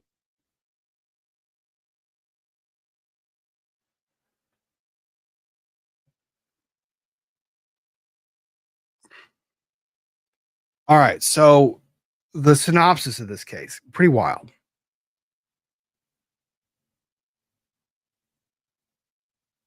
So Melissa Wolfenbarger, this is a cold case, by the way. Last heard from around Thanksgiving 1998. Last seen December 1998. April 29th, 1999. Someone finds a severed skull. So we got another decapitation. Georgia, what the fuck? Severed skull found in Atlanta. More remains found a month and a half later, June 3rd, 99, in trash bags nearby. Couldn't make identification until March of 2003 via dental records and DNA match to her father. Now, oddly enough, her father was a serial killer. Father Carl Patton Jr. pled guilty to 5 murders known as the Flint River Killer. Back to Melissa. Melissa had married her high school sweetheart, Christopher, so Chris Wolfenbarger, and they had 2 children, a son named Joey and a daughter named Chrissy. Melissa filed for a temporary protective order against Christopher in July of 98 and intended to leave him. Christopher Wolfenbarger was arrested August of 2024 for Melissa's murder more than 25 years after her death. So a very cold case. The mom and the wife of Carl, who was the mother of the victim, Melissa, who was also the wife of the serial killer, received an immunity deal. So we are trial, Fulton County, because Fulton County is always going to be Fulton County. And if you ever have a case and you're like, what's going on? Is it going to be fair? Are there going to be things that are going to run awry? I mean, there's 2 jurisdictions, like 2 that you would not want to be in. Totally. One of them's Fulton County, the other's Norfolk, Massachusetts. Just saying. So we enter this case at the opening statements. It's kind of hard to hear. So we're going to do this. And then he talks really slow. So I'm going to turn it up. And I'll put closed captioning on. And I'll actually share the screen so you can see what the hell I'm looking at on the side. So, why would I do that? Why would I not share the screen? Let's do this. There has been a swoop. There was a swoop.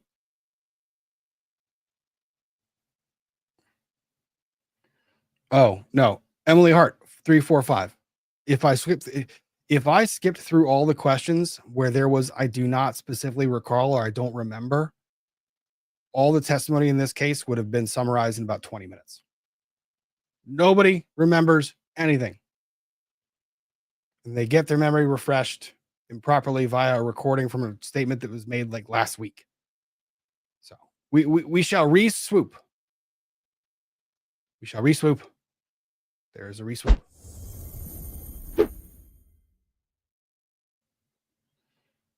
Okay.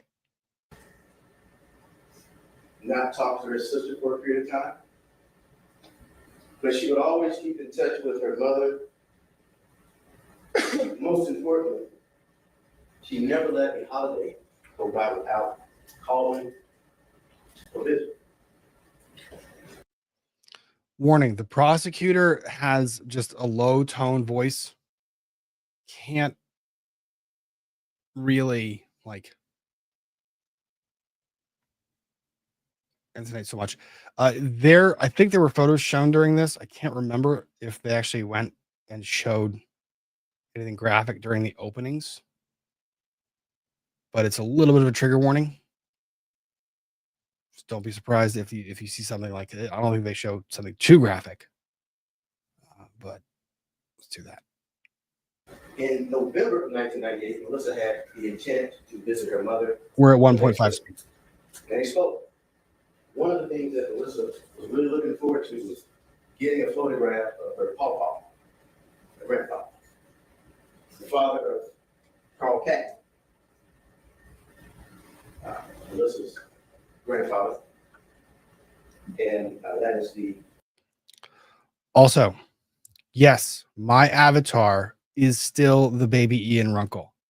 It is not changing for a long time. It's going to be this way because it makes me happy to see the baby Ian, and it makes me laugh. I think it's the most hilarious thing in the world. And I'm seeing the comments to please boost this. So I'm boosting it, but right back. Excuse me, Carl Patton, Melissa's father.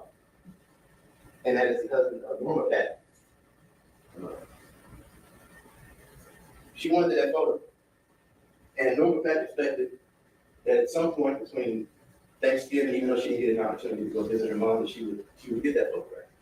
But when Christmas came around, she was concerned that she didn't hear from her. But by the time she got to February, she knew something was wrong.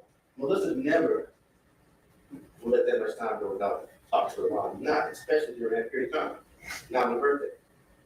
Well, it took some time for authorities to be alerted, because you're going to hear that Melissa wasn't reported missing until January of 2000. And that was because this defendant, Christopher Wolfenbarger, you're going to hear from his own words. You're going to hear what he told the detectives, what he told his children. He never looked for her. He never reported her missing. So when Norma Patton and Tina Patton are looking for Melissa, where is she? Not working anymore. She worked at Waffle House. Not showing up to her job. She's not looking after her children. She's not checking on her children. No word. Well, the authorities tell them that, well, Melissa is 21. She's married. She got her own life. If she hasn't called you, then maybe she doesn't want to talk to you. Her husband hasn't reported her missing. And you had to talk to her in a month. Well, not really much for us to do right now.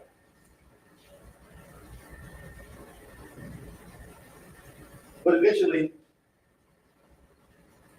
Melissa's mother goes to Union County, and they start an investigation. But even though they talked to friends and family, they even talked to Christopher. And all they get from him is she just left. That's it. That goes on for 3 years. She gets unidentified for 3 years. And that takes us to really when we locate the remains of Melissa Wolfenbarger. They were located on 2 different days.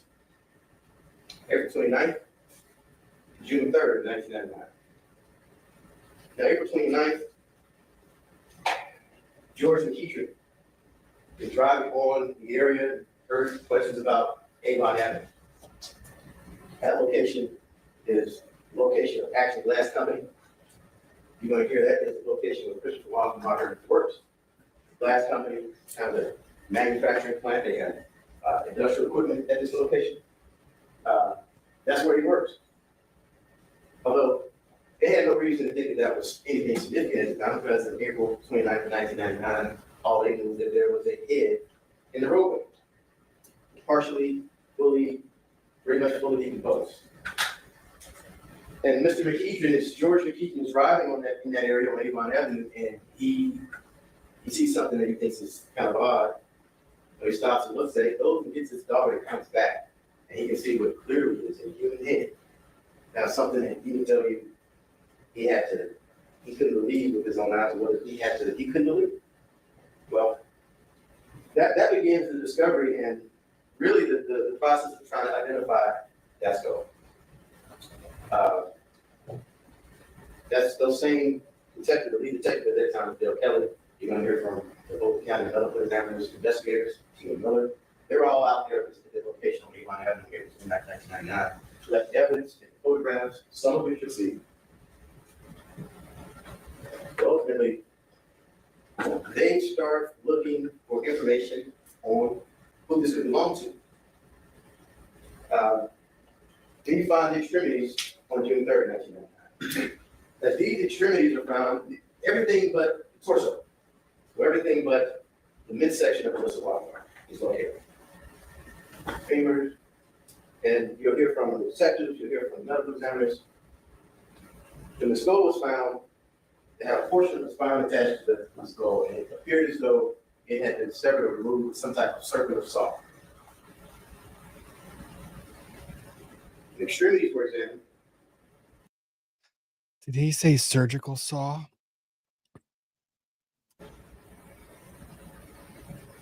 The extremities were examined. Detectives, medical examiners, the anthropologists who work for the Fulton County Medical Examiner's Office, they observed signs of two marks. The anthropologist describes the different lines on the bones as what happens when a saw is attempting to catch a groove and actually make a cut. You'll see the bones where there's the saw marks on the finger of the Wolfenbarger. You will see the end of the finger where it appears as though you see ridges on the bone where that saw cut.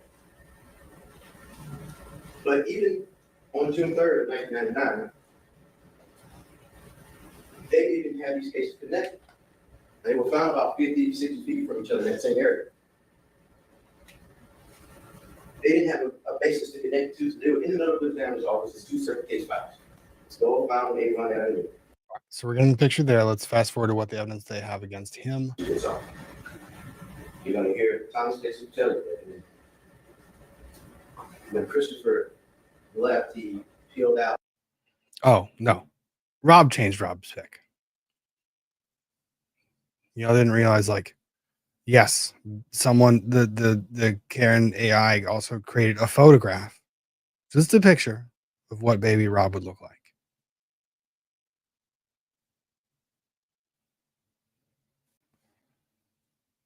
I don't know. It's scarily accurate. I don't know how I feel about that. I don't know how I feel about that.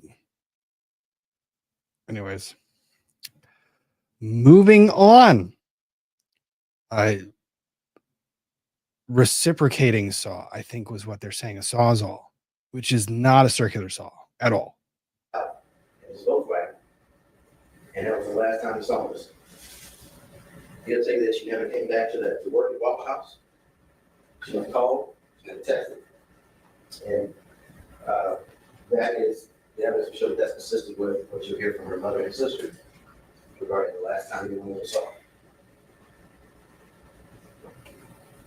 And as I said, she goes unidentified for 3 years. During this period, the medical examiner that is working in Fulton County is also working in Twiggs County, and is first attempting to determine if a headless corpse that they located in Twiggs County could potentially be connected with this skull they found in Avon Road in Atlanta.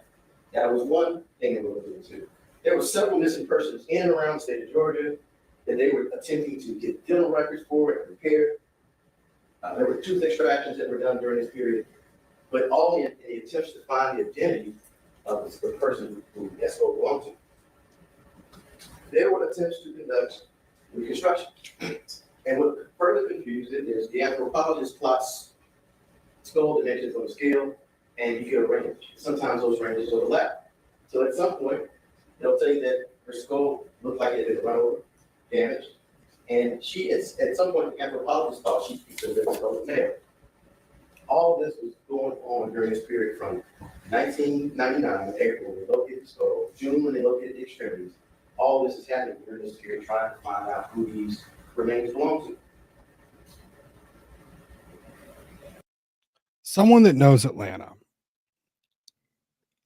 my impression from the witnesses that have testified so far who lived in the proximity of this area, I am imagining this is not a very good area of town.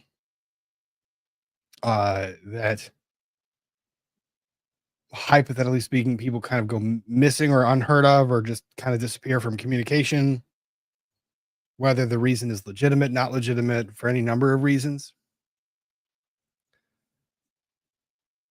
Which is very curious. I mean, it's not curious to me. It's you hear a lot of this evidence, you're going, how the hell was this not a problem? Like, how the hell are we just going to allow all that kind of stuff? And then some of the witnesses testify. And the witnesses that are testifying, one of the witnesses testified today. Defense counsel was going through and impeaching her with her criminal arrest record and her criminal history. And it was just a holy shit of a criminal record. And I understand people are saying Fulton County. I understand the Fulton County, but this is, I'm wondering if this is a very not good, not nice area of Fulton County. Just my impression. Like, people are saying she went missing for a long time. How did they know when to report her missing? I don't know that. Like, there are areas where people just don't come back to the house where they were, and there's no explanation, and people just don't follow up or ask questions. And ultimately, Melissa doesn't get identified until 2003. And what triggered the identification ultimately is the arrest of Melissa Wolfenbarger's father. You're going to hear that Melissa Wolfenbarger's father essentially pled guilty to the murder himself, many multiple murders himself. And when he was arrested, it was a notorious publication, it was a notorious arrest. It garnered a lot of attention. You're going to hear that Carl Patton asked the lead detective when he was arrested after he confessed. He asked the detective that his daughter was missing for 3 years. He had no leads. He asked if he would find his daughter. So the detective contacted the Fulton County Medical Examiner's office. We had this unidentified scope they found 3 years ago. And with Carl Patton's statement, they obtained the dental records from Melissa Wolfenbarger's dentist, William Grant. Now, pediatric practice in the 80s and 90s, he obtained Melissa's original records, x-rays, and they gave Dr. Meredith Hoffman, resident of the examiner's office, conducted an examination, looked at the x-rays, looked at the fillings, looked at the dimensions of the teeth, and was able to make a conclusive determination that the skull that was found in April 1999 was, in fact, the skull that belongs to Melissa Wolfenbarger, because the dental records matched the pressure tissues of the skull. It was a match. That's when all the location of the job. She's also going to tell you that she's heard them fired at that house last week. Probably. Wait, Dorothy Jones. Did they just highlight Dorothy Jones? She's heard them fired. Are they viewing Dorothy Jones, who testified today, as a critical witness to their case?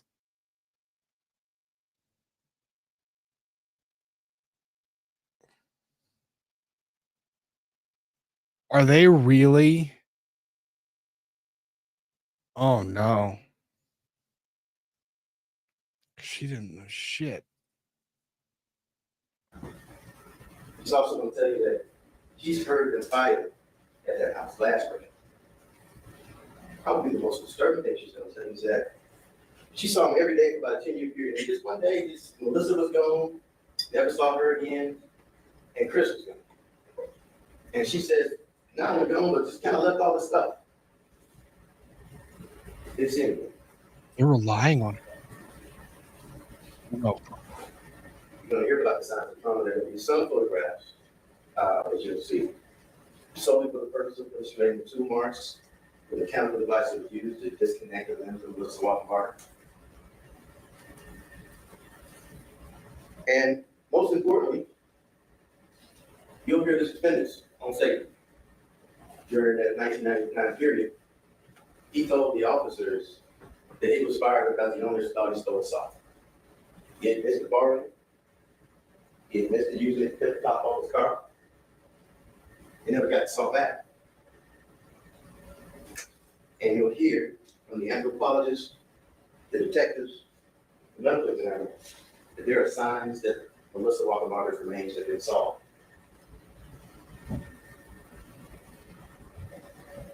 You also hear about the day he was arrested in 2024. And it did not go like a typical execution of a warrant for homicide, because it took quite a bit of time to. What is a typical execution of a warrant for homicide? The fuck is a typical execution of a warrant for homicide? That's not a thing. What is is there a typical warrant for arrest for homicide? Okay, this defendant. In fact, it is located in the residence portion of the house. They located inside area of the garage that was situated for living space. They found him in a something that looks better to show that has the appearance that it was created for the purpose of the house. That's what the evidence is going to show. After about 40 to 50 minutes, they get the dogs, and you just can't hide from the dogs, right? Dog hit, come on out of there. You see, that's what you're gonna get. When he crawls out of there, after an hour, and evidence gonna show he knew exactly who was at his front door. In your determination, your decision as to why, I submit you, it'll be clear. It'll be clear. They were there to find him. Arrest this defendant for the murder of his wife. Arrest this defendant for this memory of his wife. They were there to arrest him and hold him accountable for taking Melissa Wolfenbarger from mother and sister to support your children. At the conclusion of this case, the evidence, testimony, the exhibits, you will be left with one decision, and that's to know the truth. And I submit to you, the truth will be guilty. On both counts of the state indictment for the murder of Melissa Wolfenbarger. And that's it. Thank you. Thank you. Mr. McDermott, does the defense wish to make an opening statement? Yes, ma'am. Okay, you may proceed. All right, ready for the contrast? Here's the contrast. So that was relatively muted. I don't really understand how the dots are being connected. I don't get where it's going. I think that they've got a lot of witness testimony. It seems like there's a whole lot of circumstantial evidence they're trying to line up. No real direct evidence whatsoever. Seems like a big mountain to climb for a prosecution. Prosecutor gave their opening. The defense is surely going to be calm and not at all just loud.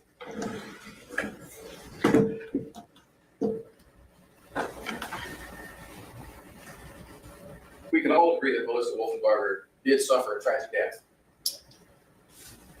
And you haven't yet heard the extent of which she had suffered a tragic life. But the extent of her suffering in life and in death had nothing to do with Christopher Wolfenbarger. The state's story begins correctly. This is a case about a horrifying discovery of human remains that later became identified as Melissa Wolfenbarger's. But the evidence will show you over the next few days that the state's story has gaping holes in it. And that the state is going to ask you effectively to imagine in order to connect the dots between those gaping holes. To fill the gaps, if you will. What the state is inclined to tell you in this case is far more important than what they have told you. And your job over the next few days is going to be to see those gaps, to refuse to imagine, and to demand proof of all the elements of the crime that is charged beyond a reasonable doubt. You're going to hear evidence, some of it from their own witnesses, that multiple other individuals could have had something to do with Melissa's death, starting with their own parents. You've heard mention already of the Flint River murders. Melissa's father, Carl Patton, committed a string of murders in the late 1970s. He was suspected of those murders for a long time. He was investigated, but they were not prosecuted and proved until 2003, 4 years after Melissa's disappearance and death. You'll be presented with evidence that Norma Patton, his wife, helped him directly commit at least 2 of those murders, to dispose of the bodies, to clean up the crime scenes, and to wrap up the bodies and dispose of them in ways that are somewhat similar to the way Melissa's remains were found. Chat, did we get to cross with Norma yet? Or did we end today? So for those asking what the status of the trial is, we are on day 2 of the trial. This is the opening statements. It was yesterday. Day 2. Well, I guess it's 1 a.m. my time. So 2 days ago, Friday was day 2 of the trial. The trial's moving along at a pretty quick pace. But just a little bit strange. Literally get into the point where like Norma, like, oh, she helped hide the bodies for the husband. Cool. That seems significant. Fuck. Carl, Melissa's father, died in prison last December. Melissa's father eventually confessed to killing 5 people. Some of those were for personal revenge. Some of those were contract killings for money. And at least 2 of those were murders of his own friends because they knew too much. All of the victims were either close friends or family members. In one case, Carl knew how to stage a crime scene. He turned what was a shooting to look like an accident of a car on train tracks. Yeah, I object to the defense's content of their opening statement. The statements made by counsel are just simply irrelevant. There's so this to the judges of Fulton County. There is a way that we conduct jury trials, and I don't know why this county has this particular issue. The YSL trial was insane. What was allowed to be said in front of the jury, it was basically just arguing. They just argued for the jury, and no judge stopped it. No one stopped it. No one. Do they not have rules? Are there rules? This is not there are no rules. What the fuck? So we're gonna go into something whole objection. I object to the content of this opening statement. It's just wholly irrelevant. Shut it down, Judge. Any issues that present during this trial? As previously discussed, they're going to be relevant to third-party guilt and motive. Both of them. I'm going to overrule the objection on relevance grounds. I am, however, going to request that you, in line with our earlier discussion pre-trial, limit some of the details unless and until that evidence is presented to the jury. I will not get into any more granular detail than I have so far. Thank you. Satisfactory? Yes, sir. Melissa's mother in 2 of those murders was a co-defendant. She confessed to planning 2 cold-blooded murders, cleaning up the blood, bleaching the floor, etc. And the murders for which the name that comes to those murders is the Flint River murders is because one of those bodies was dumped in the Flint River, the other in the Altamolty River. And the only reason Norma didn't go to prison like Carl did was because she got immunity to testify against him. And she'll be here to testify this week. The evidence will show that there's also a Patton family associate who also had very strong motives to kill Melissa. We're trying to get him prosecuted for allegedly molesting her in the 90s, and also because his father later turned out, to his knowledge, was one of Carl's victims. Until he learned that he was a family friend and hung out with the family. And that man's name is Eric Martin Jackson. You'll find out later that at some point Martin learned what Melissa's father had done to his father. And he goes and buys a series of burial plots at a cemetery in 1997, a year before Melissa goes missing, or maybe a year and a half. And he buys them in the very cemetery that Melissa is buried in today. And later he sold those plots to her family.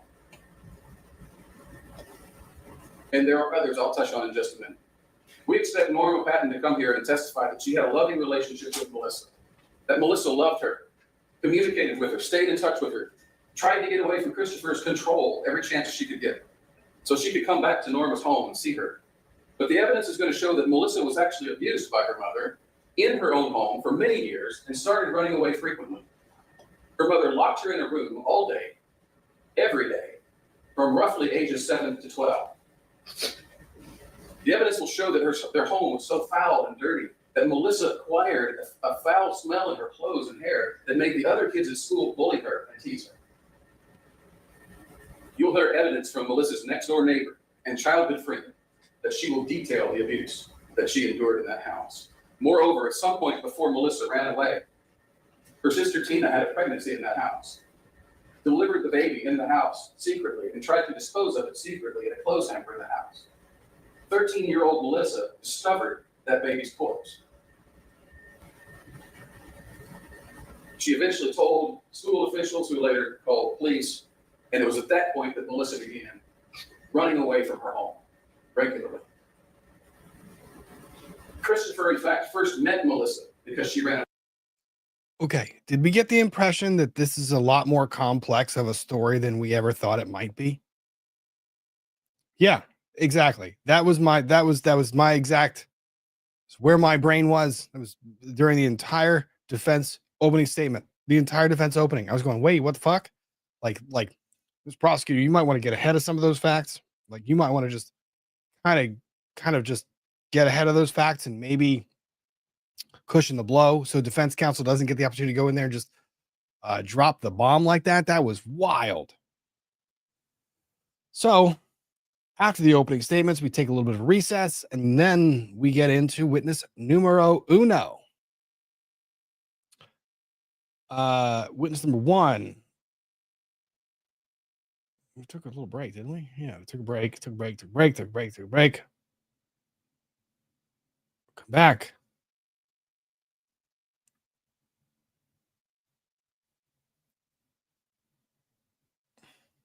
Outside jury's presence. Wait.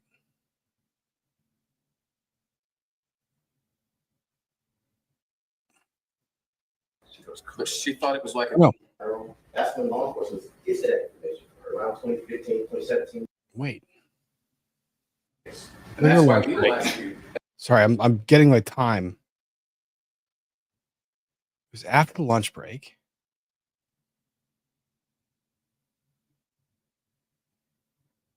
Where's witness number one? Ah, okay.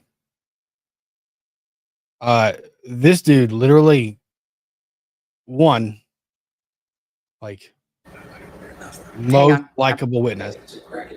I did not. This dude is like, I can't read the thing. Like, I don't remember. Can't understand. Maybe I can use my wife's glasses to read the statement. Genuinely likable dude. Stumbled, like was driving his car and then stumbles across a human head, like a skull. Cool. That a dog dragged out.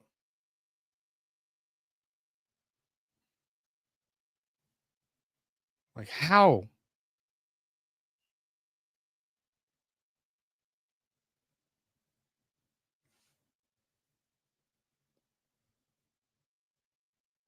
C, capital EACHERN. Thank you, sir. Go ahead, Mr. Wilson. Thank you, Your Honor.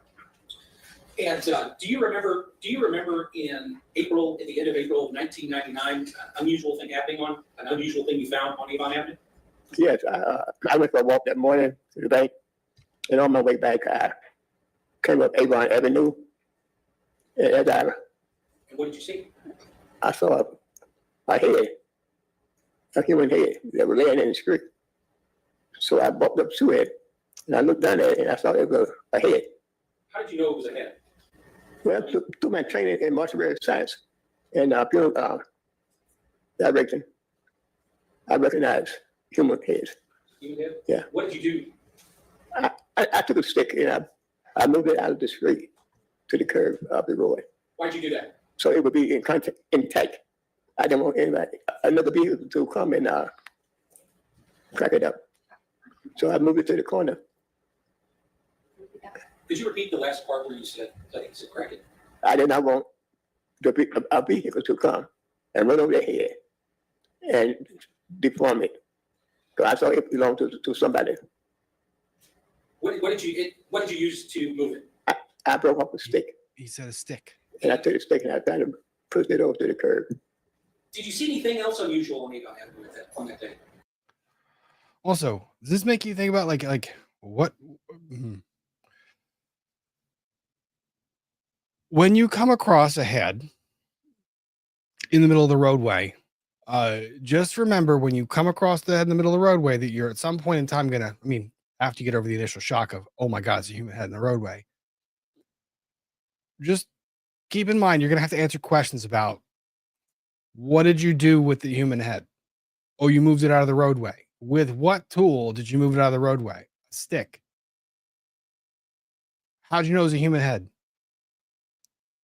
Because it looked like a human head. Like, this is, yeah, this dude was totally likable. I was like, you're awesome. I have no problem with you. Croquet mallet. I mean, it's an implement. I mean, was there any other things that you can recall? Well, I didn't know some birds, some birds flying up in there, look like bugs. And, and I reckon that might have been the reason why they were there. But I told the officer after I called them that I thought they could be something else out there in the woods because the bugs were still there. Okay. Yeah. Now, after you found the skull, what did you do next?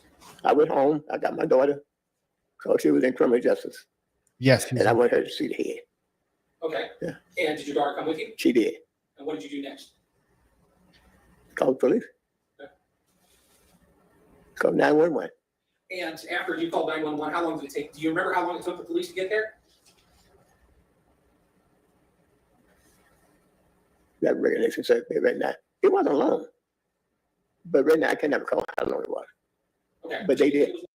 No, of course you can't. It was 25 years ago. It was 25 years ago.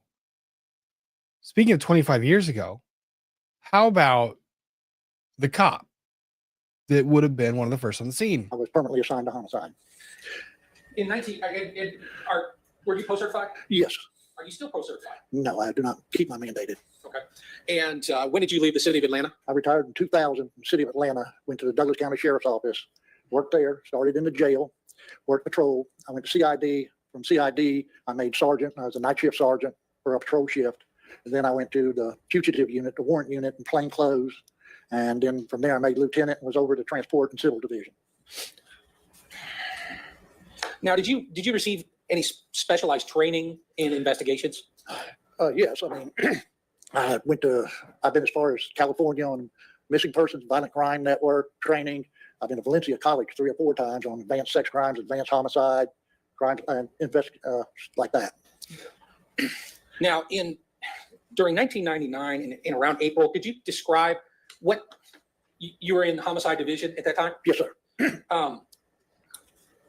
Tell the jury what happens when you get how does that work? Or how do you get assigned cases or what? Well, okay.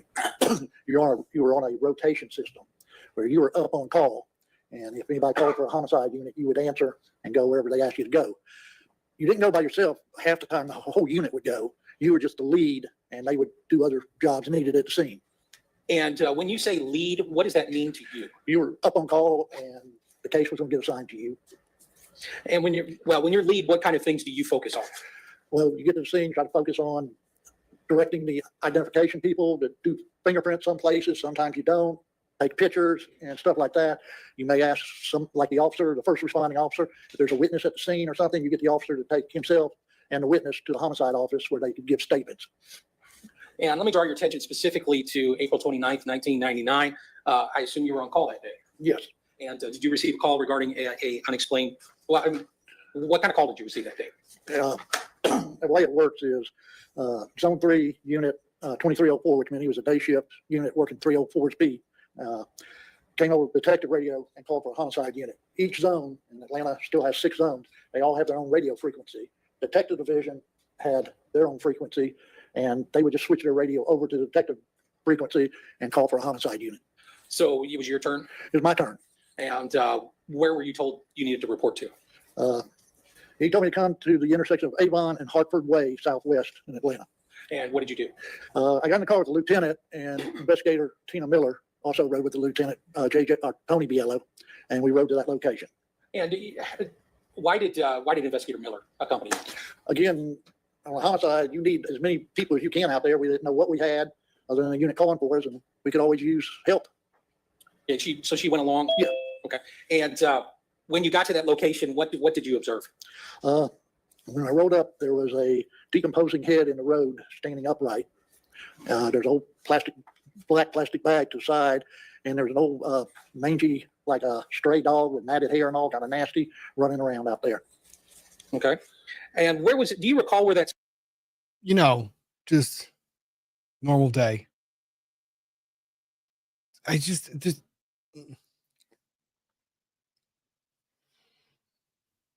I don't know that we pay cops enough. I don't think we pay cops enough. This is the responses to these. And it's the nature. It was 25 years ago, but it's like, what'd you see? Oh, this is just a head in the road sitting upright. There's a mangy dog running around. Just Tuesday. Skull was located? It was on the side of the roadway. It was actually on the Avon side, because we used the address of 858 Avon. Now, when you're investigating a crime scene, is it important to document information? It is, yes. And you document the reports and also pictures? Well, you call for I didn't take the pictures. I called for our ID section to come take the pictures, and it's up to them to document their pictures. Okay. No, what I mean is it important to document things? Is it important to write a report so that you don't have to remember everything offhand? Put something in writing, so defense can get it. Is that important to you? What I mean is that it's important to take pictures of crime scenes, right? Yeah. Okay.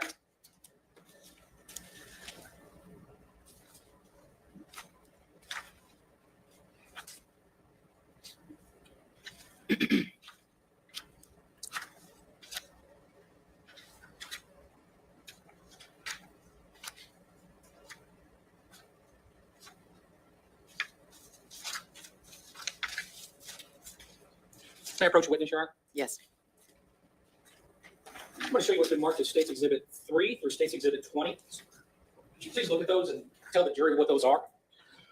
They're pictures of the general area of where. Dana, hang on. Don't make the statement. ID saw certain objects. They put little.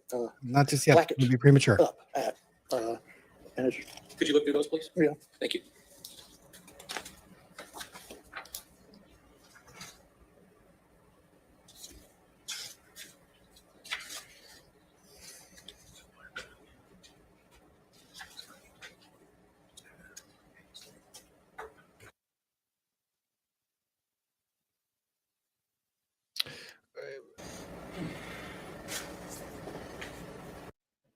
Note to the chat. You will hear very obvious mutes. Very obvious portions where it seems like the sound completely cuts out. The judge has ordered that any communications between counsel, when communication is occurring, all the mics get muted. Everything gets muted. So that's the explanation for that.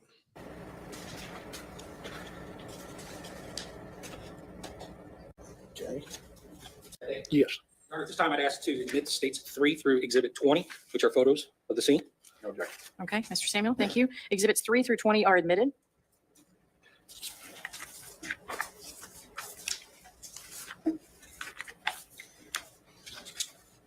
And I would ask to publish some of the pictures to the jury as we go. Jury selected.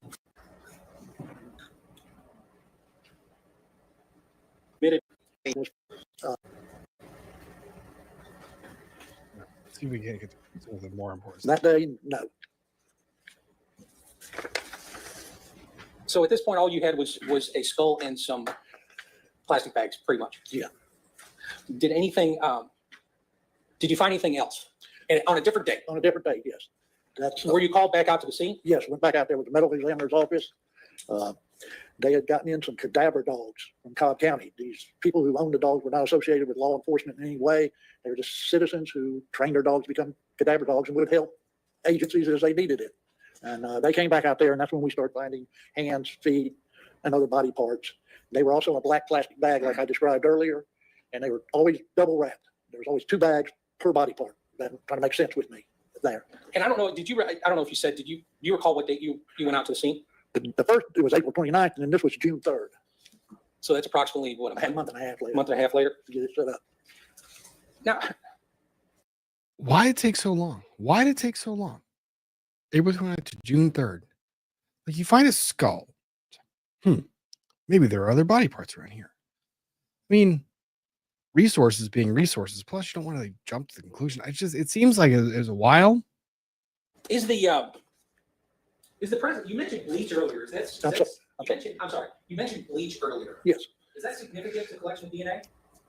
Not for the collection, for the destroying of DNA. Your Honor, we've not been given an expert notice with regard to this witness. Your response?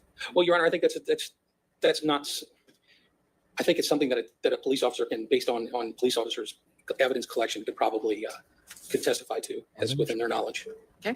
If you want to lay that foundation, I likely will allow it. Overruled for now, Mr. Samuel. Go ahead. Okay. Did you learn about bleach? Well, DNA, it's not the same as today. This was in the beginning stages of DNA. And a lot of things would interfere with DNA. When I worked sex crimes, if there was anal sodomy, the feces would ruin the DNA and you couldn't test it. Learn that bleach. Whoa, what the fuck? Okay, I missed that when I was listening to the damn testimony the first time around. Shit.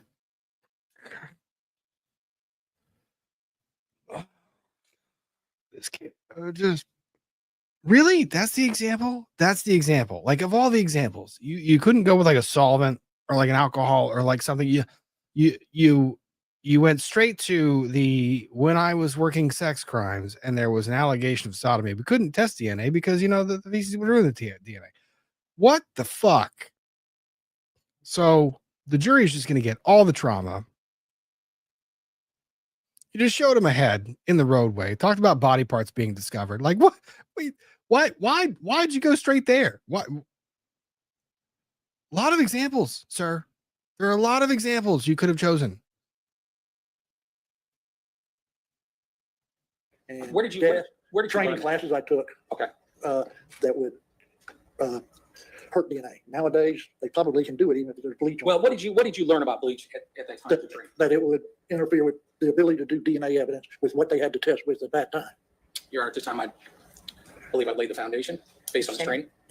And we still never got notice of him being an expert. So if he's giving expert testimony about DNA, we're entitled to be given notice of that. This is a whole lot of arguing in front of the jury. Why is this happening? There's a whole lot of arguing in front of the jury. I understand your objection, but it's going to be overruled. And to the limited extent you've asked the question, I'm going to let him answer it. Go ahead. Thank you. I think he's already answered it. I think he has. Okay. What did you do? What did you after you went out and on the in June? What did you do next on this case? There's nothing I could do until, again, you can't start much of an investigation until you know who the person, what sex the person is, who the person is. You have nowhere to start. So Investigator Miller, who worked adult missing persons, is assigned to homicide. She would attempt to identify the body. Medical examiner's office was trying to identify. They could hook up with other medical examiner's offices and do the thing, and hook up and see if they had any information. I retired in 2000. Okay, well, and that was, you never got an answer by the time you retired? No. Okay. I just have one more. Sure.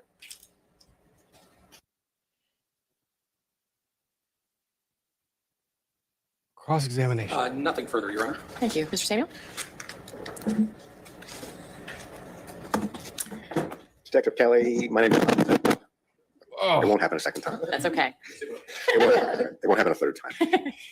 Detective Kelly, I don't believe we've met before, even though we've been around a long time together. So a couple questions. First of all, you said something about a dog on the scene. Do you have any reason to believe that that dog had ever moved the skull at all? I believe so. I believe the dog drug it out of the woods. And Or you're just speculating about that? there was a video, the VHS recording. Can you stick with the microphone? There was a VHS recording at one time that showed the dog dragging the bag out of the woods. Now, I don't know where it's Dragging the at. bag with the skull out of the woods? Yes. There was no detectives out there until after the skull was already there. VHS recording. That's a security camera. It's so old. Where's the evidence of that? I'm sorry. Has anybody ever had evidence of that? Is that in any police report anywhere? I don't know. Are you just kind of making it up today? No. I've read every report you've ever written, every report every other detective has written. There are reports missing. I don't know why. There are some reports missing. Have you told the DAs there are reports missing? Yeah. But I mean, which DA did you tell that there are reports missing? Gentleman here just questioned me that I had more reports in this file and they're not. And where's the VHS? I don't know. Did you tell them there was a VHS?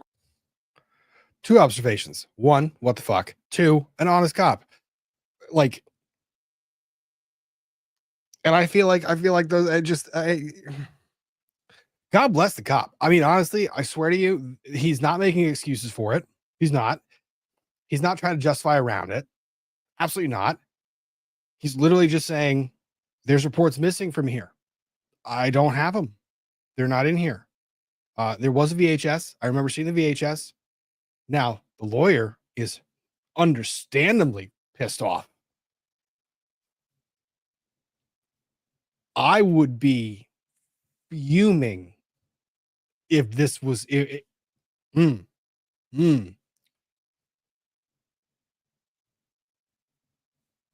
is unacceptable.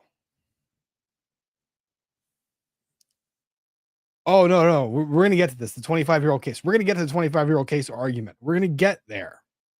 Don't worry. We'll get there. Recording that's missing?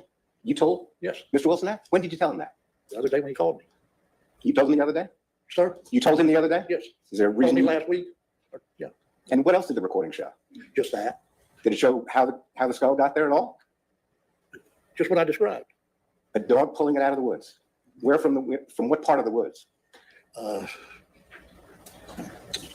He should stop the question. The lawyer is so, you can tell he's so caught off guard.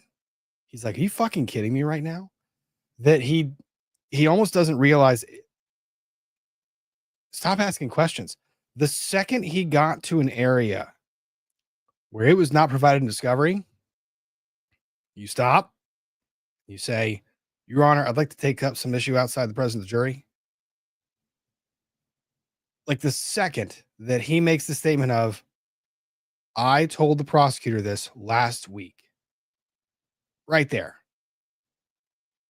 I am instantly saying, Your Honor, I'd like to take this out the presence of the jury. Is that going to fashion a remedy that he would like? I'm not sure, but this is the problem. Well, it's not in your report. You know that. I'm telling you, I have reports missing out of this file. This is not my whole file. Take your time.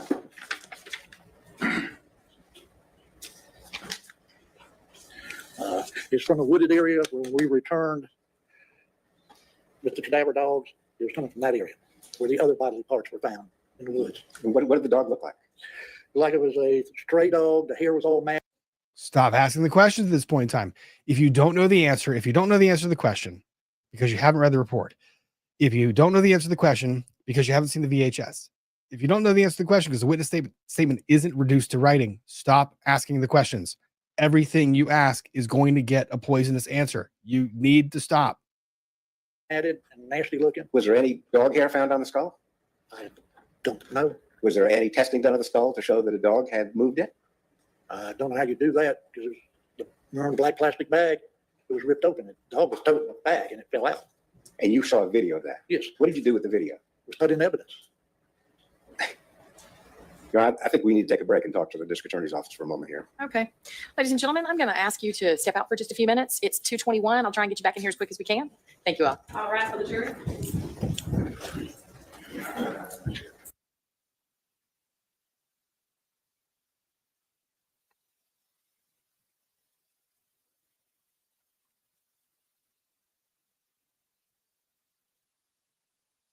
Witness number 2.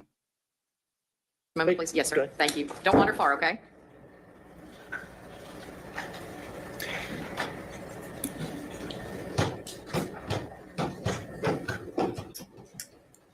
Mr. Samuel, that witness has now left the room.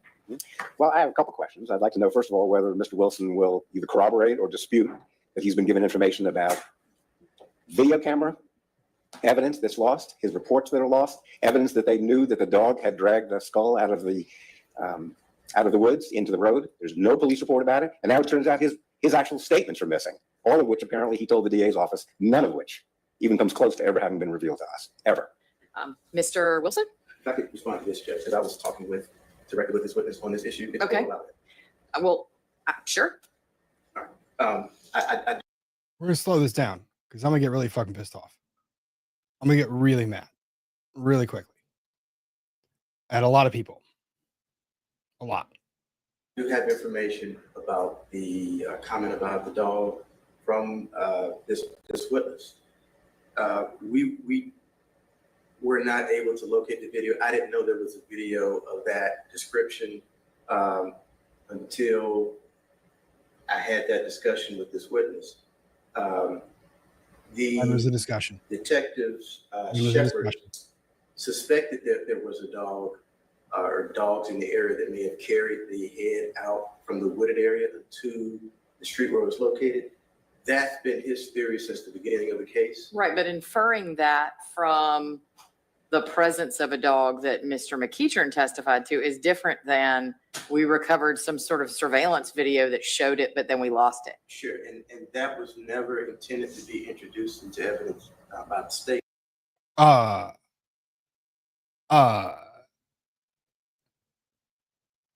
I don't fucking care. I don't care what you intended to introduce or what evidence you intended to offer through this witness. I don't care what your intention was or whether you totally didn't want to, refer to this missing reporter VHS. I don't care. You don't have the right to make the judgment call. You don't have the right. Now, I'm about to get that judge in a minute too. Why does this matter? Why does this matter? Let's say hypothetically you were going to contest or challenge the investigation itself. They should have discovered the body parts earlier. This is hypothetical, right? Let's say that you are going to make that statement. Well, when did the cops have the VHS? Because you heard that they didn't start searching the surrounding area for the other body parts until June 3rd. What if they had the VHS on, I don't know, April 30th? They had the VHS that shows the dog dragging the head in a plastic bag out from the woods. You think that might put the onus on the prosecution and the cops to perhaps investigate the area from which the dog dragged the human head? Like, do you think that there might have been something there? Do you think that might have been ample room for cross-examination? Why'd you wait so long from when you had the VHS that showed it all the way up until this late date when you actually did it? Do you think that would have been an avenue that might have impeached the credibility of the person testifying to it? This whole gambit or this whole game that gets played where the prosecutor or prosecution teams make this assessment that, oh, they're not going to turn it over because it's not exculpatory. I don't give a fuck what you think. Is it impeachment? Is it something that I can use to impeach the credibility of the witness testifying from the stand? Hypothetically, if I knew that this person was going to take the stand and testify that the report that he says that he wrote that would have corroborated his verbal testimony, that would have actually helped him remember, because remember, you guys hear that line of questioning all the time. A lot of questioning happens all the time. These reports are supposed to be accurate, right?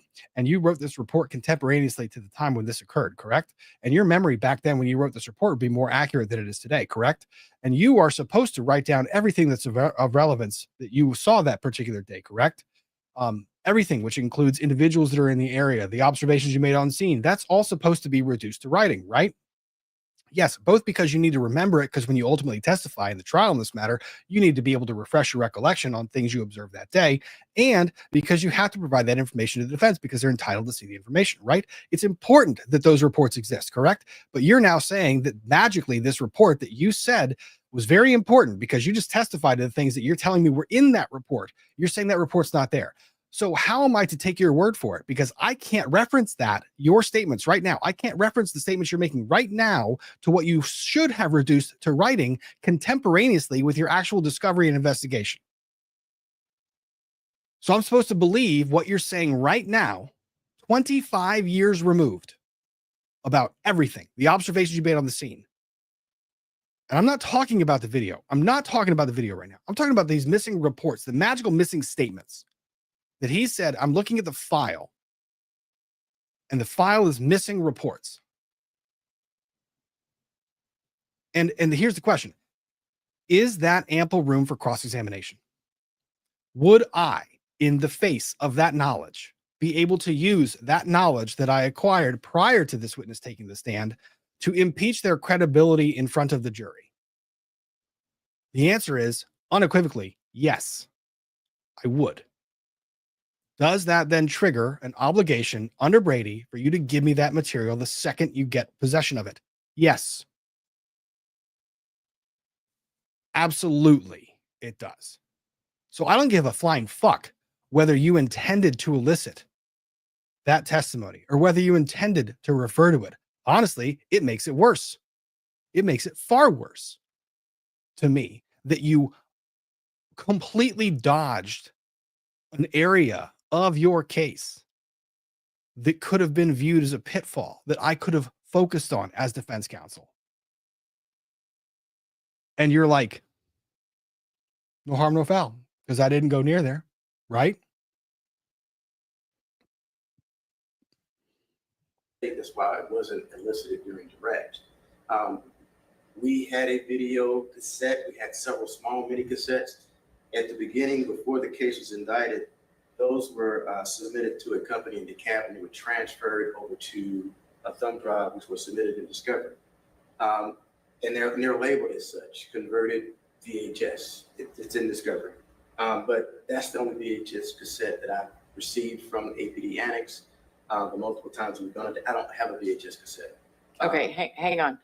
The physical nature of the physical medium in which the state might have it or not have it, I think is less important at this point than does the state have some sort of video that would line up with what this witness is saying he observed, like some digital video recording of that image? I don't. Okay. And so the videos that you're saying you were aware of that were reduced by a private company to a flash drive or something and were produced in discovery, what are those? Those are all statements. When it's witness interviews, okay, which have been turned over. Okay. That's the only VHS cassette that I've seen in this case. A lot of mini cassettes that have also been converted. I only had one VHS cassette. Okay. I appreciate that. Again, I think it would be easy to identify it if it was a VHS, in your possession. But I think more importantly is, does anybody know that such a video ever existed, whether on VHS or anything else? I didn't have a documentation of that in the Detective Calhoun's report. Mm-hmm. I didn't have documentation of that in Detective Shepard's report. And I didn't see any reports that Detective Kelly had written that elicited that information. And of course, all the reports that I have from Detective Kelly appeared to be complete. Okay. I had no reason to believe they weren't. But so, like I said, I never intended that this information would come in because I didn't have a way to authenticate it. Other than that. When did you discover it? I don't care. When did you discover it? Judge, focus on the right question, please. My God. Detective testimony, I knew that would have been permissible to elicit it. He had just him testifying to it. Okay. I never intended for that to come out. Mr. Samuel? I think the answer to your first question is, well, actually, to be honest, now that I'm trying to put it in words, I'm not actually sure I'm clear on what the answer is. And that was why I was trying to make the distinction between the VHS and the video. Yeah. Let me explain to you how I see the problem. We have been working on this case, Mr. McDermott in particular, 24 hours a day, 7 days a week for Lord knows how many months at this point. He's been in communication with the DA's office. There's been a lot of open file. And yet apparently they're not telling us about evidence that's lost, about videos that are lost, about their second witness on the stand who's saying he was the chief investigator in the case and some percentage of his reports are lost. Now, either the DA's office says they were oblivious to all of that and they learned that the same time I did, or they've known it all along and didn't tell anybody.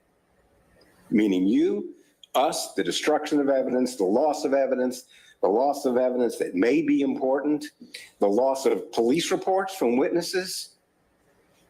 From a chief investigator from the original crime scene, he says his reports are missing, and nobody's telling us that the witness is just going to, blurt that out on cross-examination for the first time. And, this business about bleach is not in his report. There's references to bleach.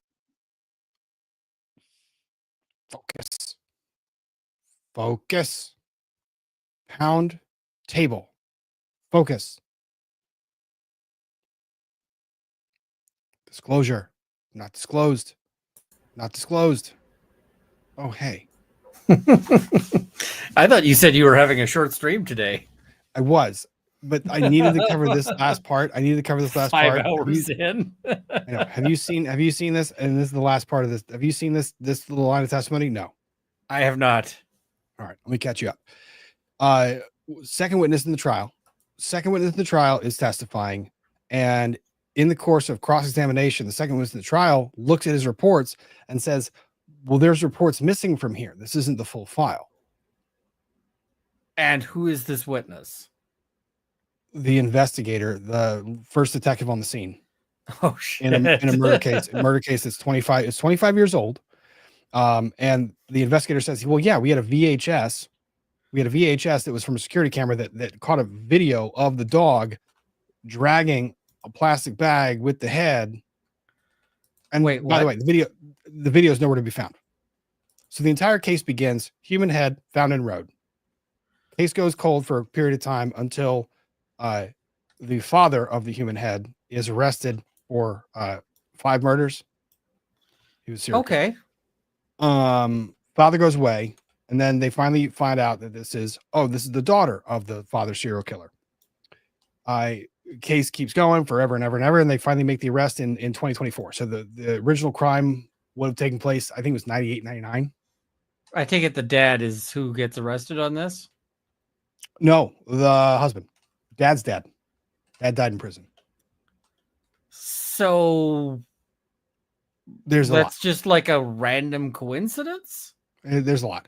They're saying it was a reciprocating assault. He stole from his prior employment. There's a lot. There is not a reliable witness that is really remembering anything. It's just a random coincidence that we are so far removed from anything that really draws the connection. This is in Fulton County, Georgia, where the YSL trial was. So second witness on the stand is testifying, and the second witness in cross-examination is making reference to things that were clearly not turned over to the defense. And the defense, after the lawyer goes on for way too long in questioning, he really should have stopped the second he found out, like, oh, you're saying that there's parts of the report that's in front of you that you don't have that's missing from this document. Judge, yeah, that's stop everything. Can we stop and talk about this outside the presence of the jury? But he doesn't. He keeps asking questions, and he talks about the videotape and all the above. And the prosecutor gets up, and the prosecutor goes, well, I never intended to elicit the information about the VHS. Wait, well, what? I don't care what you intended to elicit. I'll rewind a little bit. That's rewind worse. A little bit. I just got done saying that. Like I just got done screaming that, like a little bit. Like it's worse that you didn't plan to get that out, because I know. I wasn't even going to tell the defense, he says.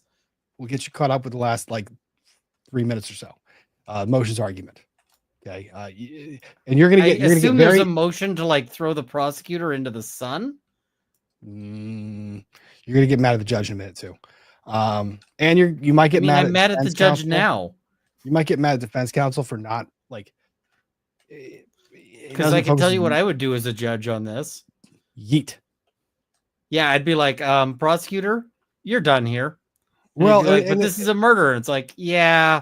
It's also that the judge should have seen this coming, and the judge probably been like, hey, if the jury hears things they shouldn't have heard, maybe it would be mistrial. What if I send the jury out because I hear things that are maybe giving a flag? I'm not particularly a fan of where this is going so far. But let's rewind a little bit and talk about the big concerns that are going to exist here. A couple questions. I'd like to know, first of all, whether Mr. Wilson will either corroborate or dispute that he's been given information about video camera evidence that's lost, his reports that are lost, evidence that they knew that the dog had dragged the skull out of the woods into the road. There's no police report about it. And now it turns out his actual statements are missing, all of which apparently he told the DA's office, none of which even comes close to ever having been revealed to us, ever. Mr. Wilson? If I could respond to this, Judge, because I was talking directly with this witness on this issue. If Okay. you'll allow it. Sure. I do have information about the comment about the dog from this witness. We were not able to locate the video. I didn't know there was a video of that description until when? I had that discussion with this witness. Which was when? The detective. When was that? Shepherd. Last week. Suspected that there was a dog or dogs. It was last week. You know what he should have done the second he had the conversation? It was last week. Called Immediately. defense counsel and B been like, yeah. In the area that may have carried the head out from the wooded area to the street where it was located. That's been his theory since the beginning of the case. Right, but inferring that from the presence of a dog that Mr. McEachern testified to is different than we recovered some sort of surveillance video that showed it, but then we lost it. Sure, and that was never intended to be introduced into evidence by the state. That's why it wasn't elicited during direct.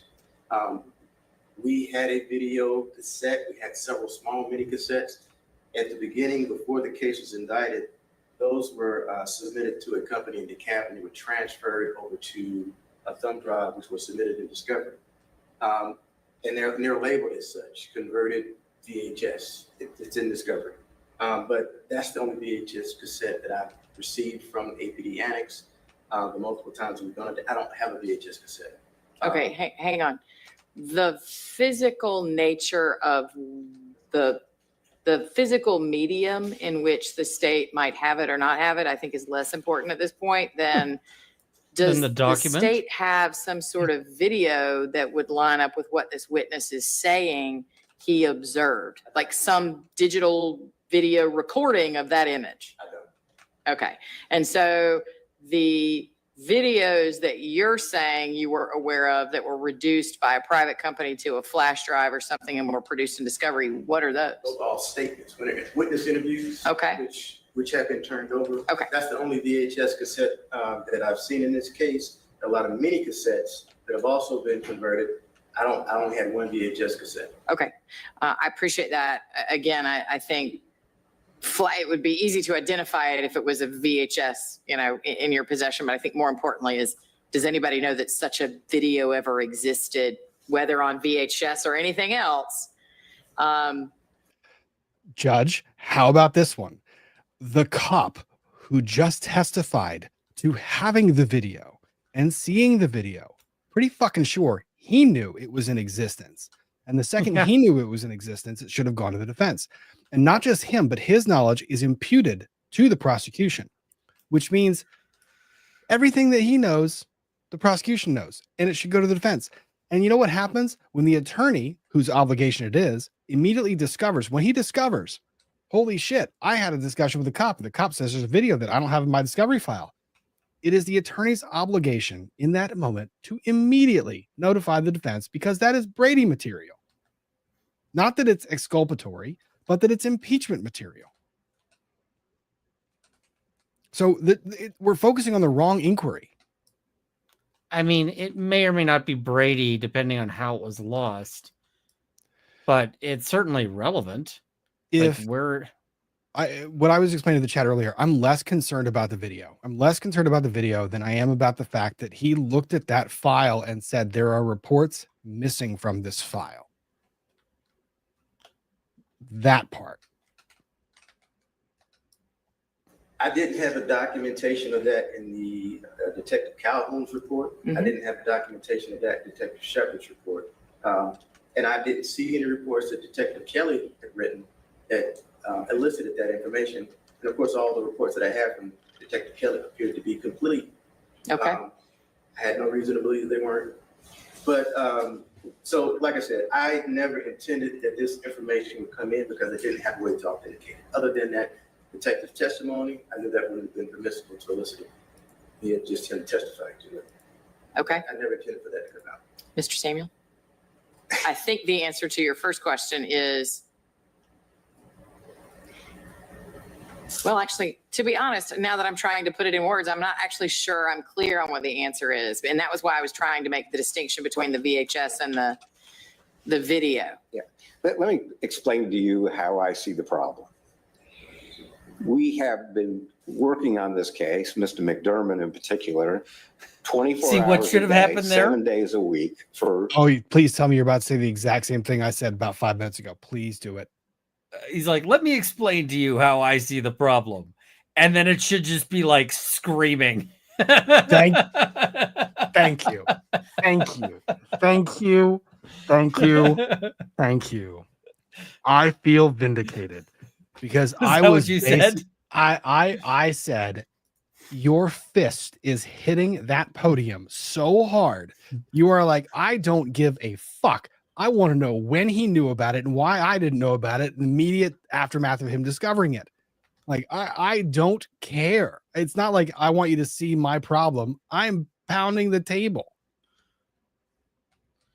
I mean, if not the no, you're not allowed to pound the prosecutor. Lord knows how many months at this point. He's been in communication with the DA's office. There's been a lot of open file.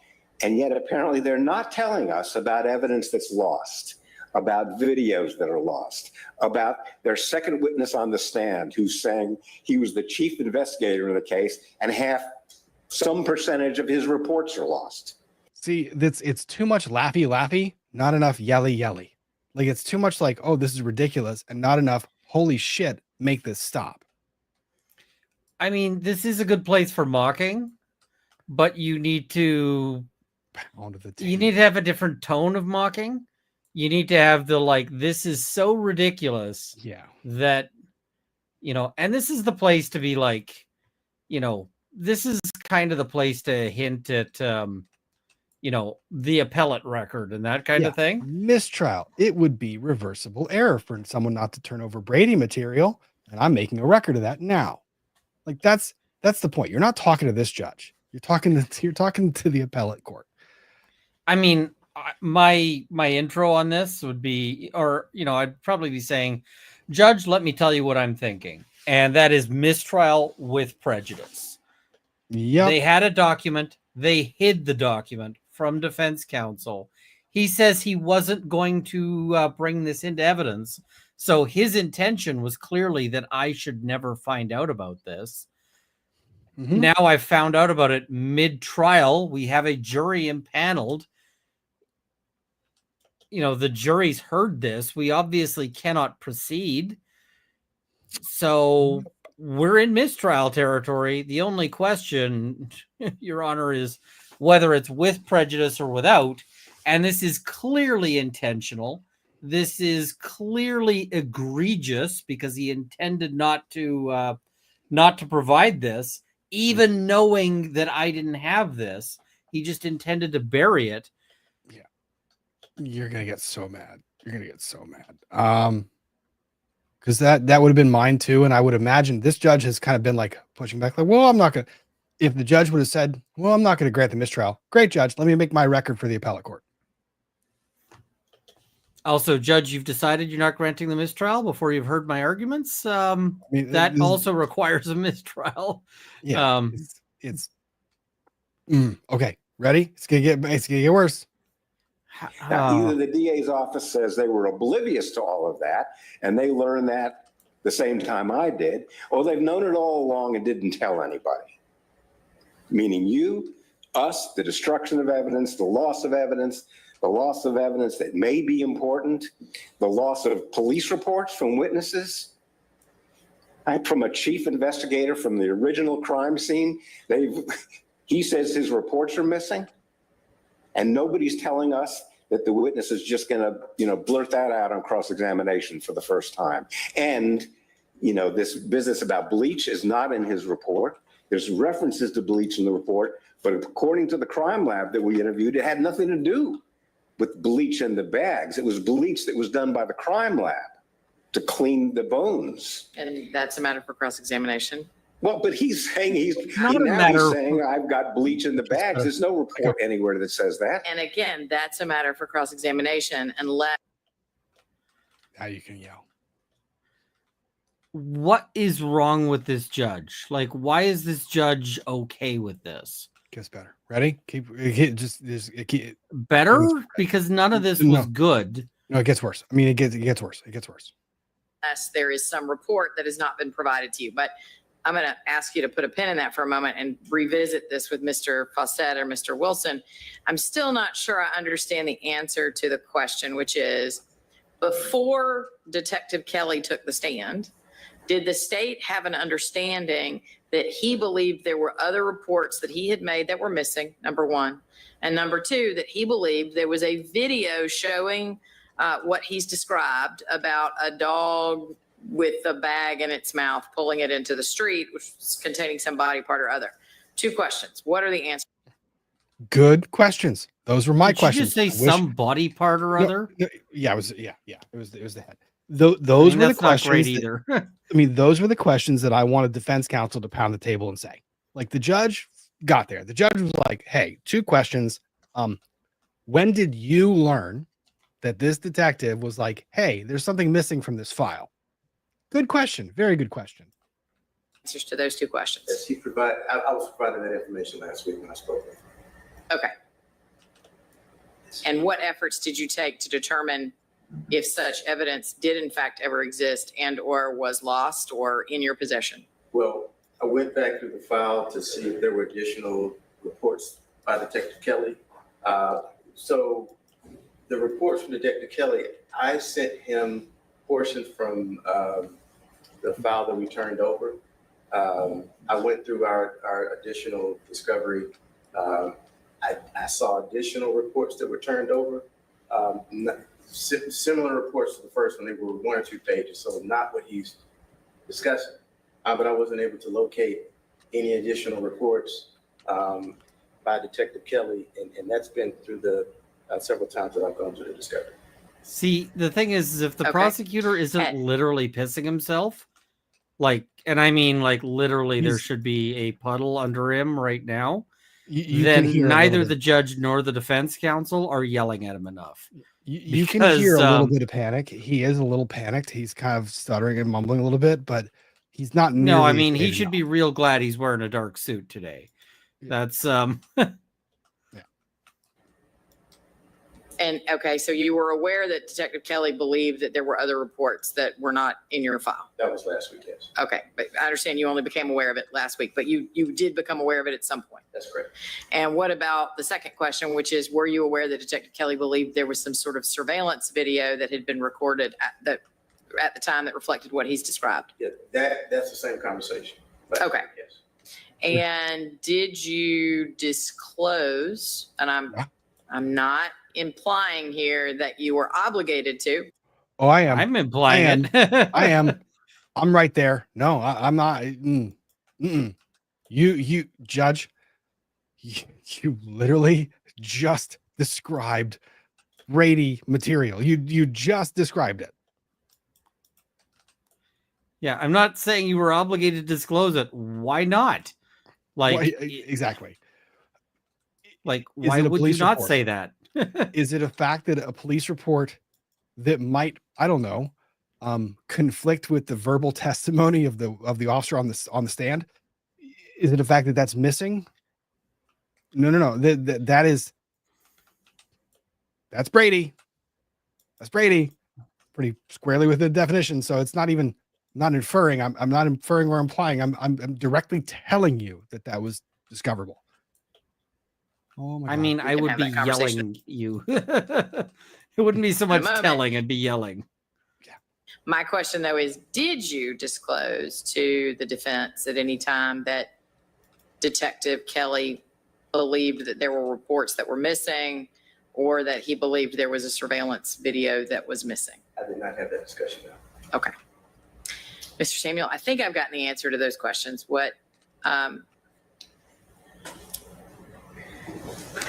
Go ahead. Well, I have the same. The first. I am mad at you, defense counsel. Judge, I have a suggestion for a remedy, and that suggestion is violence. But I'm willing to be talked into a mistrial with prejudice. Like, I've got a golf club in my car. We could solve this. It's basically, I don't mean to say it this way, but you kind of look at the judge like, you want to do this now, or you want the appellate court to do it 6 months later? Like which one do you want? Like he just said the words that it wasn't turned over. This part though, this part's gonna make you even more mad. I mean, they're all Person gonna says, make why me would mad. you not disclose that to the defense? That we're going to put a witness on the stand who, you know, in essence is going to ambush you on a cross-examination because you think, defense counsel, you have all of his reports. We know you don't. So if you cross-examine him, you're going to find out that he's going to say, oh, that's absolutely true. I have got additional reports. They just were never given to you.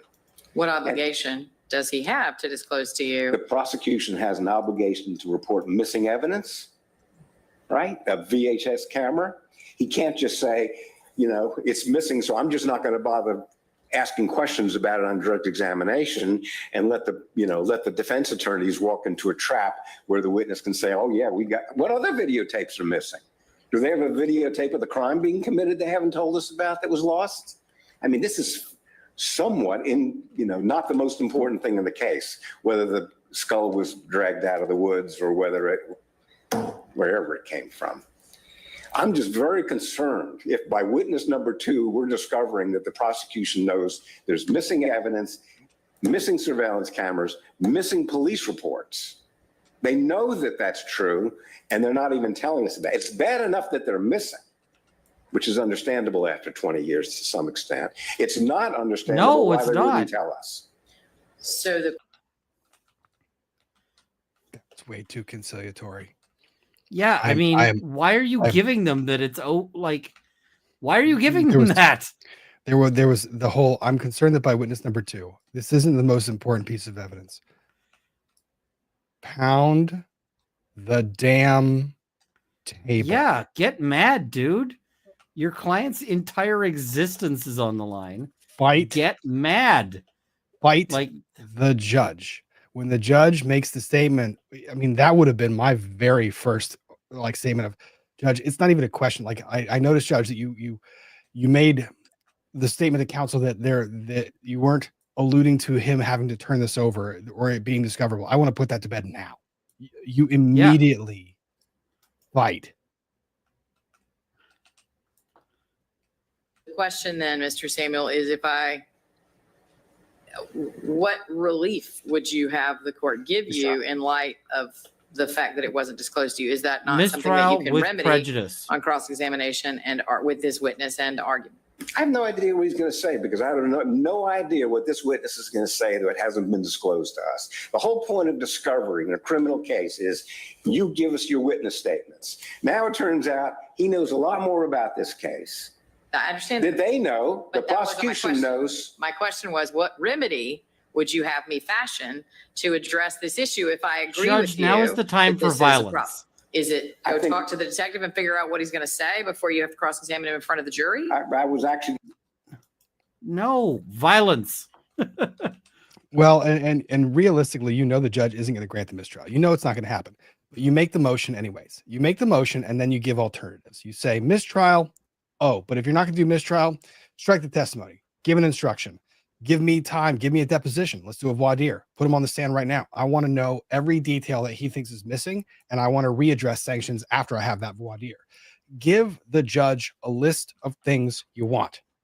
I mean, Shoot the moon. fact that me we alternative. say oh yeah, we know the judge is not going to grant a mistrial is quite frankly a terrible indictment of our system, because this is exactly what a mistrial with prejudice is for.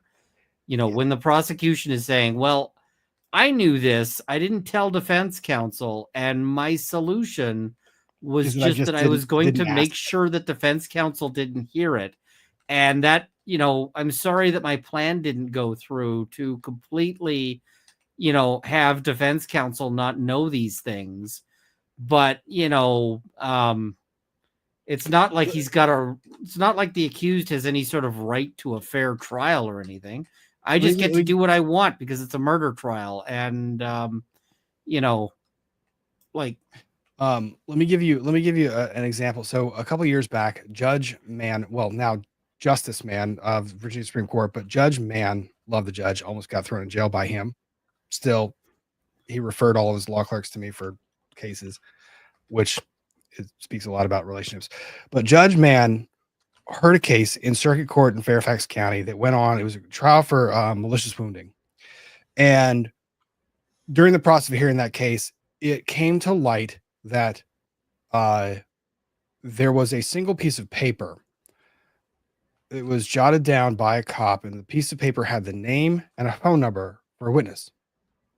It turned out that witness had discussions with the cop about witnessing another individual holding the weapon that the defendant was alleged to be holding at the time, which takes it from a malicious wounding to a battery.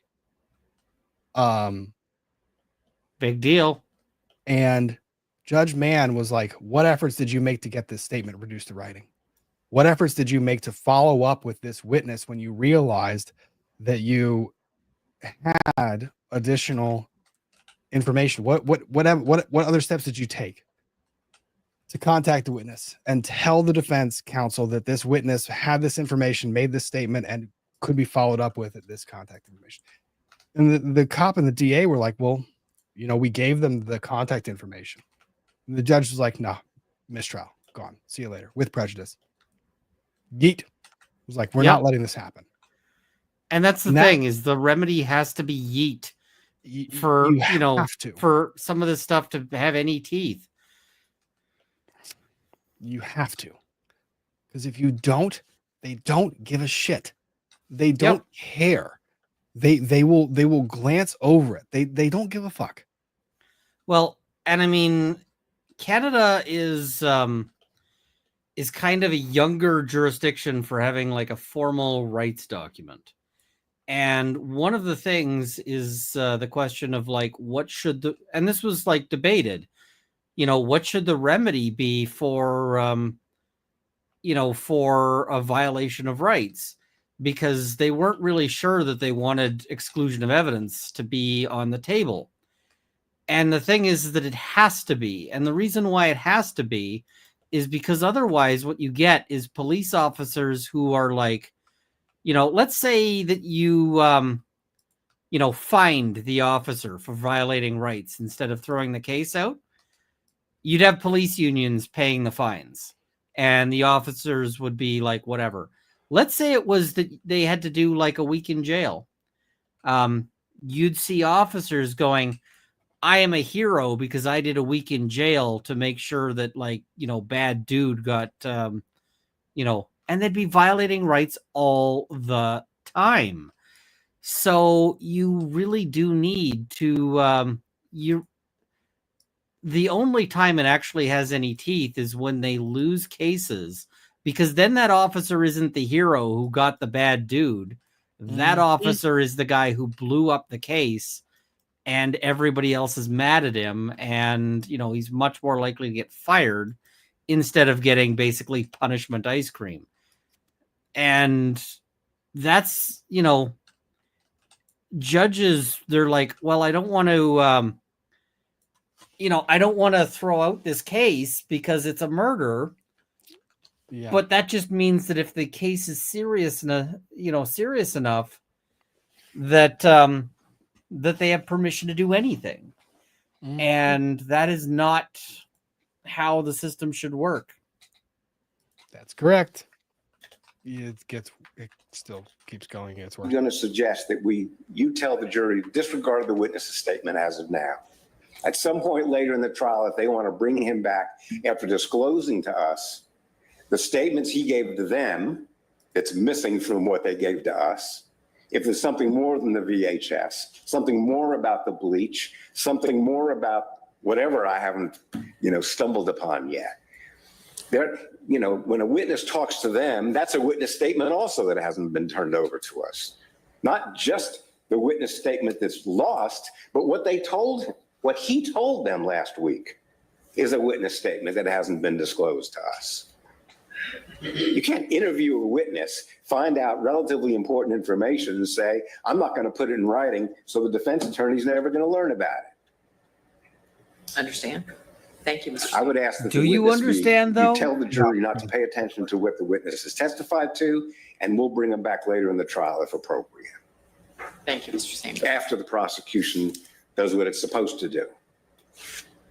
Mr. Quassett? Yes, I think I could understand, still wouldn't agree with it, but I could certainly understand Mr. Samuel's position. Side note, the fact that he got up and said, I could understand the position, indicates that at least he is acknowledging that holy shit, holy shit, holy shit. Like, I'm in trouble, I'm in trouble, I'm in trouble. Usually prosecutors will downplay the shit out of this. Like, they will not, they'll be like, this is nothing. This is defense taking tactics. He's like, oh, damn. If we were going to take his, I guess where he's going with it, there's some nefarious intents and bad faith on the part of the prosecution to do that. I will say I am not immune to oversight or overlooking items. But hindsight, I would have. But I will say this: I had no intention on not turning that information over. I didn't think it was any consequence. I thought it you had no intention of not turning that information over. Out on Friday or Like, Thursday. then they have it. It's not imagine. It's not. I don't care about your intention. Trial. Well, and the only way we'd actually confirm that he has no intention of not turning it over, which is a hell of a sentence, is if the defense has it. Because if you didn't turn it over, then you never intended to turn it over.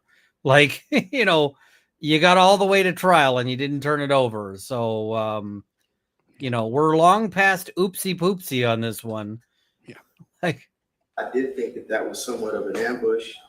So, and again, you know, also at the same time, I would say this, I believe the defense has contacted just about every witness that we've had on the witness list since the beginning of this trial.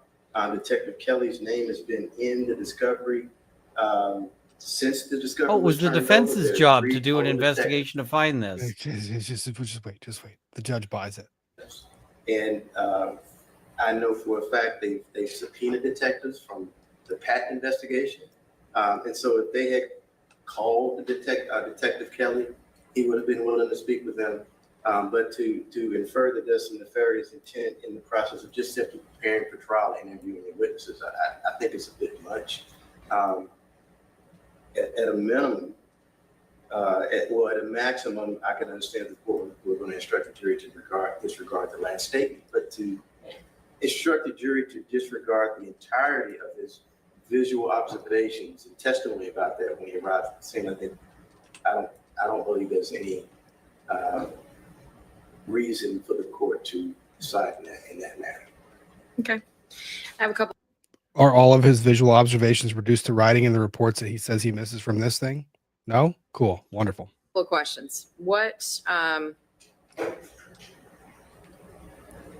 and the fuck? So- Those should be your questions. Nope. Let me try that again. Has the defense spoken or attempted to speak to Detective Kelly prior to today? Feel free to rant. How would the defense know to ask these questions if they didn't have this information? Yeah. Like, you are blaming the wrong person here, Judge. Yeah. Is it the defense's obligation to do the work of the prosecution? Yeah, who's got the disclosure obligation? Oh, that's not the defense. Yeah.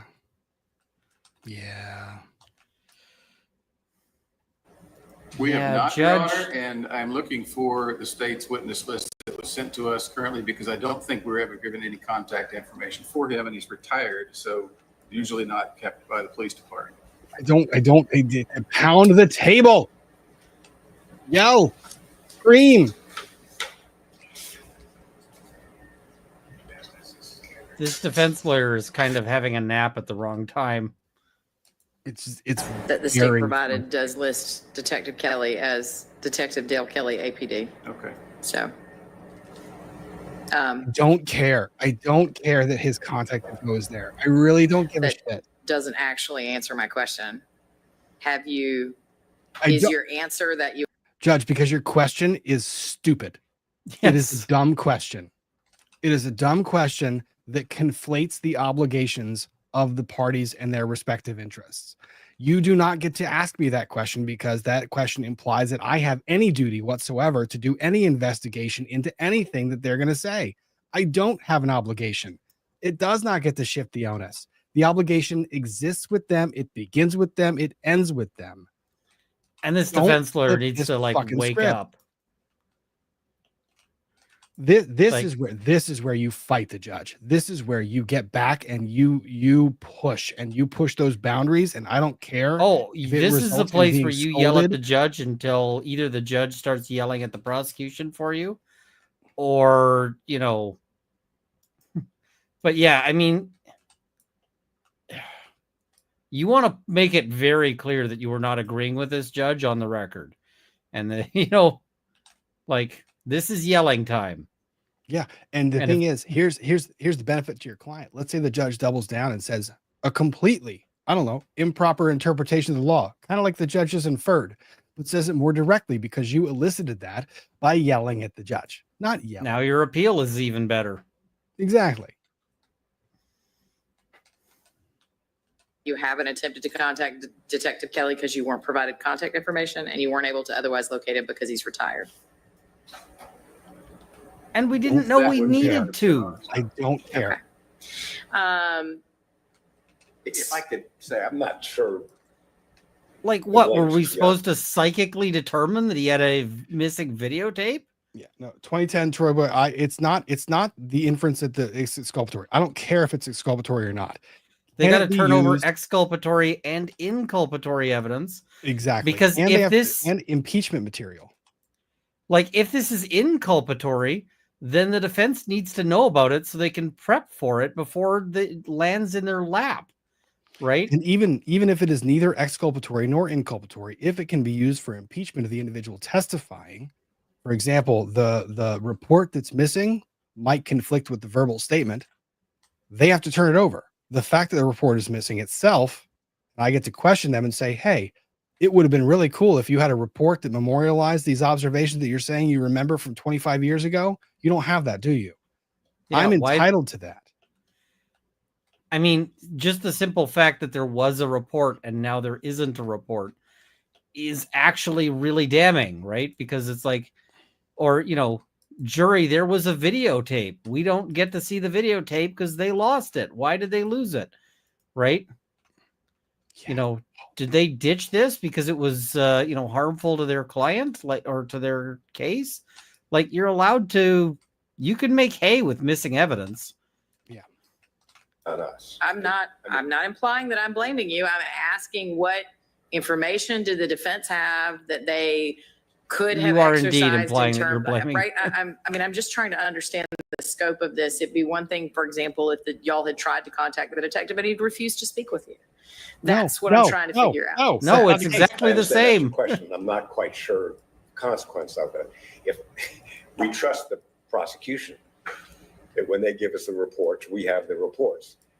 If we have to go and consult all 18 of the witnesses on the list now, all 30 of the witnesses last week, and all 150 in the original list, and say what is missing from your police reports, this case wouldn't why are you have been doing ready to be that tried argument? this year. That argument. Okay. But Thank you, I Mr. understand Samuel. your question. So I still think that the answer to the way to resolve this in the most expeditious manner is for y'all to go into that conference room with Detective Kelly and find out what he's going to say is missing from his report. Because whether or not Mr. And Fawcett then should get have a told what? you is a different matter than whether or not this detective can testify truthfully about what he believes happened in response to questions. And then they Mr. still need a Fawcett is mistrial correct to that they didn't figure out what they're going to do with solicit this that news. testimony. And to the extent that you believe you've not been given complete information, Mr. Fawcett has made representations about what additional information he believes there is. And you can ask Mr. Detective Kelly those questions while we wait and bring the jury back in. I don't think. Why are we extending the benefit of the doubt? Just why are we doing it? Why? This Why makes did we no sense to me whatsoever. Why did we completely burden shift, 100% burden shift away from the primary issue? Why? And like, okay, so they find out that there's, other stuff. What are they supposed to do with that? Like, oh, right, with no prep, we're just supposed to It is not their obligation. They don't have to research or study shit. They should know everything that person's going to testify to. This is insane to me. People saying corruption. It's not necessarily corruption. It is oftentimes the judge just. I mean, I would say it's a form of corruption for the leaning. The leaning. bias. It's it's not like corruption in the sense of like, having a bag full of In your cash handed pocket. to you or handed, or something like that. But it is that the system is being corrupted, by sort of treating one side as if they can do no wrong. And, like defense counsel was getting blamed there for not, like, why didn't you go and investigate this guy? Like, what was he supposed to ask him? Like, are there any missing videos I don't know about? Why would he ask that if he didn't? Oh, okay. So I'm gonna. That's the end of this one. So this trial is still ongoing. We are in still the first week. Ian, I have to play something for you, and I need a break to do it for a second. Sounds good. What was the thing about lottery assault? Well, there was the guy won the lottery, and then the day after he won the lottery, he was arrested in St. Pete, Florida, and got tased. And we had a debate over the efficacy of a taser, and someone in the chat was like, "You need to look at this as opposed to a taser for non-lethal." That's what I'm about to show you. So Okay. you have to, I'm gonna take a second. I'm gonna let you just observe this. This is the device. Oh, I've seen this. You're just gonna watch, and we're gonna talk about whether it's effective or not.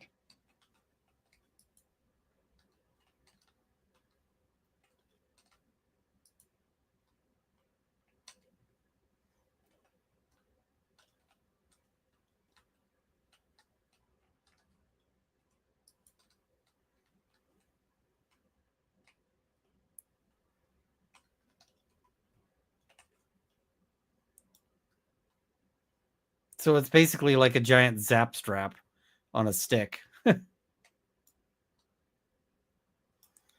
Like, those slap wristbands? It seems like it's a big one of those on a stick.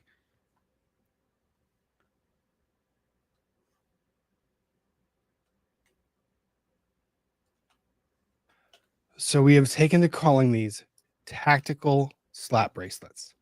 That's what I was thinking. Now, imagine that you are a law enforcement officer that needs to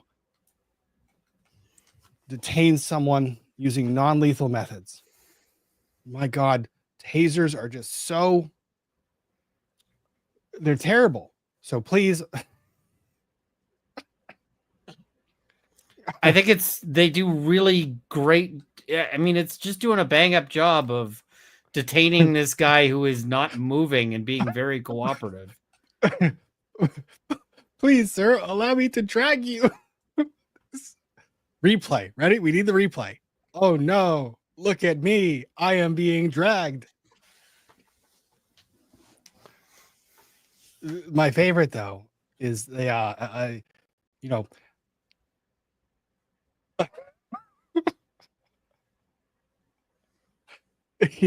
she goes and like just I'm gonna get you by the leg.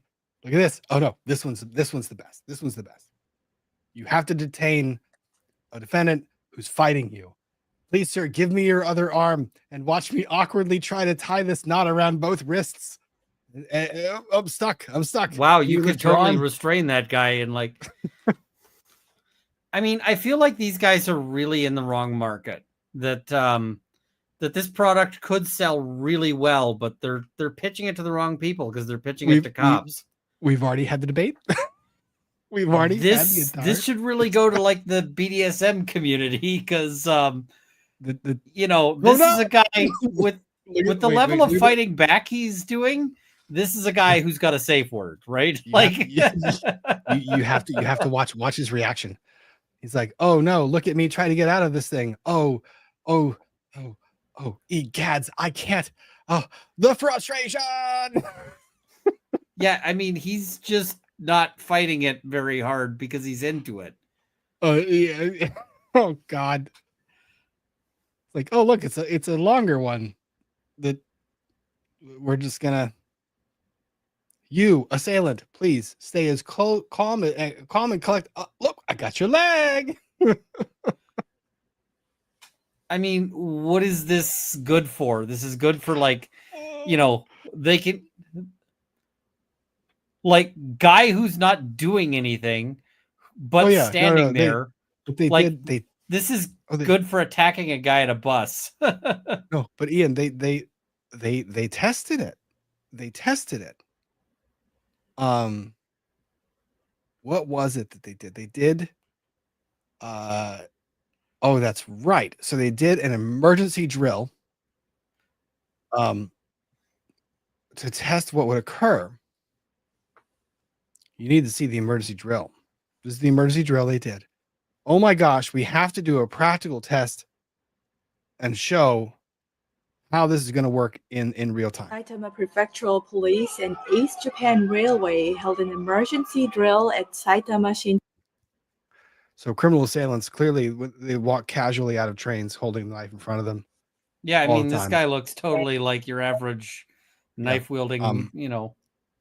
And of course, the entire crowd clears and stays completely away as everyone deploys their tactical slap bracelets. On November 16. Kindest, gentlest assailant ever. He's actually seated for them. He's like, cool. The event was based on a scenario similar to the recent stabbing and arson case inside a train on the KO line in the Tokyo suburbs. In the drill, the police received multiple reports of a suspicious man smoking on a train on the JR Utsunomiya line.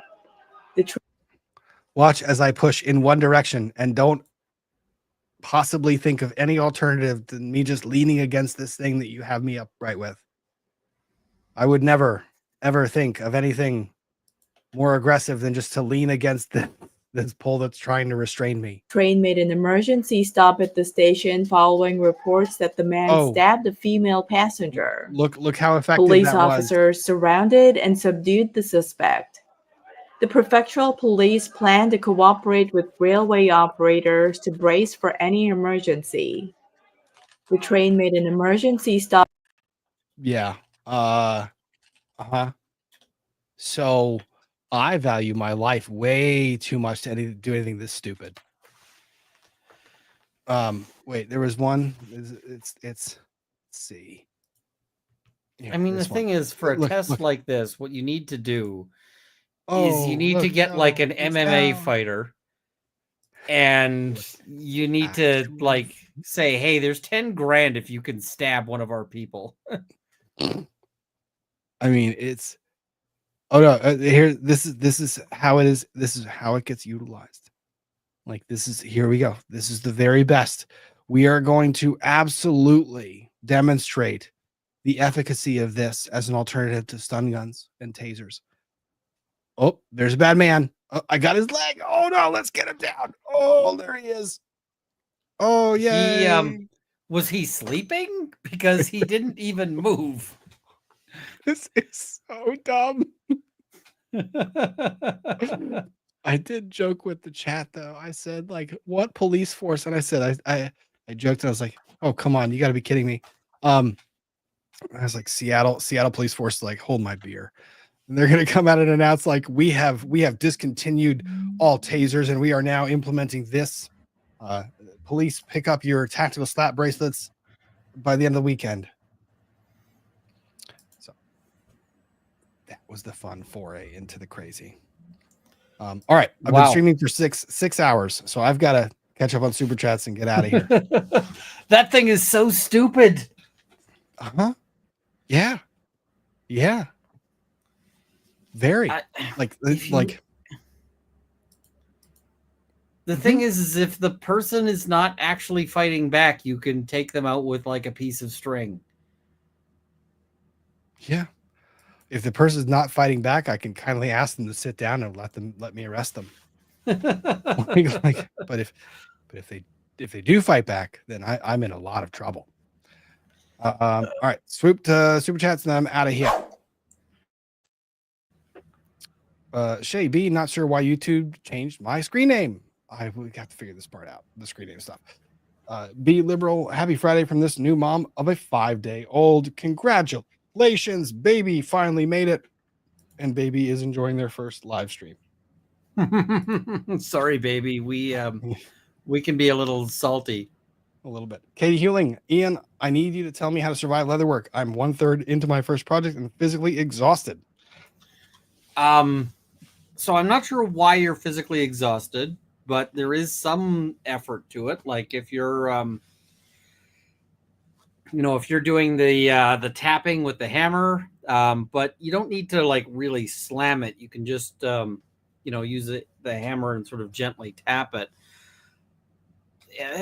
I don't know what part is exhausting you, I guess is the thing. There's various ways to make it easier, because I got noodle arms and I managed to do it, and I do it in part because I find all the lazy ways to do it. So Katie, shoot me an email or a Twitter DM and I can answer questions. Sale Hounds, is the DA the problem or the PD problem after 25 years? Combination. This one I'm putting on the DA. The police officer, the fact that the report went missing, is it a problem? Yes, it is. If the DA had disclosed that immediately upon discovering that, would it be as much of a problem for me? A lot less. It's the DA who has the obligation to turn it over. That's my issue. And the thing, if the DA had said, like, to the defense as soon as they discovered it was missing, hey, look, I just learned that there was this video. I think that, because then the defense could have done things like asked for a continuance, right? If they'd learned a week ahead of time, they could have said, Judge, we can't sit a jury right now. We need to ask for a continuance. We got to run this down. There's missing videos. Maybe there's more missing videos. Like, we need to figure all this out. And that would have been, instead of mid-trial trying to figure it the heck out. So, yeah. That's a problem. Wolf Kiara, motion for telling Runkle about the Japanese stick. We just showed him. We just showed him. It's the dumbest thing. I mean, they really need to sell this to kinky people instead. Chat was very much on board with that. I actually thought looks like he's got a safe word, because he's not fighting back. He's kind of enjoying it. I thought of the non-adult version. I was like, what would that do if one of the minis was running as fast as they could, and I just like got the ankle, and it's like just to see if it would work. I think you might need a replacement mini after that. Sandy 136, do you hate me for suggesting this case too? No, it's a good case. It's 25-year-old case, cold case, which has all the complications to it, but it's been very interesting. Zess Alex, thank you both for being so passionate about educating us on the law. I'm taking into Intro to Justice Administration class this semester. Thanks to you. Hope you enjoy. That is awesome. My apologies for yawning. It is 3:13 a.m. my time. Battleborn Pride, Shay B. This would be great for toddlers. The captivity restraints. There are two applications, and neither one of them like you can use in the same sentence. Night Snails Gal. It needs to be used by male cops with female partners, so we can ask, is that a baton in your pocket, or are you just happy to see me? No. That sounds like horrible HR complaints. Voodoo Fairy 88, the crowns mean you're one of the most active in the chat. It's a reward for channel engagement. Helps the channel too. Stop picking on those who have them. Oh, I didn't realize that. think I can disable that. Shay B, if they were on PCP or zombified, this would work against the user. Yeah, I mean, when they had that like little woman, like she's tiny, and she's like, okay, I'm gonna go attach this to somebody. I'm just picturing like some big guy on meth. That's what I mean. Yep. Just like dragging her into traffic. It's not even that. It's like that thing is great. Like it's wonderful that you think this thing can keep me away and at a distance, but it only works at a distance. The second I close the gap between me and you, that thing ain't effective at all. You're in a big world of hurt. Crazy Cat Queen, tasers are illegal in Japan. Yes, for cops too. They rely on batons and martial arts. I get it. I understand that part. Japan also has some pretty damn strict rules on like, hey, you break the law, you are incarcerated. So I mean, all right, the most effective martial art of all time remains the technique of like Glock 17. Pew pew. Yeah. All right, folks. 6 hours, 10 minutes in. Ian, are you streaming on Monday? Probably not this Monday because I'm going to be teaching some cops. I'm not even kidding. Is it the slapstick batons?